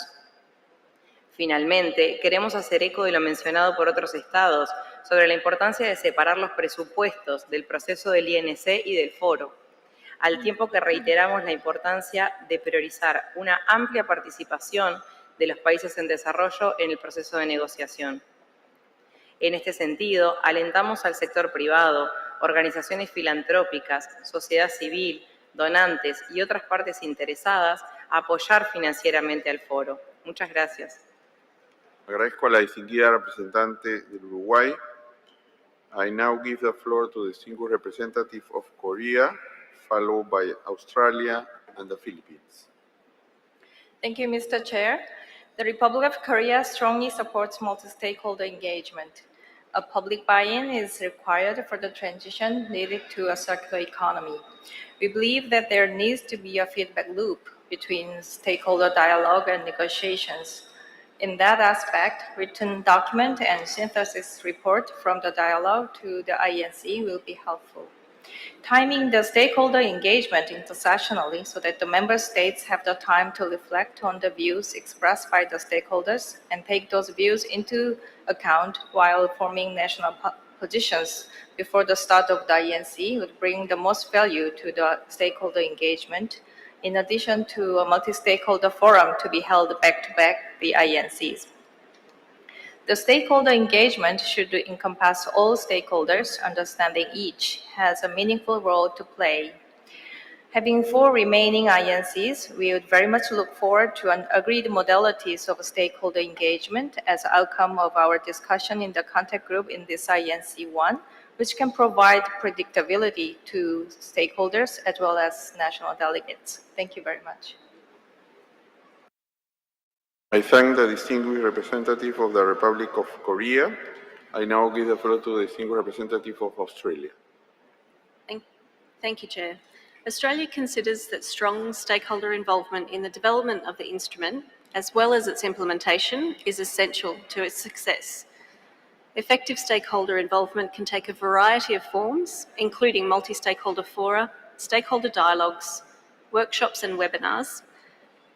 Offering opportunities to engage through various formats, both in person and online, will help to increase the number and diversity of views heard. Importantly, input from stakeholders must be targeted and timely so that it can meaningfully inform the INC process. Australia supports provisions in the instrument that facilitate the development of a multi-stakeholder action agenda. Action to address plastic pollution requires the mobilisation of a broad range of actors, and these actors must be engaged early in this process. Australia particularly wants to ensure the meaningful engagement and participation of First Nations and Pacific Island communities in a stakeholder action agenda. Thank you.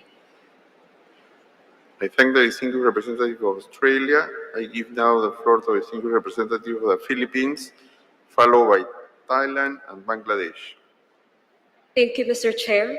The Philippine government supports an open, transparent, and inclusive process that ensures meaningful and equitable participation by non-party stakeholders, including the civil society, private sector, and local communities, to render the new instrument viable and effective. To promote a whole-of-nation approach, whereby all sectors contribute to the elimination of plastic pollution, we submit the following positions. First, all stakeholders should be informed and educated through formal and informal channels by optimizing the use of information and communications technology. Second, multi-stakeholder participation also aims to change behaviors towards transformative business models in the use of source materials, production, and design of plastic products. Third, integration of all sectors of society is crucial. The involvement of youth in knowledge sharing and exploring innovations, the informal sector's crucial role in the downstream phase of the management of plastics, thus the need for their capacity building, businesses and industries as important partners in achieving the objectives of the treaty, the vital role of the academy in research and development, training and awareness raising, and the traditional knowledge of indigenous peoples, which should not be discounted in finding viable options with respect to sustainable alternatives. Lastly, the Philippines recognizes the importance of having a feedback mechanism on the implementation of the treaty in the global setting. Thank you. I thank the distinguished representative of the Philippines. I give the floor now to the distinguished representative of Thailand. Thank you very much, Mr. Chair. Thailand would like to align ourselves with the statements made by distinguished delegations of Switzerland, Peru, Indonesia, Eswatini, and Pakistan. Thailand recognizes the worthwhile of the engagement and action of stakeholders to concur a part of negotiation and implementation processes in a meaningful manner. However, many multi-stakeholders and multi-sector include along the plastic value chain. They also have their own perspective, divergent in nature and perhaps having conflict in their interests. The question is how to maximize those valuable and beneficial varieties anticipate with proper conflict resolution. However, insisting the constructive participation and action of those respective stakeholders in the instrument. The crystal clear modality should be strategized by taking into account principles of inclusiveness, transparency, responsiveness, accountability, and respect of right, as well as providing their opportunity and capacity to participate and share their inputs and expertise, as well as take action effectively, equitably, responsively, and accountability through the process. Thank you very much. I thank the representative of Thailand. I now give the floor to a representative of Antigua and Barbuda on behalf of the Small Island Development States. Thank you, Mr. Chair. While AOSIS firmly believes that the INC process should remain fundamentally driven by its member states, we also recognize the extensive range of stakeholders involved. AOSIS is of the view that effective multi-stakeholder engagement must be maintained throughout the development of the instrument, with opportunities to meaningfully contribute to the INC process on relevant matters based on their expertise, including the potential role of stakeholders in the implementation of the instrument. Opportunities and mechanisms for the incorporation of the vast knowledge and technical expertise among stakeholders, including the private and informal sectors, civil society, academia, local, subnational, and national governments, waste pickers and indigenous people and local communities, are therefore considered critical to the instrument's success. In that spirit, and as a general observation, stakeholders' ultimate role must be geared towards the achievement of the objectives agreed by the committee.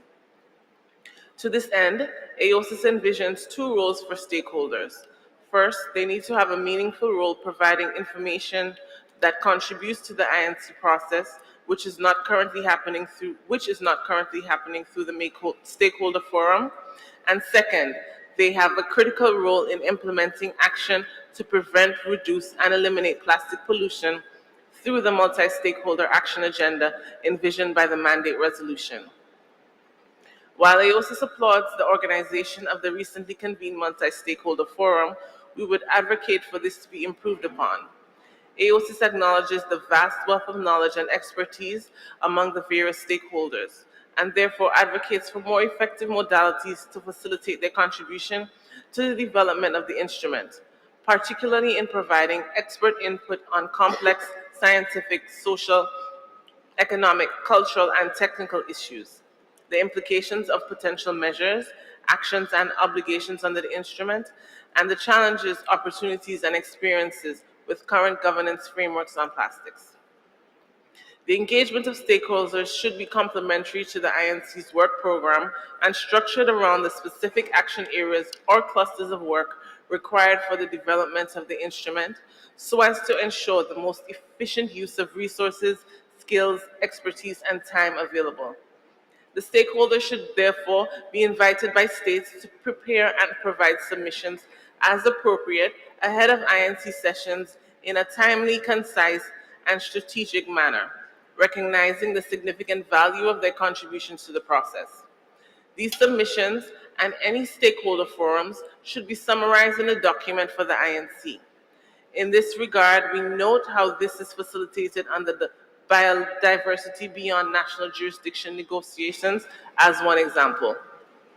However, the engagement of stakeholders should be enabled in a manner that does not jeopardize resources available for the participation of at least 2 representatives from each SIDS member state, which is critical for our effective engagement.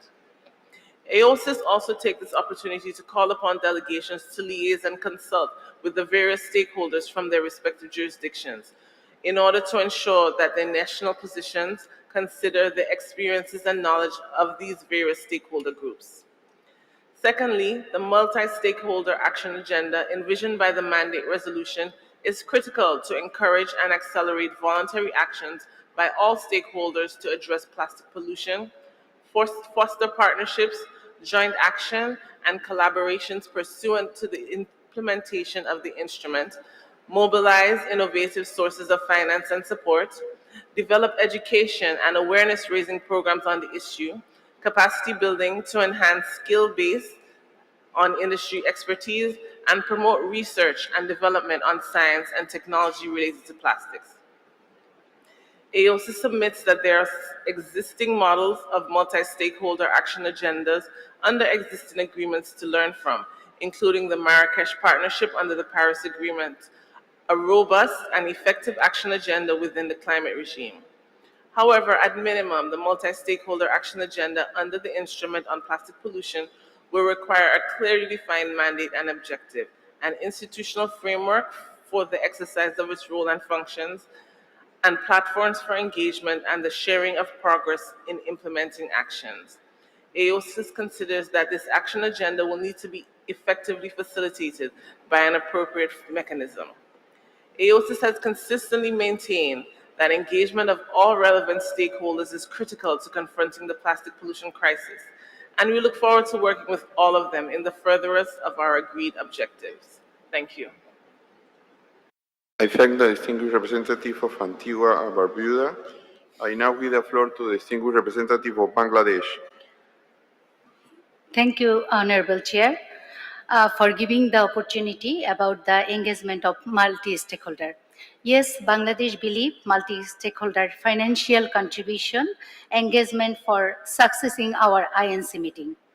As you know, Bangladesh is a South Asian country with a population of more than 160 million, so it is a huge consumer market. Different companies all over the world are making business exporting chemicals, plastic raw materials in my country.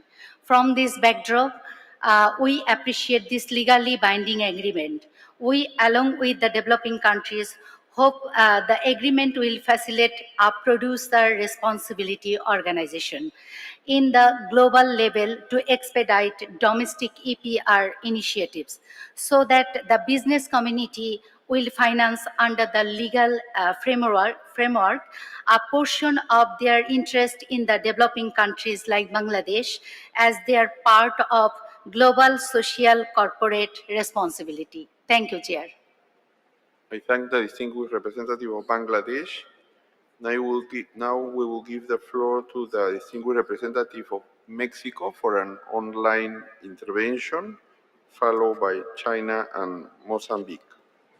Mexico, you have the floor.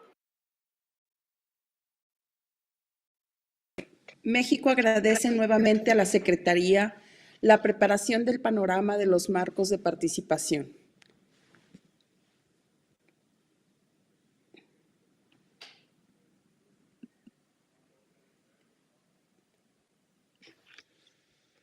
¿Me escuchan? Sí, sí se oye. Gracias, señor presidente. Para que este acuerdo tenga realmente el impacto deseado en la eliminación de la contaminación plástica, México cree firmemente que es indispensable incorporar en la discusión las distintas voces y perspectivas de las partes interesadas. México ya ha mencionado la importancia de la incorporación de mujeres, juventudes, pueblos indígenas, trabajadores, organizaciones especializadas de la sociedad civil y sin duda la academia.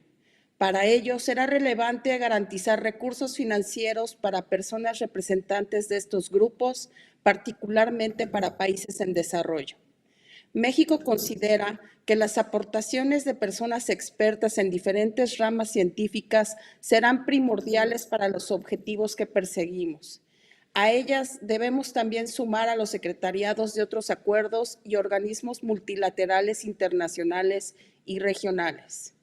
Entre tantas opciones de marcos y modalidades de participación, para México es importante resaltar el principio 10 de la Declaración de Río en cuanto a los derechos de acceso a la información y la participación pública. Un gran modelo a seguir son los mecanismos establecidos en el Acuerdo de Escazú, un referente innovador para la concepción de un diálogo fluido entre las partes y el público. Dado el marco limitado de tiempo que tenemos rumbo a INC2, México apoya avanzar en el trabajo interseccional de manera híbrida con la realización de diversos diálogos multiactor divididos en ejes temáticos que deriven en reportes concretos para nutrir el trabajo del Comité Intergubernamental. Muchas gracias, señor presidente. Agradezco a la distinguida representante de México. I will now give the floor to the distinguished representative of China.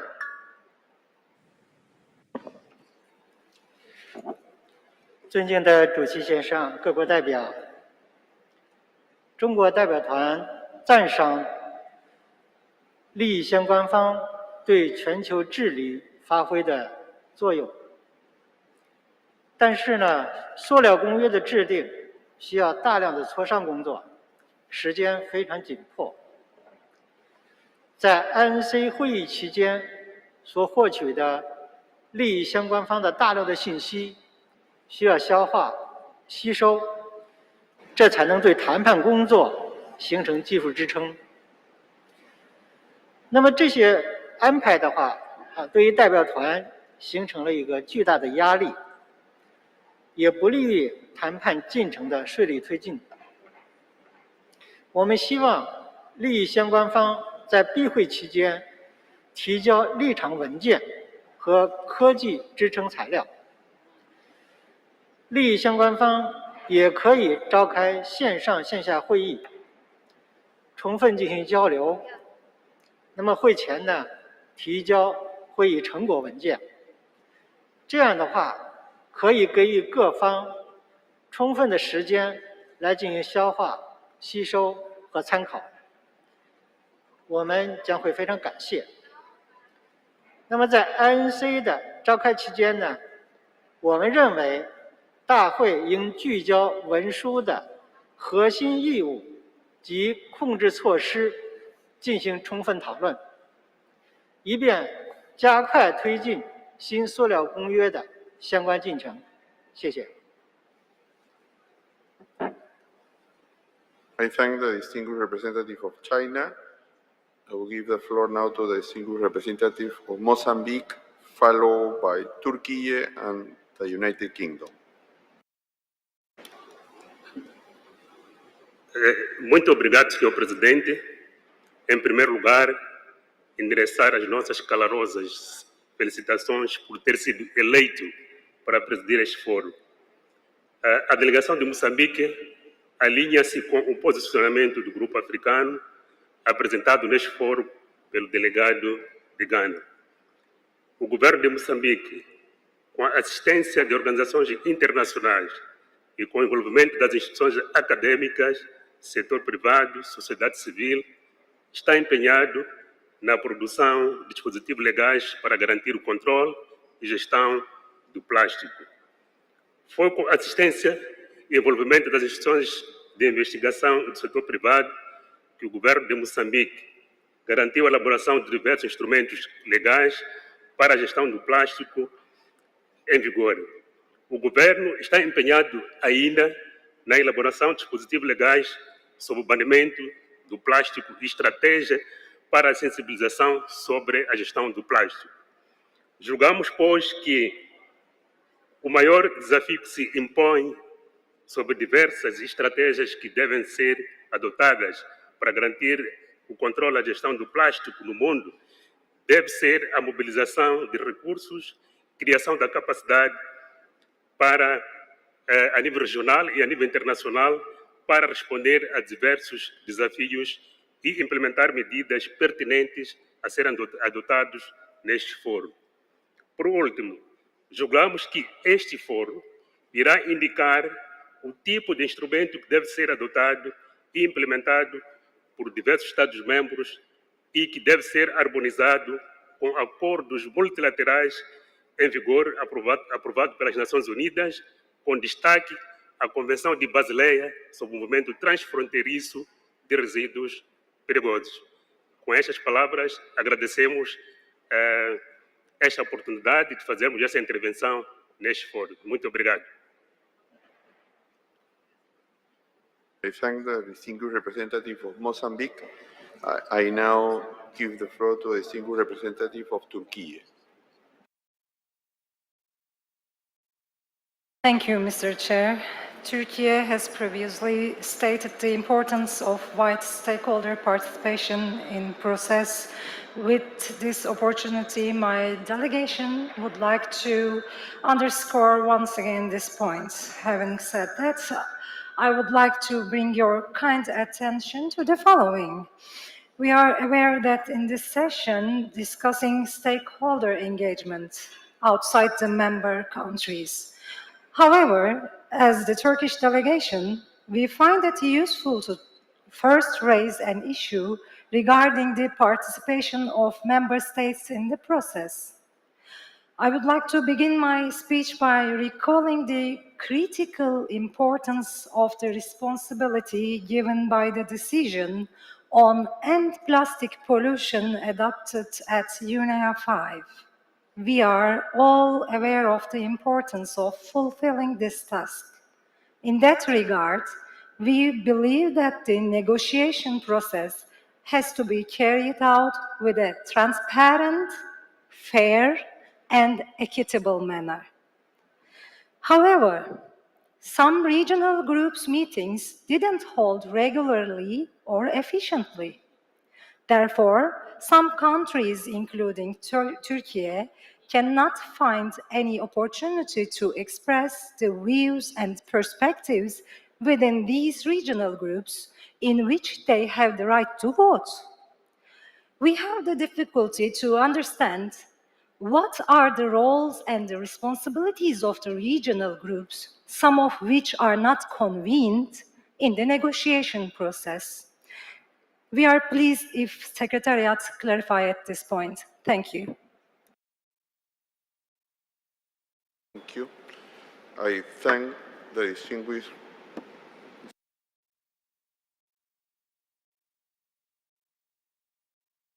We will come back on this issue.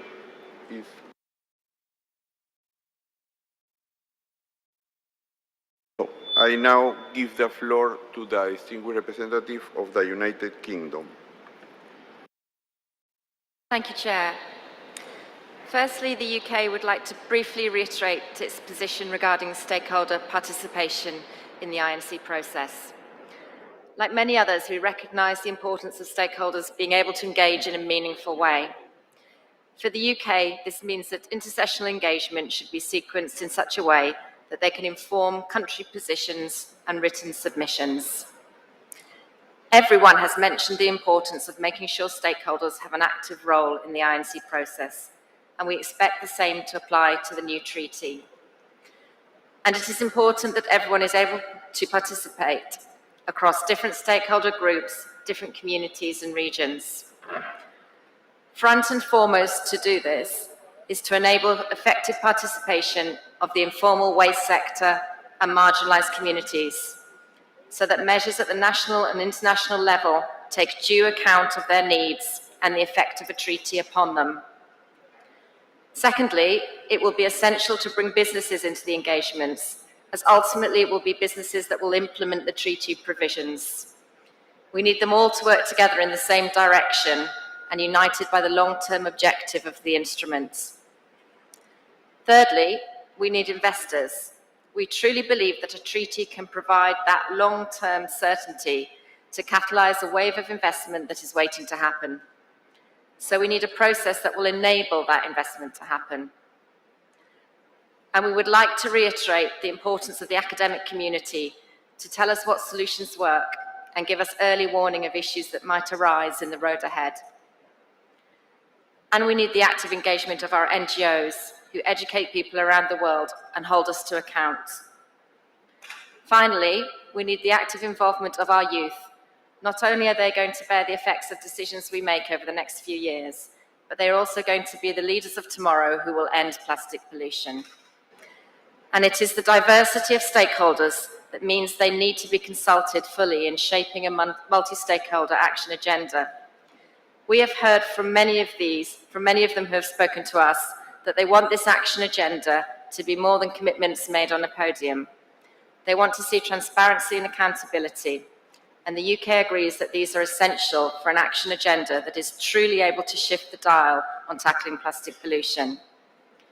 Given that the action agenda should help implement the treaty, we believe we need to make further progress during these negotiations on the plan to launching an ambitious action agenda. Thank you. I thank the distinguished representative of the United Kingdom. So I now give the floor to the distinguished representative of the United States, followed by Canada and Japan.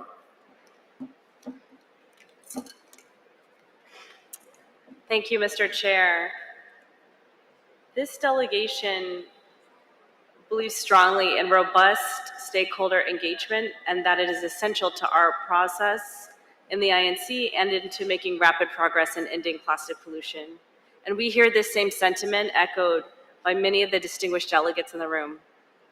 We appreciate the efforts of UNEP in organizing the multi-stakeholder forum ahead of INC 1 and thank all of those who have come together from national governments, subnational governments, indigenous communities, the private sector, civil society, youth, academics, and others to have a meaningful exchange on aspects of ending plastic pollution and how we can initiate a multi-stakeholder action agenda. We agree with the EU and others that we should continue the forum at INC2 and should improve upon our approach. Our vision for a multi-stakeholder forum at INC2 includes having both a working level and a high-level segment. We would like the high-level segment to be contiguous with INC2 to provide for stakeholder leaders to talk about their accomplishments and commitments and actions to combat plastic pollution. We think such an exchange among these diverse groups of stakeholders would be meaningful to our process. We also think that a high-level segment should provide an opportunity for exchange among stakeholder leaders and national government leaders on the opportunities for collaboration in combating plastic pollution, which we also will think will be meaningful during the INC and as we progress our work in implementing a future instrument. We think such a high-level segment in INC2 can pull inspiration from the Our Ocean Conference. We have heard the call for a virtual intersessional session with multi-stakeholders and think this could offer an opportunity for further exchange ahead of INC2. We also think that a direct way to guide and focus stakeholder engagement during the intersessional period would be to receive stakeholder input on targeted questions and issues and to compile such input ahead of INC2. Such questions could be developed to inform discussions associated with the draft options paper and would be an excellent way to leverage the tremendous stakeholder energy and knowledge to directly advance and inform our process. We also add our voice to the calls for side events and potentially other activities that give stakeholders opportunities to showcase their actions and innovations.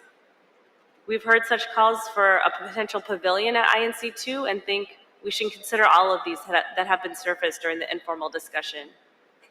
These can all help us achieve our goal of ending plastic pollution.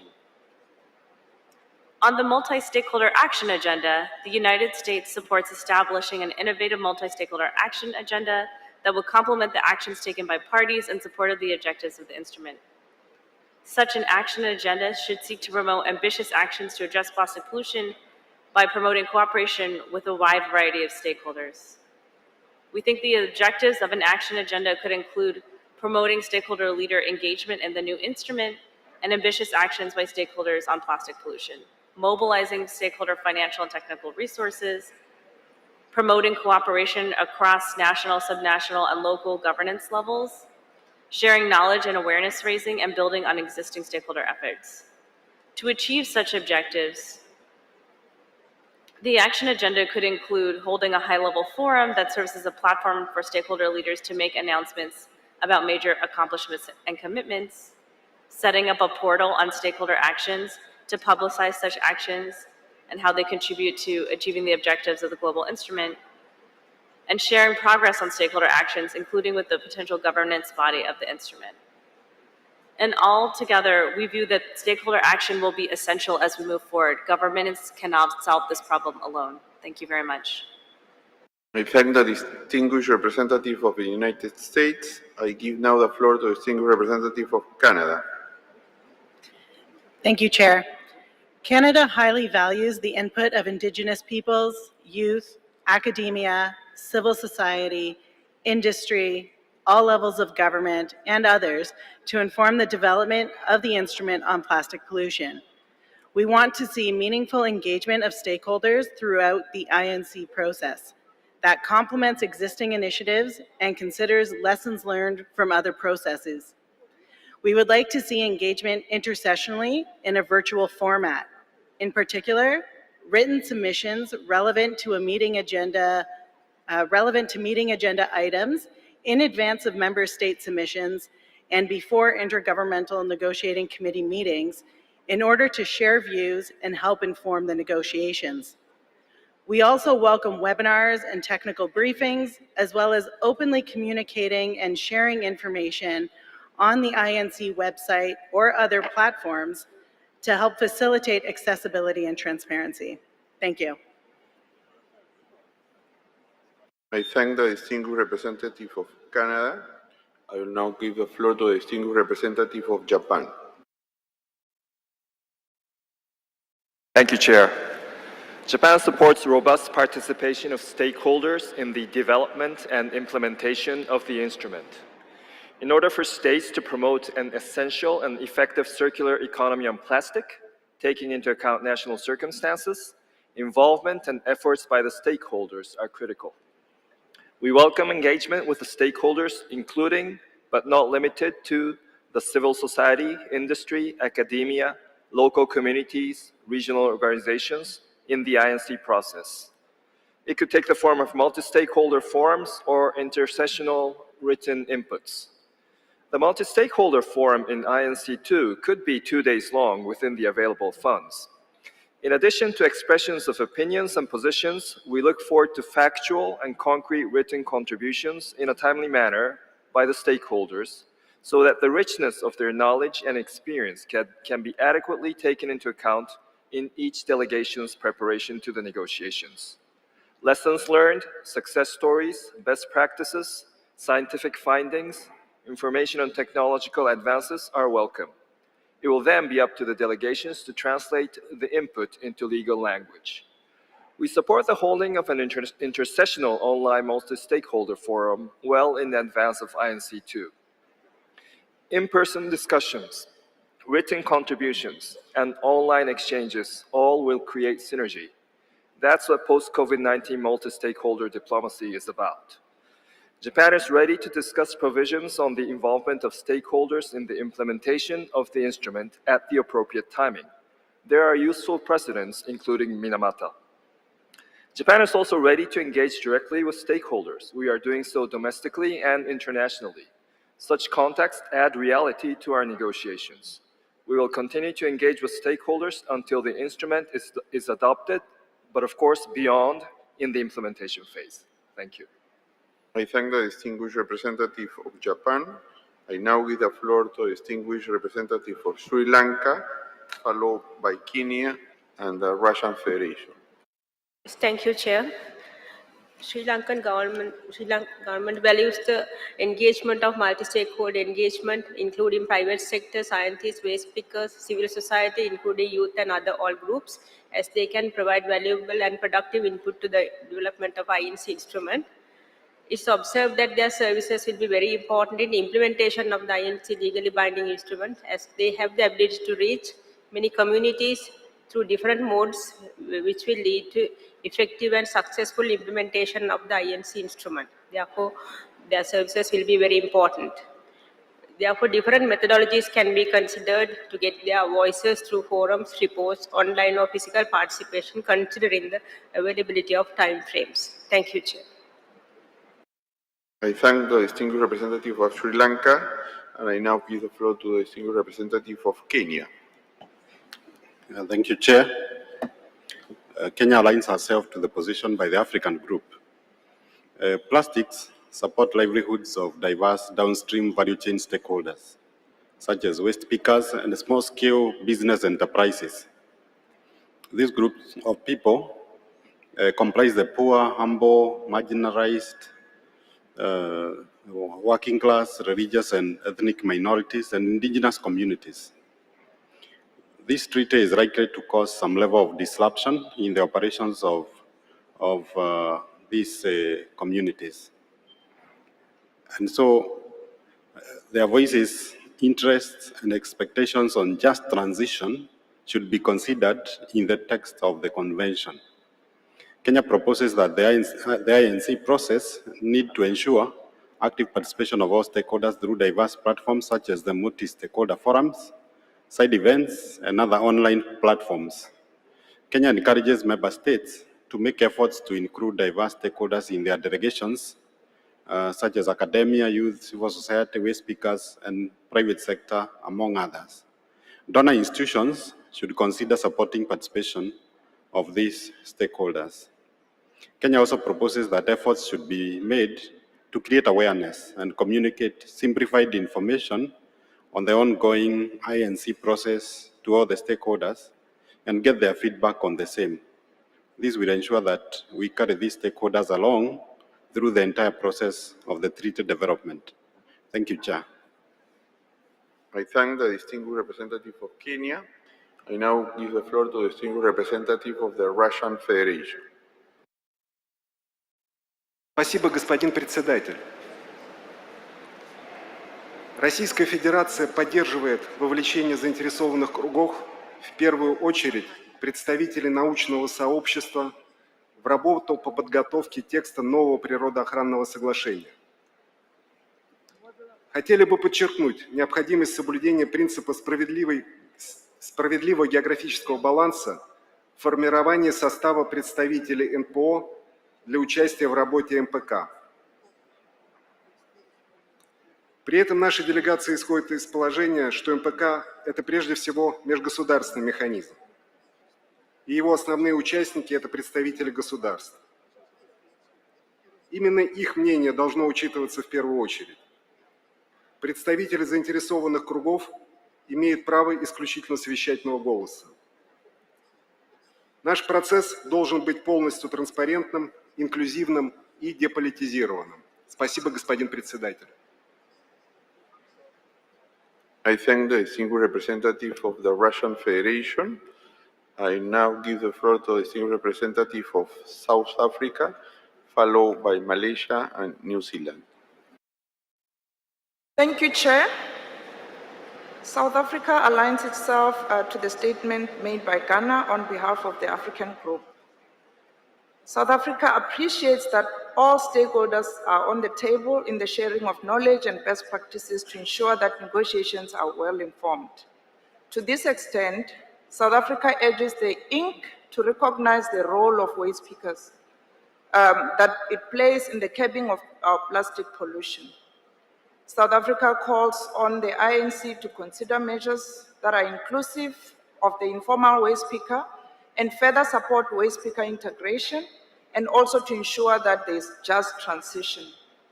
The livelihoods sustained by waste picking should be protected by the instrument measures. South Africa therefore calls on the INC Secretariat to support the in-person attendance of the waste pickers to inform and participate in the INC process. South Africa further urges member states and businesses to include waste pickers and other informal sector stakeholders as part of their delegation to the upcoming INC meetings. South Africa supports that intersessional work on multi-stakeholder agenda, including socio-economic impacts of the control measures that are emerged from statements from the INC 1 as part of the preparation for INC 2. Thank you, Chair. I thank the distinguished representative of South Africa. I now give the floor to the distinguished representative of Malaysia. Thank you, Mr. Chairman. Malaysia reiterates its acknowledgement and recognition of the important roles played by multi-stakeholders as well as non-state actors and expresses appreciation on the contributions by the stakeholders thus far. Malaysia proposes that the engagement with stakeholders must be in the form of two-way communication to ensure understanding, clarity, and productive discussions. Malaysia supports the proposals of holding stakeholder engagement and intersessional sessions either via online, in person, or hybrid. However, consideration must be given on the issue of time differences across regions to ensure effective and maximum participation by all stakeholders, including member states, if it's done virtually. Funding to mobilize stakeholder engagement sessions should also be borne by stakeholders to ensure fair and balanced sharing of responsibility and financial burden across the boards. Funding should also be provided for participants from member states to ensure inclusive participation. Submissions by stakeholders should focus on exploring creative and innovative solutions rather than in form of statements or demand lists. We are all in this together, and only together we can address this huge task presented before us. Malaysia also requests for the Secretariat to provide clarity on how we could incorporate stakeholder input into the negotiations. Currently, we see it just as information sharing. What we need at this time is a solution in implementing the instrument and addressing the issue. Lastly, Chair, Malaysia proposes to explore a more targeted and thematic-based engagement through regional-based stakeholder engagement sessions. This would provide deeper understanding in local contexts.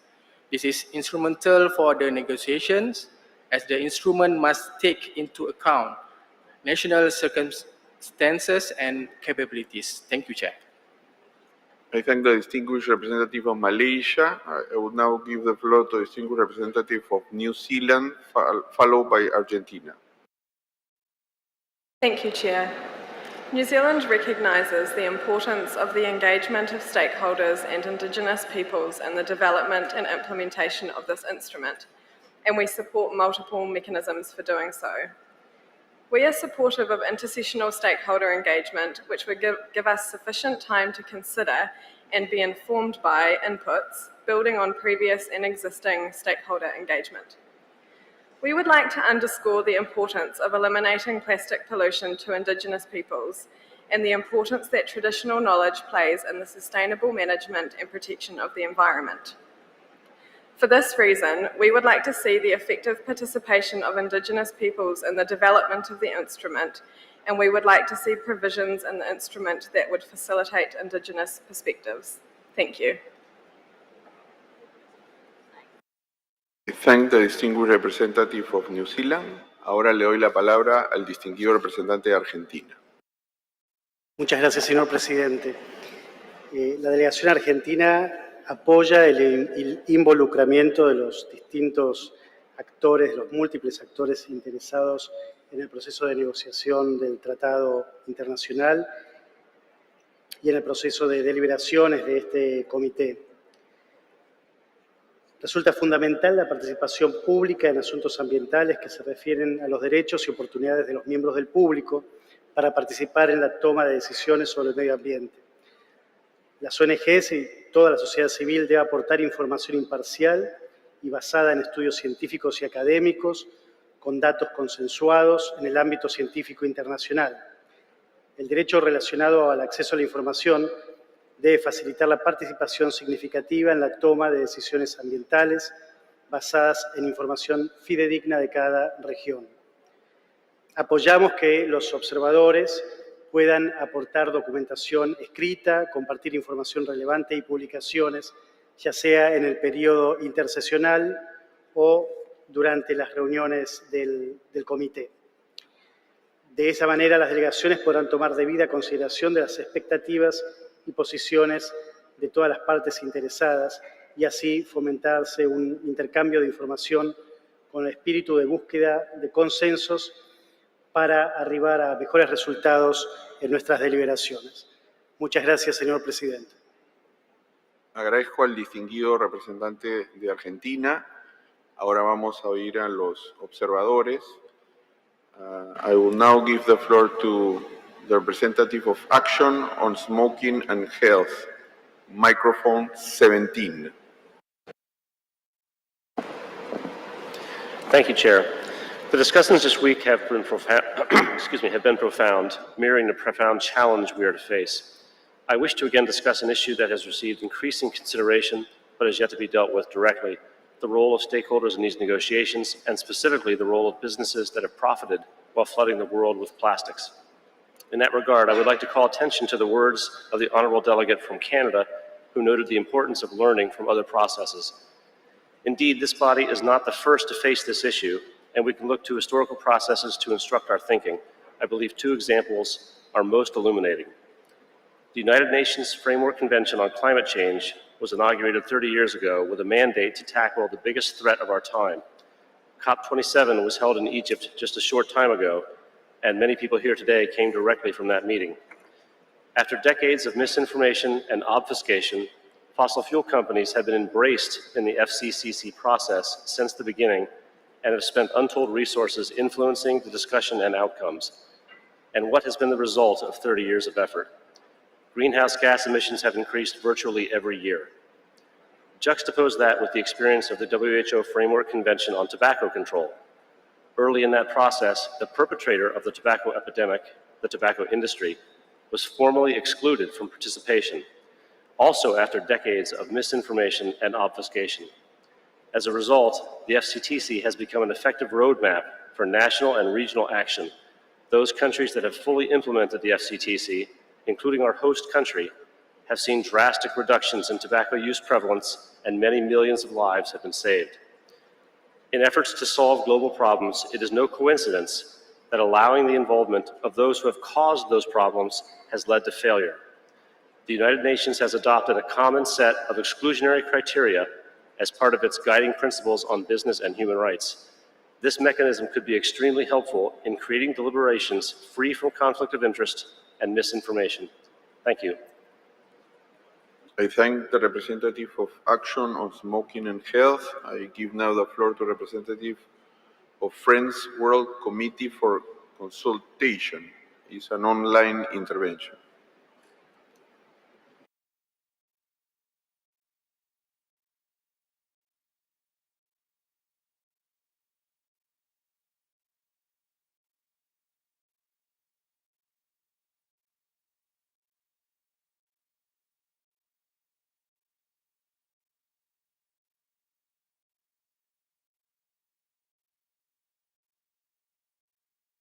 While we wait for this, I will give the floor now to the representative of Africa Climate and Environment Foundation. Microphone 63.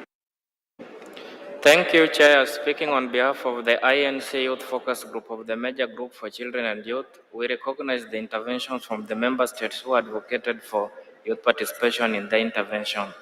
We urge them to maintain their position and call upon all member states to advocate for intergenerational equity as a key part of the instrument. We highlight to you two principles of the Rio Declaration. First, obviously, the Principle 10 about participation of all citizens. Second is Principle 21, the creativity, ideals, and courage of the youth of the world should be mobilized to forge a global partnership in order to achieve sustainable development and ensure a better future for all. First, we need all stakeholders involved and informed. The plastic issue is intergenerational and is interconnected. Therefore, we urge member states to develop mandatory education and capacity building programs in all school, curricula, and other institutions. Second, it is not enough to engage those from grassroots and minorities. We need frontline communities in leadership. Collective success depends on collective cooperation. Third, we want to advocate for the equity in stakeholder engagement. The access of stakeholders should be determined by the resources or size of that stakeholder group, but by their disposition. Fourth, we want to highlight that there is a difference between stakeholders and the rights holders of the process. Children and youth, women, and indigenous peoples are not just stakeholders but right holders in a decision-making process. We want colleagues in the room to please remember this terminology of right holders in their decisions. Fifth, we strongly advocate that 9 major group model used by ECOSOC, UNE, and several other processes should be the starting point in the engagement in the INC. We believe that anything below that would be a regression. This model is already implemented across various conventions and processes. Six, we urge member states to convene local and national consultations and dialogue to incorporate demands and expectations of right holders and stakeholders in their policy positions for future INC meetings. We further stress the importance of including young people as part of official national delegations. Seventh, in terms of practical aspects of stakeholder participation, we ask for the next INC to include side events and exhibits from organizations, extended period of registration of stakeholders, and funding of stakeholders from the countries of Global South. Finally, we want to outline that children and youth in any decision-making process are most vulnerable and most underrepresented. We ask for dedicated funding support from member states directly towards the youth constituency for their participation at the future INS. Thank you. I thank the representative of Africa Climate and Environment Foundation. We'll try again with Friends World Committee for consultation for online intervention.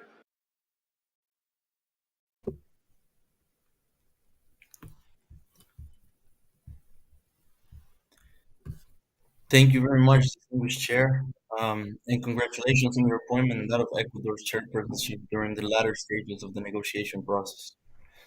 My name is Andrés Naranjo. I am a project officer for Sustainable and Just Economic Systems, and I will deliver this intervention on behalf of the Friends World Committee for consultation. Based on experiences felt in Uruguay, our movement feels that the following principles are essential for any future multi-stakeholder engagement under a global instrument. Firstly, fair and equitable access, including translation and interpretation by different constituencies to meetings, including funding and translations to support participants from marginalized groups most affected by plastic pollution.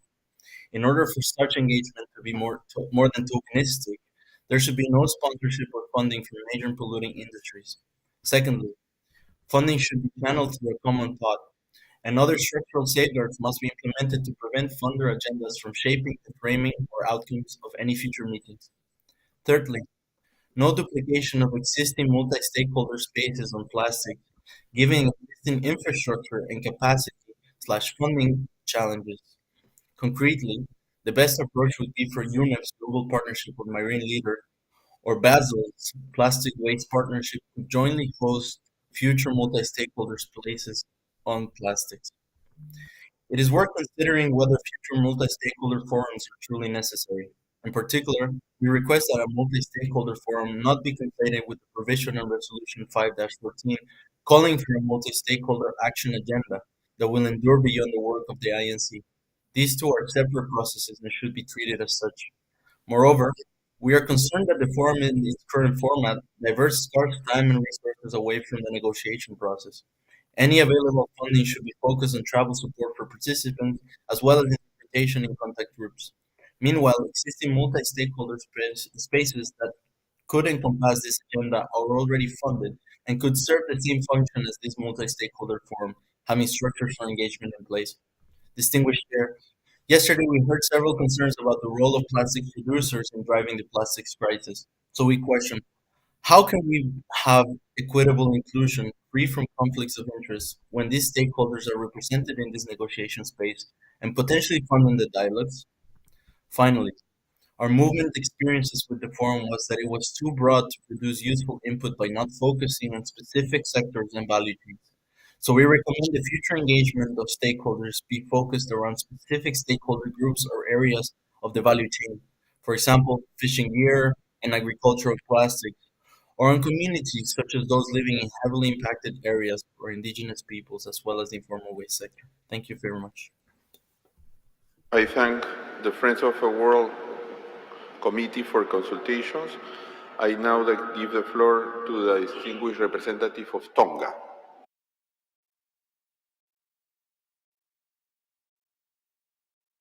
Thank you, Chair, for this opportunity to intervene. For Tonga, we think that multi-stakeholder engagement should be grounded in the following principle: fair and equitable access, especially for traditional and local communities, right holders and indigenous people, and including translation and or multiple languages. 2, ensuring funding is not diverted from supporting delegation in their attendance of the INC. My experience to travel here was very difficult, and I came along from Tonga. I would benefit from having another colleague to support me and ensure we can participate in multiple parallel conversations. Thus, this should be the priority for limited resources from the Secretariat. 3, ensuring stakeholder coordination doesn't duplicate existing spaces that already have structure and funding in place. 4, meaningful participation for all stakeholders. We have to be careful that any future forums do not consume time away from the INC and the negotiations themselves. We are clear that we want stakeholder input from many different sectors, but it needs to be timely and structured so that it can facilitate our participation and knowledge gathering ahead of time. We suggest that stakeholder engagement could include coordinating with specific sectors, such as fishing gear, or around specific communities, such as those disproportionately impacted by plastic pollution, those living in large ocean states, or indigenous people. This could be a role for a multi-stakeholder action agenda provided for in the UNEA resolution. Thank you, Chair. I thank the distinguished representative of Tonga. I give now the floor to a representative of IPEN, microphone 77. Thank you very much, Chair, for the floor. I'm making this intervention on behalf of the IPEN Youth Caucus. Plastic pollution is an intergenerational problem. Plastic and its toxins stay in the environment for a very long time across generations, and some chemicals like the biphenyls A have intergenerational impacts. Hence, as plastics are a problem now, they will become a problem in the future. Youth would like to contribute actively through the INC process. In order to do so, we need to remove barriers to participation, particularly financial ones. However, we do not believe that the multi-stakeholder forum, as organized before INC1, is the best way to involve the youth in the process. For the future, we would recommend using the large amount of resources used for this forum to support participation of more delegates from developing countries, youth members, and interpretation in the contact groups. We would rather want the INC to guarantee and integrate the youth stakeholders' contribution in the process and effectively contribute to the negotiations. Additionally, providing opportunity for submissions, consultations, and involvement in the intersessional process would be a valuable way to involve future generations in the process, including the possibility to organize side events in the future INCs. However, if a multi-stakeholder forum is to be organized before INC2, we would want it to, 1, be separate and not run in parallel with INC1 to allow for our inputs to be integrated in advance of the meeting. 2, to be organized in a manner that includes us from early consultations based on a fair and equitable access. And 3, to avoid the conflict of interest in this process. Today, the UN Office of Human Rights denounced that there is a fundamental and irreconcilable conflict between the interests of the plastic industry and businesses deeply implicated throughout its supply chain and the human rights and policy interests of people affected by the plastic crisis. The plastic industry has disproportionate power and influence over policy relative to the general public. Human rights are needed to counterbalance these powerful interests. Priority should also be given to the voices of those who are most impacted by the problems that these interests have caused, including children and youth, women, waste speakers, scientists, and indigenous people. Thank you, Chair. I thank the representative of IPEN. I give now the floor to the representative of the Global Alliance for Incinerator Alternatives, microphone 40. Thank you, Chair. Firstly, we would like to reiterate that the term stakeholders conveys a false equivalence between rights holders and perpetrators from industries that produce plastics. As in the Tobacco Framework Convention, companies that produce the problem should be excluded from negotiations. The priority for civil society rights holders is direct access to negotiations as observers to make suggestions. Do not hold the microphone, please. Okay. I'm sorry? When you touch the microphone, there is a sound that, if you can continue, please. Hello? Is this better? Okay. The priority for civil society rights holders is direct access to negotiations as observers to make suggestions that governments can consider. Effective access to negotiations involves lowering administrative barriers to accreditation and visas, travel support and interpretation, and access for key constituencies, including informal sector, waste workers, and indigenous peoples. Gaia also requests that funding is prioritized for at least 3 delegates per country, as well as interpretation in contact groups to ensure effective negotiations with several parallel contact groups, and allow for the completion of negotiations within the short time frame afforded to us by our UNEA mandate. Expensive, drawn-out, and in-person multi-stakeholder forums take funding away from these priorities. Multi-stakeholder engagement should follow the principles of non-duplication and coordination with existing bodies, as required under the UNEA resolution. On this basis, we believe that the Basel Convention Plastic Waste Partnership and the UNEP GPML are best placed to co-organize the INC multi-stakeholder engagement in consultation with rights holders, notably waste pickers, as well as independent scientists. While an intersessional virtual format will lower costs as well as some barriers to participation, we urge the organizers to ensure that the voices of most impacted communities are those most clearly heard, included where needed through in-person side events at the start of future INCs. Multi-stakeholder events should feed into but not encroach upon precious time allocated for negotiations. Thank you for your attention. I thank the representative of Global Alliance for Incinerator Alternatives.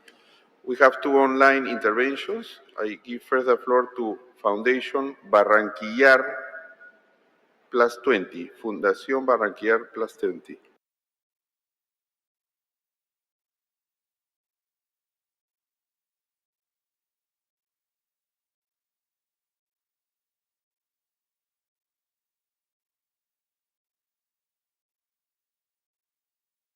I will now give the floor to the other organization, is Earthwatch Institute Australia. You have the floor.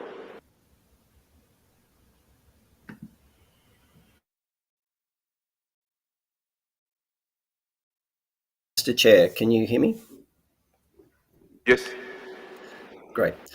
The Earthwatch Institute is a global NGO that gathers independent scientific data, raises awareness on key environmental issues, and helps build capacity for nature-based solutions within local communities. In regard to stakeholder participation and action, Earthwatch would encourage the inclusion of civil society organisations, First Nations people, youth, waste pickers, community groups, and local governments, amongst others, in both the creation of the instrument and the implementation of it. This participation should be fair, equitable, robust, and be conducted both within and between sessions to allow full and open dialogue using a range of modalities. Along with academia and industry, we would also encourage the incorporation of traditional and local knowledge and the use of citizen science in any data gathering, particularly to aid on-ground monitoring in a cost-effective and fully collaborative and inclusive approach. As mentioned by a number of parties, behaviour change is a key element to the success of this instrument. Therefore, we recommend that the behaviour change principles of actionability, clarity, usefulness, accuracy, and appropriateness be applied to any discussions, awareness raising, and education, and note that all stakeholders have a role to play in this. Thank you. I thank for your intervention. This was the last intervention from observers, and with this we have finished there is a request for the floor from Ghana. Ghana, you have the floor.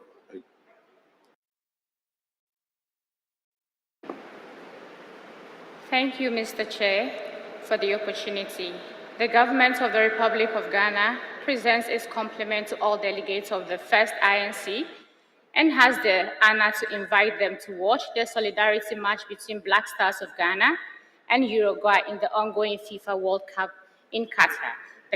The Secretariat has graciously provided space and facilities in Auditorium 2 for interested delegates to watch the match. Ghana would continue to be a friend of Uruguay beyond football. On this note, Mr. Chair, I wish both teams the very best of luck.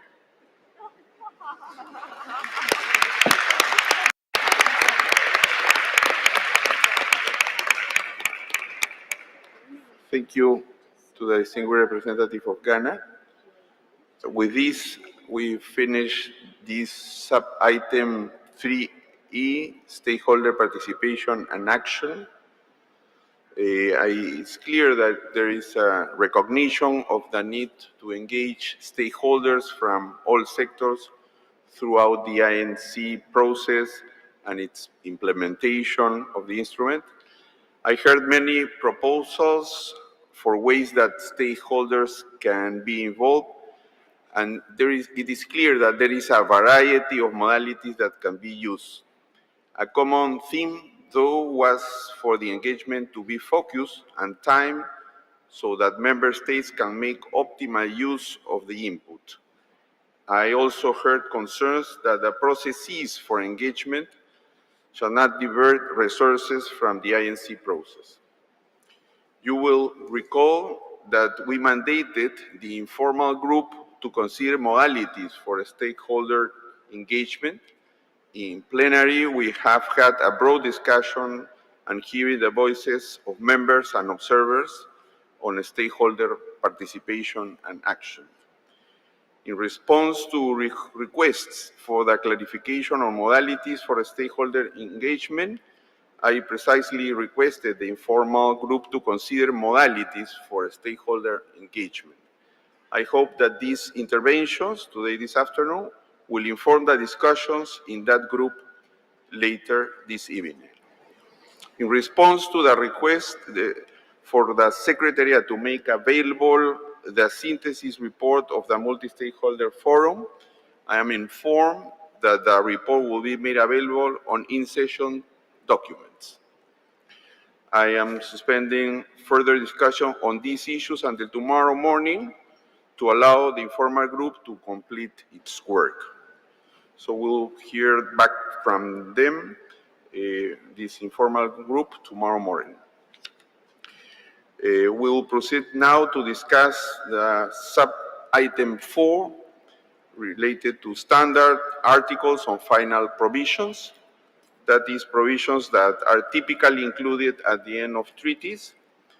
As requested by the ad hoc open-ended working group, the Secretariat has prepared for the committee's consideration a description of the standard articles on final provisions based on similar provisions on a number of existing multilateral environmental agreements in the field of the environment contained in document 1/8. I reiterate that, as indicated in the scenario note, early agreement on standard provisions would not preclude their later adjustment. should that prove necessary to bring them into line with other agreed provisions. With that in mind, I open the floor for interventions. The floor is open.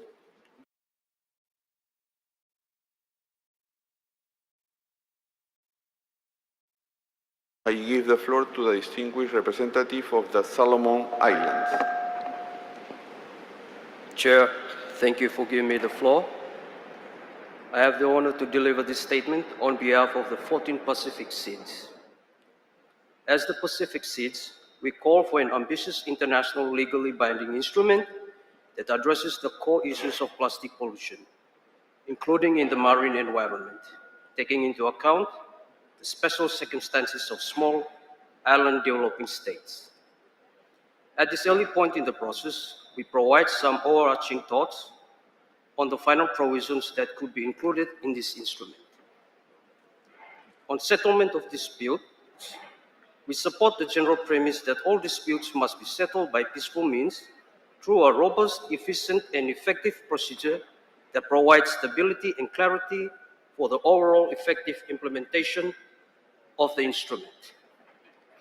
The instrument could include specialized procedures for settling technical disputes and provide for the application of interim measures while disputes are being determined. On the adoption and amendment of annexes, while we still need to see how the larger pieces of this instrument fall, if the instrument is to contain annexes, then we call for procedures on the adoption and amendment of annexes that are consistent with the overall goal of this instrument.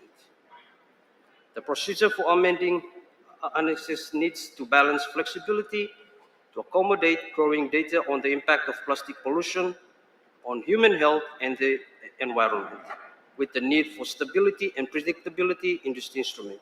In this way, amendments to technical annexes, if they are included in the instrument, need to be based on the best available scientific information, as well as in a rights-based manner, traditional knowledge of indigenous peoples, and local knowledge systems.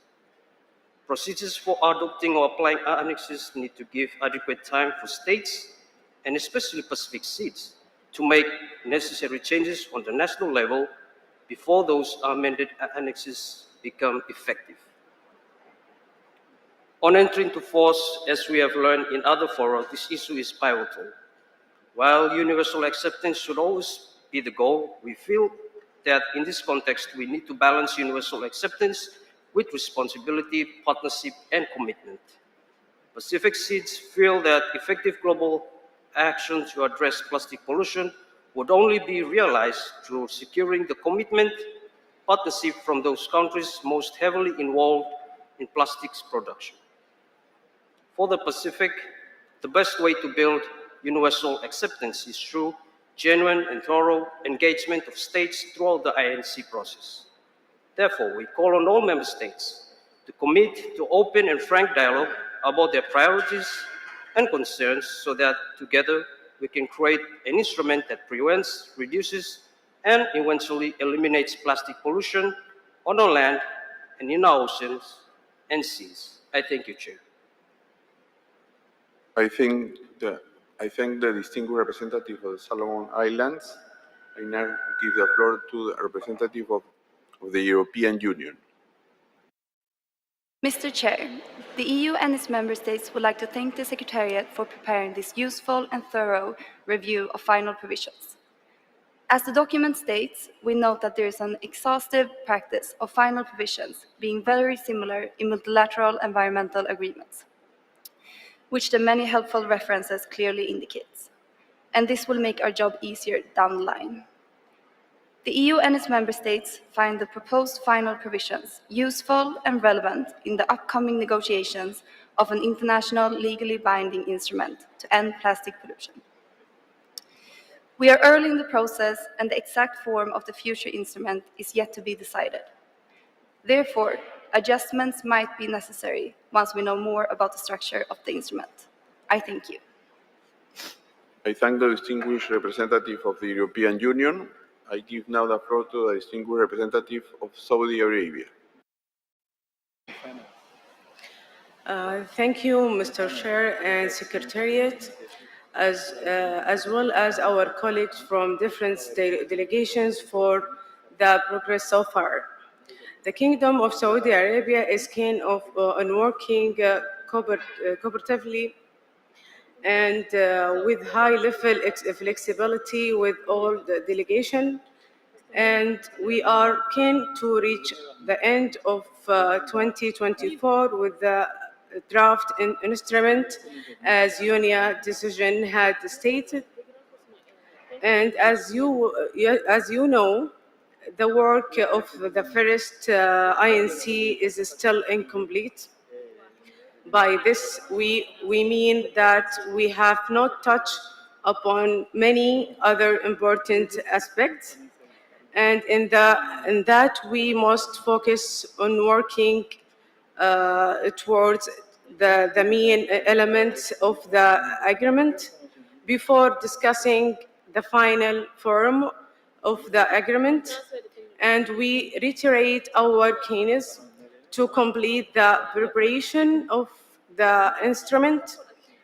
And we are also listening to all opinions put forward by colleagues on these issues, and we look forward to seeing the outputs in the upcoming INCs so that we can determine their impact. All thanks and appreciation. I thank the representative of Saudi Arabia. I give now the floor to the distinguished representative of Canada. Thank you, Mr. Chair. Canada would like to thank the Secretariat for putting together the very useful compilation of standard articles on final provisions in MEAs. These standard articles are a very good starting point for our work. Canada will keep these standard articles under consideration during our negotiations as the architecture and substantive content of the treaty come more clearly into focus. I would like to signal to members that Canada was one of the main proponents of the provision in the Minamata Convention that is highlighted in footnote 7 on page 9 of the compilation document, relating to the entry into force of amendments to annexes. Such a provision, along with an accompanying provision in the article on ratification, acceptance, approval, or accession, provides useful clarification and legal certainty with respect to countries like Canada, who treat amendments to annexes as treaty amendments, and where, accordingly, the precise timing of the domestic processes necessary to obtain the authorities to ratify, etc., is difficult to predict in advance. Thank you, Mr. Chair. I thank the distinguished representative of Canada. I now give the floor to the distinguished representative of Japan. I join others in thanking the Secretariat for producing this excellent basis for discussions on the final provisions. I listened carefully to the delegation of the Solomon Islands on the clause of entry into force. Indeed, this is a very important part of our discussions. We join other delegations in wishing that this instrument will be one where all states can join and therefore join efforts in ending plastic pollution. So the entry into force language seems to be important, and we have several precedents, one of them being the Paris Convention, where we talk about a certain group of countries. On amendments, what kind of amendments will be possible or what kind of additional protocols will be possible will depend, of course, on the content of the objectives, goal, and measures that we'll be agreeing upon. So it is early to say. Depending on how we make possible amendments or additional protocols, we might have also to discuss what kind of reservations are we ready to accept. Thank you very much. I thank the distinguished representative of Japan. I give now the floor to the distinguished representative of Pakistan, followed by the United States. Thank you, Mr. Chair. Pakistan, ECO, EU, and Canada. Pakistan would like to consider standard articles on final provision like reservations, settlement of disputes, amendment to the instruments, adoption and amendment to annexes, entry into force, withdrawal, as already agreed in other multilateral environmental agreements like Minamata, Rotterdam, Stockholm, Basel, and Vienna Convention and United Nations Framework Convention on Climate Change. However, we shall look into it to consider under what new articles will be discussed in this plastic treaty. I thank you. I thank the distinguished representative of Pakistan. I give now the floor to the distinguished representative of the United States, followed by Cuba. Thank you, Mr. Chair. Like previous delegates who have spoken, the U.S. delegation appreciates the preparatory work done by the Secretariat to survey existing practice from other MEAs in order to help the INC move forward in developing text on final provisions for this agreement. We believe past practice can be a useful guide here, while at the same time we share the view of the distinguished delegate from the EU that adjustments may be warranted to the text here based upon specific context. With respect to many of these articles, the United States would be comfortable with negotiating on the basis of the draft text proposed by the Secretariat. With regard to the sequencing of text negotiations, like others who have spoken, we would note that if the text of any final provisions is negotiated before the agreement's substantive provisions are developed, it may be necessary to return to the final provisions and consider the need for any revisions after the substantive provisions have been further elaborated. With regard to certain draft final provisions, it may be premature to turn to text negotiation at this early stage, or even agree in principle on the inclusion of such provisions before more is known about the instrument's structure and substantive provisions. For example, we do not see utility in considering the need for procedures on the adoption and amendment of annexes before it is known whether the structure of the future instrument will include annexes. Again, the United States would like to thank the Secretariat for its work on this agenda item prior to this session. We also appreciate the constructive discussion on this agenda item in the room at present, and we look forward to proceeding to text negotiations at the appropriate time. Thank you. I thank the distinguished representative of the United States. Ahora le voy a dar la palabra a la distinguida representante de Cuba, seguida de Chile. Gracias, señor presidente. Ante todo, agradecemos el documento INC.1/5 elaborado por la Secretaría. Es un buen documento, no solo para este punto, sino para todos los demás que hemos estado debatiendo. Las disposiciones finales son realmente muy importantes y asegurarán la entrada en vigor, vigencia y adopción de los compromisos legales para los países que serán parte del nuevo instrumento. Sin embargo, coincidimos con lo planteado por otras delegaciones, que primero debemos avanzar en la negociación de otras disposiciones centrales como las obligaciones, las medidas de control, etc. Por tanto, favorecemos que estas disposiciones se analicen en una etapa más avanzada de la negociación. Muchas gracias. Agradezco a la distinguida representante de Cuba y le doy la palabra al distinguido representante de Chile, seguido de la distinguida representante del Uruguay. Muchas gracias, señor presidente. En primer lugar, queremos agradecer a la Secretaría por el desarrollo del documento, ya que entrega una mirada amplia de los artículos que usualmente se ocupan en otro tipo de acuerdos multilaterales medioambientales, lo cual es una gran fuente de información que permitirá poner en perspectiva la experiencia adquirida en otros instrumentos. Entendemos que para estos efectos necesitamos de insumos tanto de parte del grupo interseccional como de la Secretaría, de manera de tener una mirada concreta de las opciones propuestas, ya que la idea es avanzar lo más rápido posible en este tipo de materias que pueden ser abordadas con insumos jurídicos. Señor presidente, aun cuando recién nos encontramos en el inicio del proceso que elaborará un acuerdo multilateral ambiental, Chile considera que para cumplir fielmente el mandato de la Resolución 514, es decir, la preparación de un instrumento internacional jurídicamente vinculante sobre la contaminación por plástico, incluido el medio ambiente marino, Y tal como ocurre en los convenios de Minamata, Estocolmo, Rotterdam, Basilea, la Convención de Naciones Unidas de lucha contra la desertificación, la Convención Marco sobre el Cambio Climático, el Convenio de Ozono, la diversidad biológica, este acuerdo no debiese permitir la formulación de reservas. Muchas gracias, señor presidente. Agradezco al distinguido representante de Chile. Le doy la palabra al distinguido representante del Uruguay.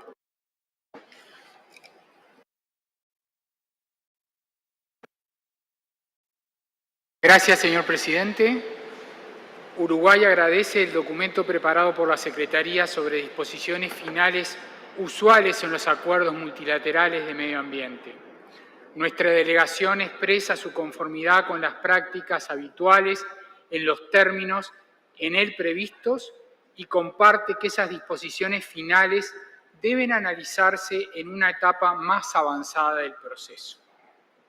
No obstante, entendemos que corresponde ya dejar señalado que las mismas deben adecuarse a los principios y tradiciones del derecho ambiental internacional. Y compartiendo íntegramente la exposición que me precediera de la delegación de Chile, consideramos de suma importancia que se recojan elementos que darán garantías a todas las partes, como la no formulación de reservas en un acuerdo de esta naturaleza, cuyo objetivo pretende la protección del ambiente y la salud humana. Asimismo, deberá contemplar su mecanismo de solución de controversias común en este tipo de disposiciones. Por otra parte, y finalmente, reiteramos nuestro interés en que el convenio que finalmente logre este comité de negociación pueda entrar en vigor prontamente, lo cual no debe ser confundido con la progresividad que podrá establecerse en alguna de las obligaciones según la necesidad de adaptación y una transición justa. Muchas gracias, señor presidente. Agradezco al distinguido representante del Uruguay. I now give the floor to the distinguished representative of China.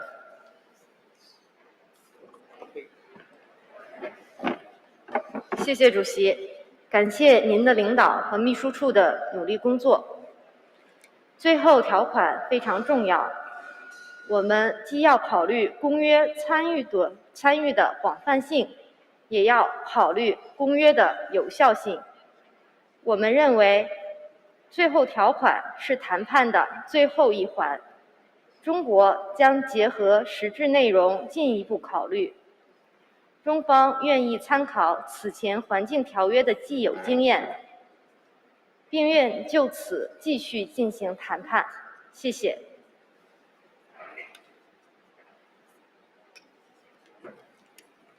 I thank the distinguished representative of China. I give now the floor to the distinguished representative of Turkey.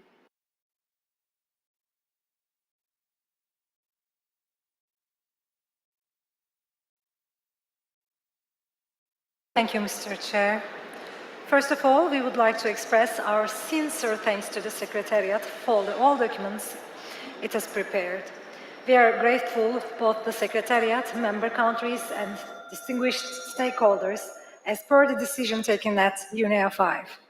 We firmly believe that when we come to the end of the INC process, we will have a successful instrument. Like everyone else, we are excited to see this instrument in its entirety. As all parties, we will continue to work tirelessly for an extremely inclusive, detailed, and scientific instrument. It's seen that the articles prepared as final provisions are prepared similarly to other multilateral environmental agreements. We are of the opinion that draft articles will be developed with joint effort in the upcoming meetings and intersessional discussions. Having said that, we underline once again that the Secretariat should play a facilitating role regarding the work of the regional groups we held in the previous session, and we would like to reiterate that we are waiting for your kind reply. Thank you. I thank the distinguished representative of Turkey. We will pass now to interventions from observers. I will give now the floor to the representative of Plastic Change.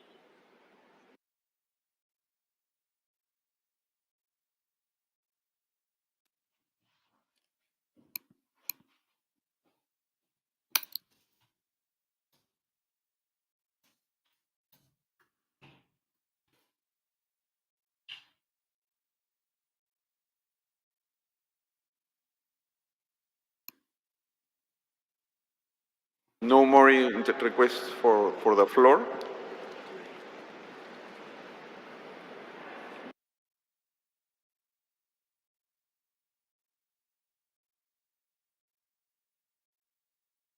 We will give the floor to the Secretariat to answer the question of the distinguished representative of Turkey. You have the floor. Thank you very much, Mr. Chair. In response to the distinguished delegate from Turkey, we would just like to note that we will be coming back to you on this issue, and we will be coming back to you on it by tomorrow morning. Thank you.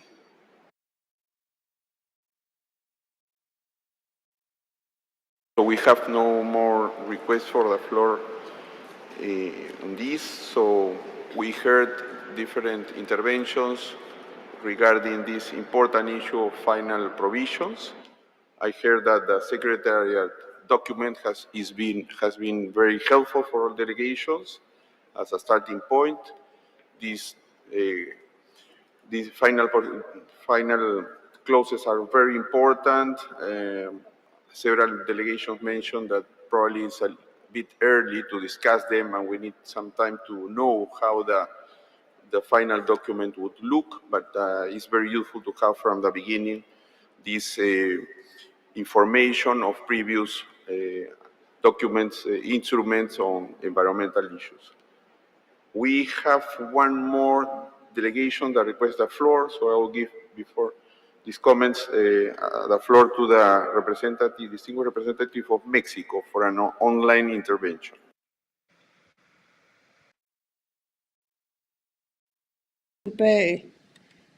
Que participemos después de que inició su resumen. Nosotros quisiéramos agradecer a la Secretaría la preparación de estos documentos. Si bien estas discusiones pudieran ser prematuras, reiteramos que los modelos de Minamata, Basilea, Rotterdam y Estocolmo como los modelos viables para la construcción del nuevo instrumento, incluidos los estándares sobre disposiciones finales. México alentaría a considerar que el instrumento contenga principios generales que eviten contradicciones con otros instrumentos. México también alentaría a considerar los modelos de Basilea y el Protocolo de Montreal a fin de incluir alguna cláusula sobre la relación de partes y no partes, tanto para promover la ratificación del nuevo instrumento jurídicamente vinculante como para establecer la relación de partes y no partes en la implementación del mismo. Finalmente, consideramos que debemos tener flexibilidad a fin de actualizar disposiciones que deban ser modificadas o complementadas a través de ajustes y enmiendas y en función de la complejidad del tema. Muchas gracias, presidente, por darme la palabra.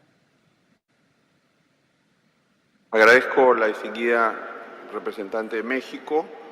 Decíamos que el documento preparado por la Secretaría había sido útil a las delegaciones y que muchas intervenciones se refirieron a que todavía era un poco prematuro, pero que es útil y comenzar a saber sobre todo cómo podría estas cláusulas, cuáles serían las más importantes que podrían ser consideradas. Entre ellas fue resaltado, por ejemplo, las disposiciones que tienen que ver con la entrada en vigencia del instrumento o la posibilidad que hemos dicho que varios estados han mencionado de que no haya reservas, etcétera. Ese es un tema muy importante, pero que seguiremos viendo y que será muy útil para en cuanto tengamos ya una claridad respecto a cómo se verá el instrumento. Now we have one more item of this point 4. This is sub-item 5, regarding sequencing and recommended further work. but I have to remind you that we will hear back from the co-facilitators on the informal group on the outcome of discussions in that group tomorrow morning. So this is related to this point. Our executive secretary has already referred to the wealth of information available, and so in considering any further work, the committee may wish to bear in mind the limited time available between sessions for substantial work, particularly where significant new information gathering and analysis may be requested. So we need to take into account this. Some issues were taken up in the informal group. So I will open up the floor for consideration that were not for the informal group. And I look forward to hearing back from the group tomorrow morning. So as for precision, we ask this informal group to give us feedback on what we'll ask the Secretariat, but we may have some comments here today regarding sequencing. So I now will open the floor for any comments on this. The floor is open. I will give tiene la palabra el distinguido representante de Colombia. Gracias, señor presidente. GRULAC considera que para asegurar una preparación efectiva de los miembros del INC se requiere tener la oportunidad de desarrollar posiciones comunes sobre temas de interés prioritario para los grupos regionales. Por tanto, y tal como ocurre en otros acuerdos internacionales, creemos que se debería organizar reuniones regionales preparatorias a fin de poder discutir de manera previa las diferentes visiones tanto respecto de este proceso de negociación, considerar documentos que se preparen para cada reunión del INC, discutir asuntos de importancia, identificar prioridades y desafíos regionales y facilitar la preparación de posiciones regionales. GRULAC considera que este formato, utilizado en otros acuerdos ambientales multilaterales, podría ser una forma de descongestionar las negociaciones, crear visiones comunes y dar el suficiente espacio para que las discusiones entre los grupos regionales sean con suficiente tiempo previo a las INC. Gracias, señor presidente.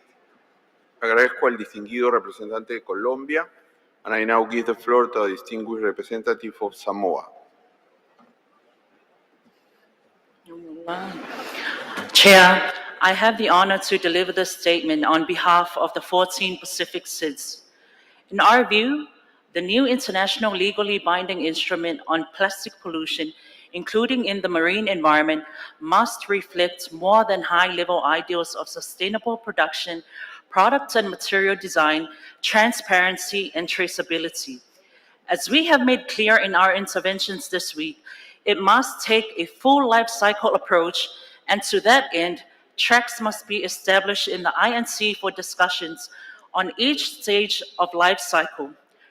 Proposed tracks should include upstream, midstream, downstream, means of implementation, institutional arrangements, including a governing body, and subsidiary bodies such as a scientific, economic, and technical body, national action plans, compliance, objectives, and definitions. There might be some degree of overlap between these tracks, as each stage of life cycle of plastics could be addressed by and through multiple elements of the instrument. In any case, to the extent possible, the scheduling of negotiations in these tracks must avoid overburdening small delegations like those in the Pacific SIDS with more than 2 tracks if possible. We also know that online access has been beneficial, and we would encourage that this continue to further enable inclusive access. That said, it would be highly welcome if hybrid meetings could also take into account the time zones in regions such as the Pacific, as most of the preparatory meetings of the INC were held in the middle of the night for us. If multiple in-person tracks are envisaged, adequate consideration and support for SIDS must be provided to enable our participation. National action plans will be core to the agreement. Therefore, a dedicated negotiation track for national action plans must be established at an appropriate time. National action plans must set out the specific policies and measures taken or to be taken to comply with the obligations and other related commitments under the instrument. This negotiation track will contribute to elaborating provisions for the delivery of financial and technical assistance for the preparation and implementation of national action plans, for example, through a financial mechanism which could include a dedicated multilateral fund. Regarding the means of implementation, including finance, capacity building, and technology transfer and development, importance should be placed on establishing a timeline for negotiating the means of implementation. In this track, the arrangements for providing financial assistance and other means of implementation from contributor countries to recipient countries, in particular SIDS, must be country-driven and could support enabling activities, incremental costs of compliance, and other forms of financial assistance. To ensure a global level playing field, we also suggest the establishment of intersessional mechanisms to discuss the important issues mentioned earlier. Thank you, Chair. I thank the distinguished representative of Samoa. I give now the floor to the distinguished representative of the European Union. Thank you, Mr. Chair. Firstly, the EU and its member states would like to thank all the participants for the interesting and constructive interventions during the week, both here in plenary and in the contact groups. We are encouraged to see the broad and active participation from delegates and stakeholders, which is essential for us to proceed constructively and collaboratively in the negotiations. The EU and its member states would like to again stress the urgency in tackling plastic pollution, given the short time we have to negotiate an ambitious legally binding international instrument. For the EU and its member states, it's important to have targeted discussions along the whole life cycle of plastics in line with the mandate of ENEA Resolution 5/14. In that regard, the EU and its member states see that based on a discussion we've had at this INC, there may be the need to set up contact groups starting from INC 2 and onwards. We acknowledge the concerns from small-sized delegations and agreed that no more than 2 groups should be running in parallel with the plenary. One possible way of dividing the discussion into 2 groups could be that one group deals with substantive provisions and another on institutional issues, supportive measures. The organization of the work of the contact group on substantive provisions will need to be carefully considered with different thematic work streams that could be staggered throughout the INC sessions based on the progress of the negotiations. One example could be to divide the work into 3 thematic work streams. 1, sustainable design and production. 2, reduction of plastic production, consumption, and use. And 3, waste prevention and waste management, including collection, sorting, and recycling. The contact groups could be established as needed based on this substantive clustering. Another option could be to build the clustering on the 4 strategic goals as proposed in UNEP/PPP/INC.1/7 in order to follow a start and strengthen approach and prioritize the way we tackle the different issues. In conclusion, the EU and its member states would take a flexible approach on this and are ready to listen to other suggestions from the floor as long as the organization is in line with the mandate and clearly addresses the different stages of the plastic life cycle. We look forward to listening to other delegations' positions regarding the sequencing and clustering of work.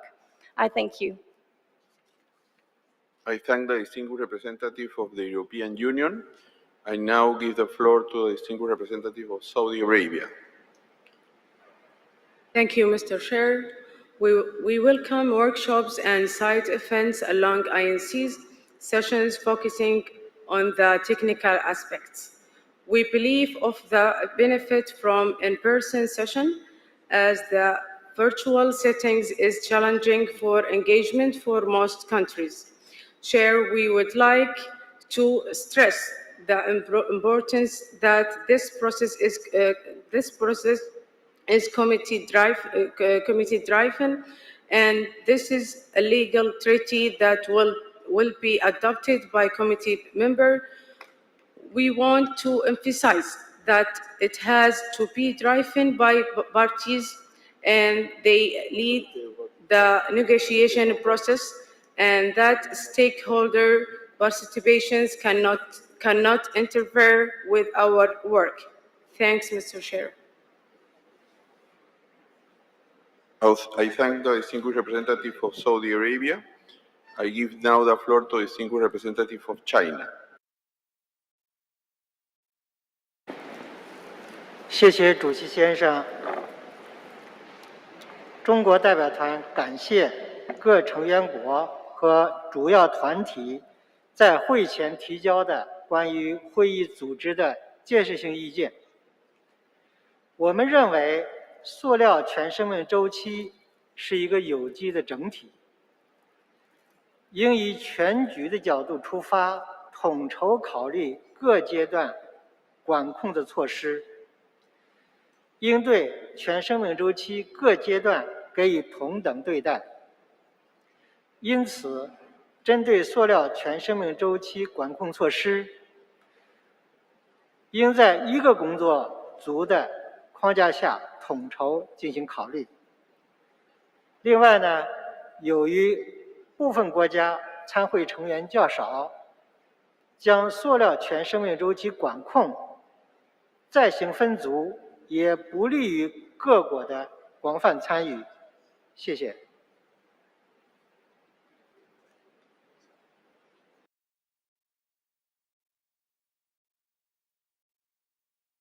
I thank the distinguished representative of China. I give now the floor to the distinguished representative of Egypt. Thank you very much, Mr. Chair. Just a couple of quick points on this item. We appreciate, as you said, that many of the elements will be considered further in the informal group. We look forward to that, and we thank the two co-facilitators for their work thus far. Mr. Chair, regarding the first point I wanted to make on this matter,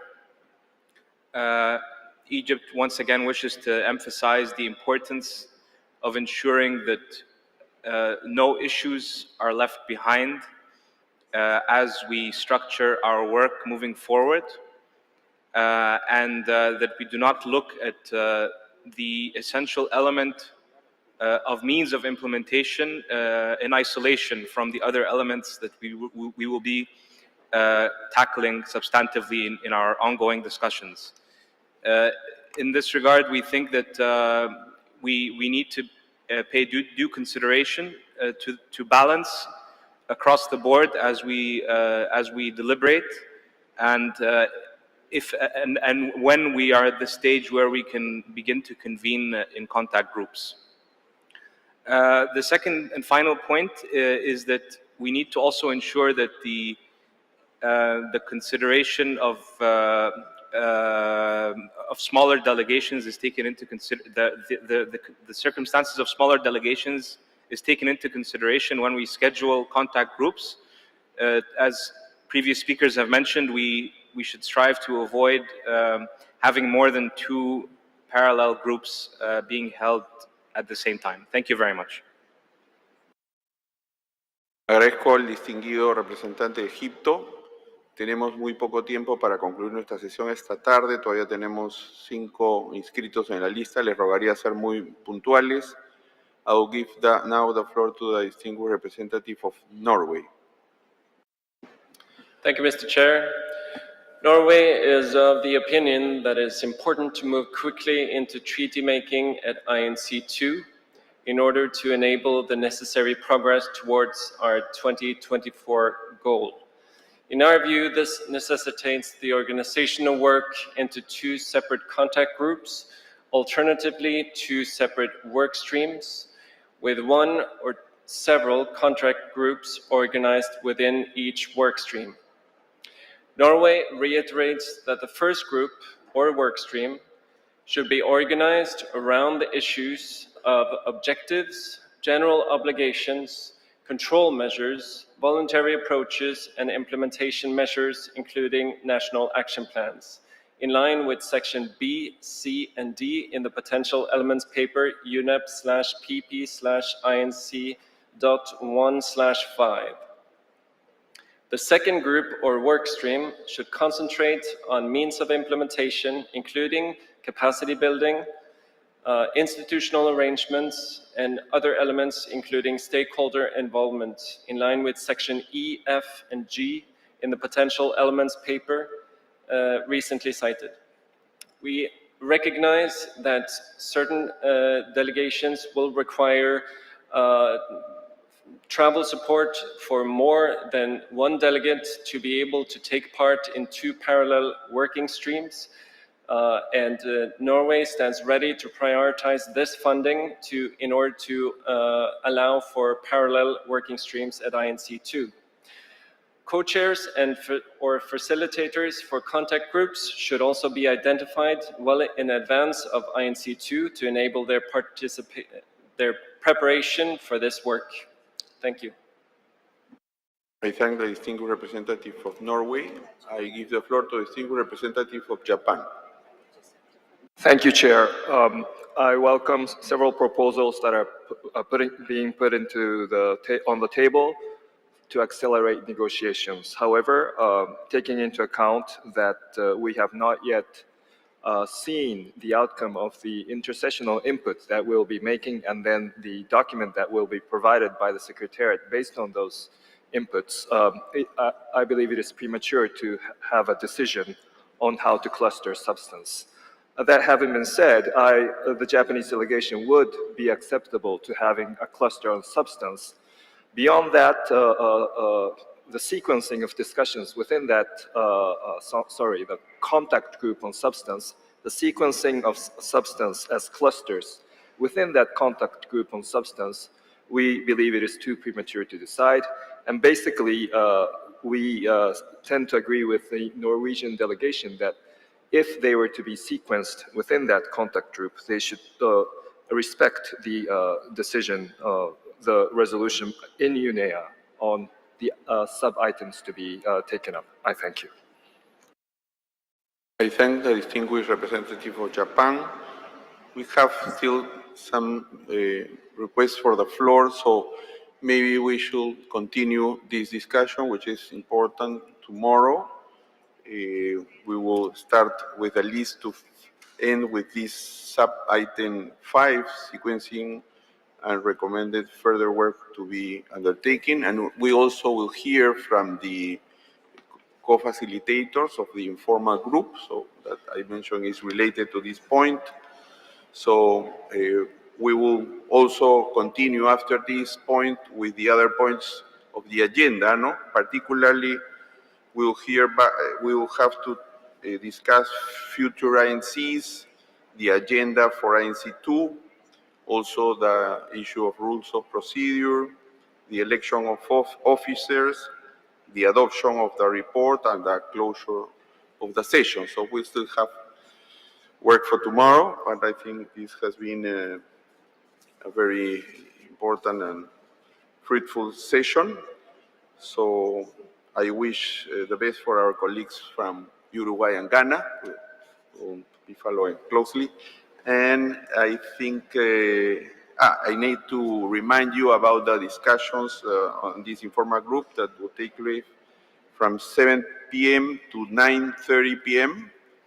And we will reconvene tomorrow them at 10 a.m. So may I invite the Secretariat for some housekeeping remarks? Thank you, Chair.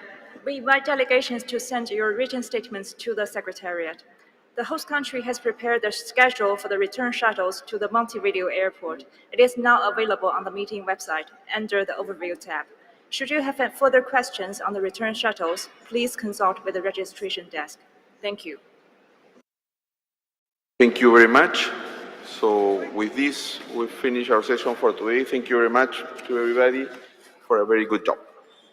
The meeting is adjourned.